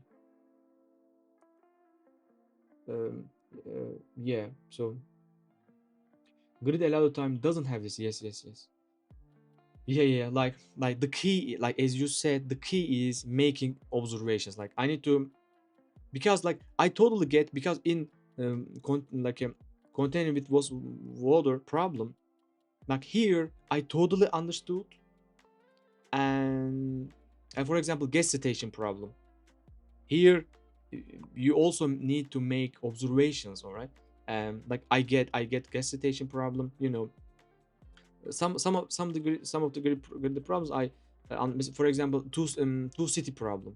Like um I can show you the animation I created using Blender. Jump came. What was it? Not this one. Interval. I use Blender to. Yes, for example, like look at it. So this is quite different approach. Like, um, most probably you know it. There are two cities and there are some people, and we have cost of A means moving this person to city A cost 10, and moving this person to city B cost B. So it asks which, um, I mean, we should, like which person to which city, basically, right? But the idea is, like the idea is, you just move all of them to one side, all right? Like this is one subtype of greedy. You just move all the ones to the one side, and then you pick a few of them, half of them, to other side. But we have rule, we have a formulation, and that formulation is the difference between like a cost of A and cost of B, and you sort that distances, and you basically get the maximum of them, because otherwise the city A cost would um, have a huge number, right? So I totally get this. Like, so yes, so I totally get this. But you know like we have almost, I guess, seven different patterns. Let's see, like my goal is to understand each of the greedy problems.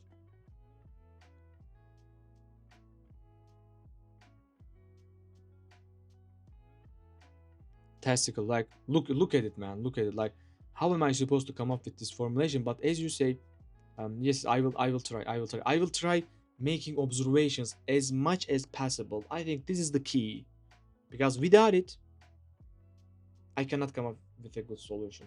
I should try and observe, right? Don't stress too much about it. Just practice. Yeah. We will. I will figure that. I will figure that. Yeah.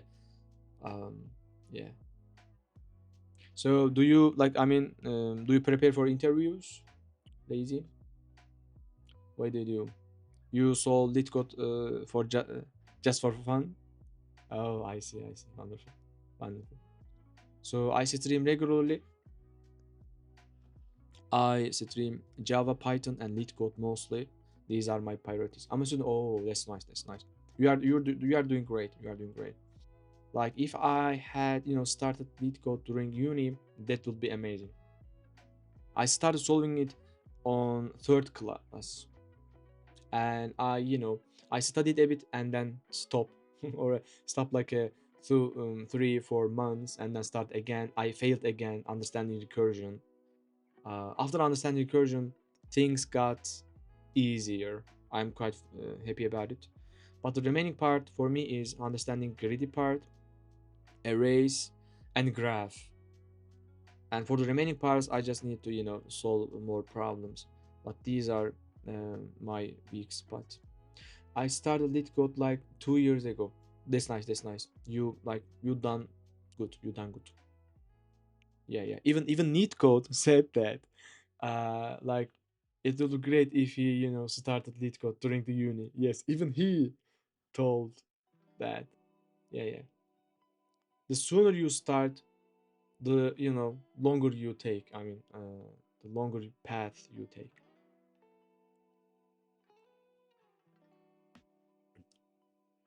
It is good for you. It is good for you, man. Like container with most water.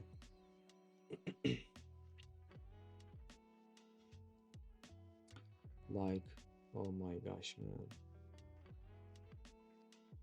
What is your lead code username? My username is this one.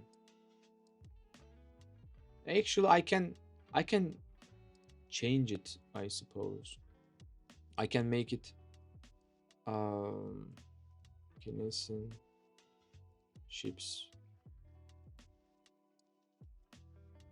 All right. I think now it is Kinesin ships.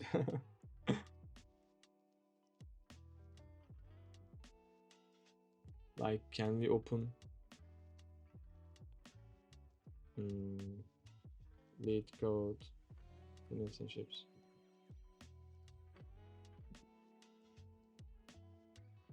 Hmm. All right.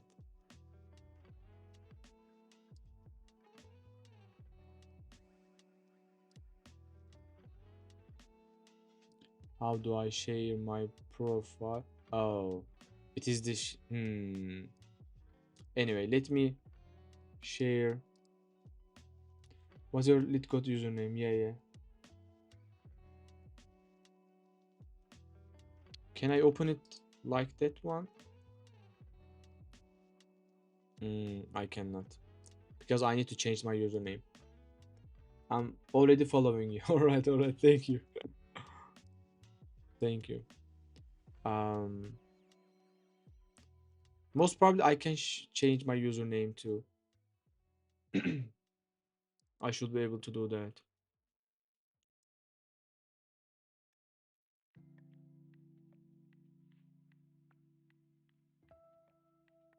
Most probably I should be able to do that.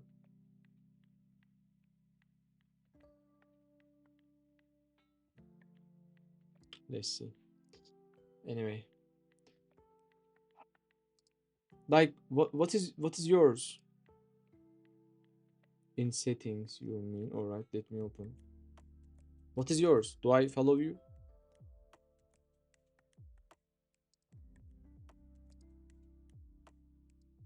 Mm, Update. All right. Kinesin ships. Are you sure you want to change your LeetCode ID? Yes. I think yes, we've done it. This one, let's see.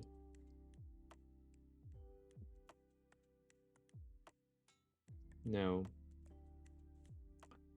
Let's copy this part and oh, we talk or no.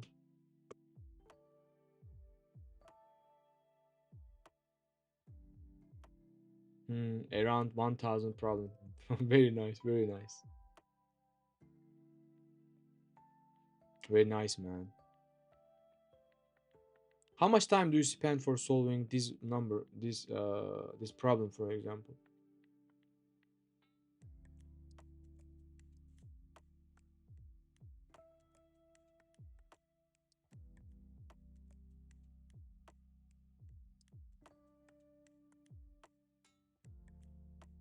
That one was easy.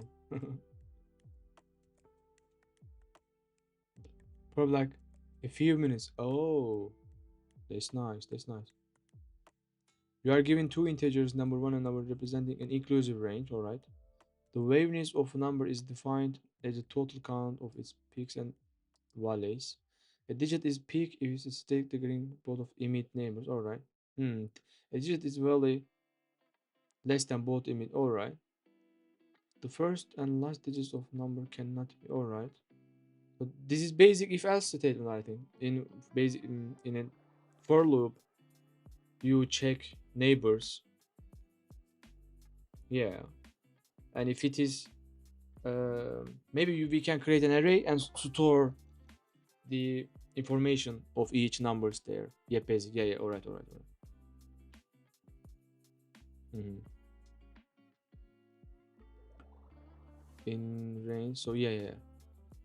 Middle digit is peak, wavelength one, something like that. Of course, there can be some details about it. Between all the numbers.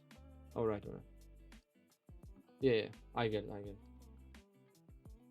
it. This is good, man. Like my goal is, is greedy graph. Do you know graphs? Well, part two is the same question, just much harder constraints. Part two is more interesting. Let's see. I think it this is one, right?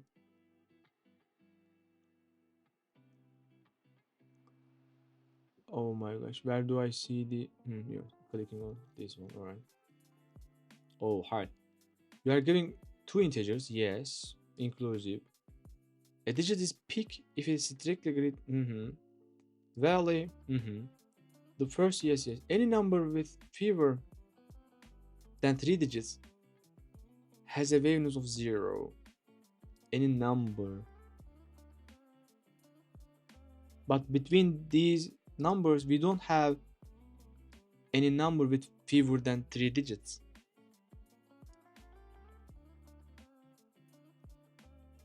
All of them, all of them are three digits. Go to constraints.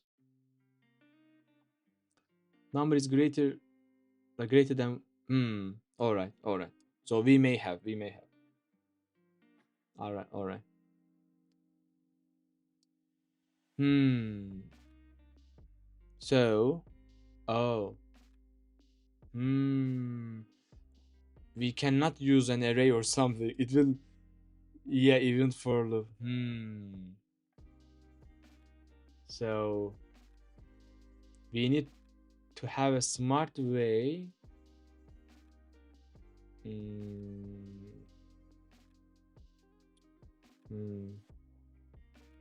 So the question is same, but the constraints are different. However, maybe you using like a linked list or something. I don't know.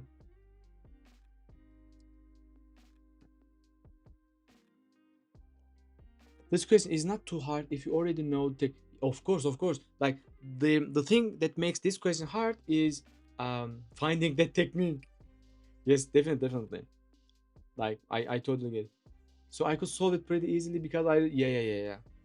So this is important. So like for this problem, the only important part is knowing which technique to use. Something you can learn beforehand. Yeah. Like if the range can be that long, I mean that huge number, uh there are too many numbers. What do we do with too many numbers?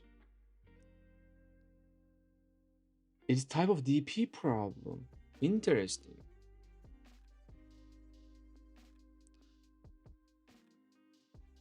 Mm, middle digit is 2. Waviness is 1. All other numbers in the range have waviness of 0. Mm. Anyway, don't worry about this. Very unlikely this will come up with. Yeah. Like, yeah, but it is good to solve these type of questions. Like, do you solve, like, are you, like, do you join the, on Sundays there is a, some sort of exam or something on LeetCode. Do you solve them too? I guess I should start solving those questions too. The contest, yes, contest. I think I should start solving them too, man. Yeah. I feel my rating is, oh, it seems high, quite good. Yes, doing content is good for time pressure. It makes you a lot faster. Oh, I see. I see. Mm. Like it is only like it is happening only one day, like on Sunday, or during the week, but most probably on Sundays, right?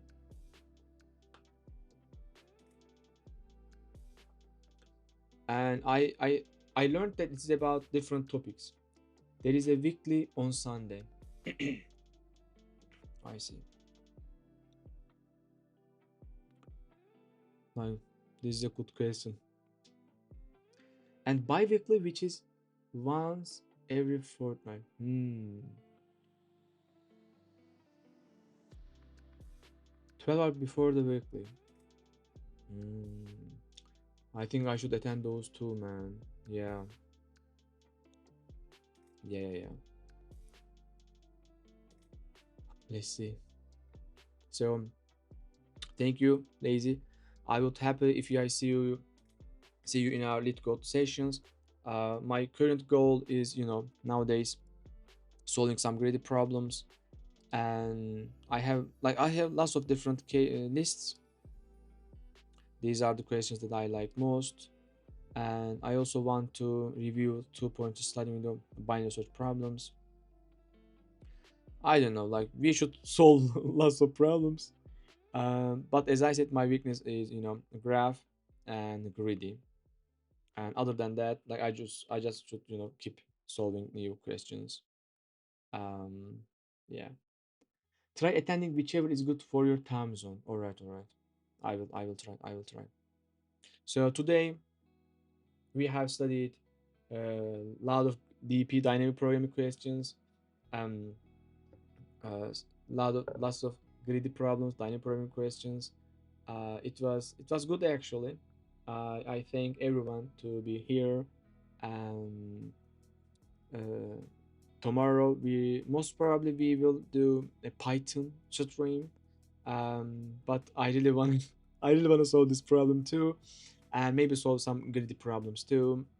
The thing I learned with greedy today, with the help of Lazy Skimmer, is that I already know it, but like I need to explore. I need to mm, try some stuff on these type of greedy problems because each greedy problem has its own unique way of doing that. All right, this is something special about greedy. One advice I have for LeetCode is don't worry much about it, solving any problems. Focus on slowly and properly fully learning and understanding every important. Yes. I am trying to do that exactly. I'm trying to internalize. I spent a lot of time on recursion, backtracking, dynamic programming. Yeah.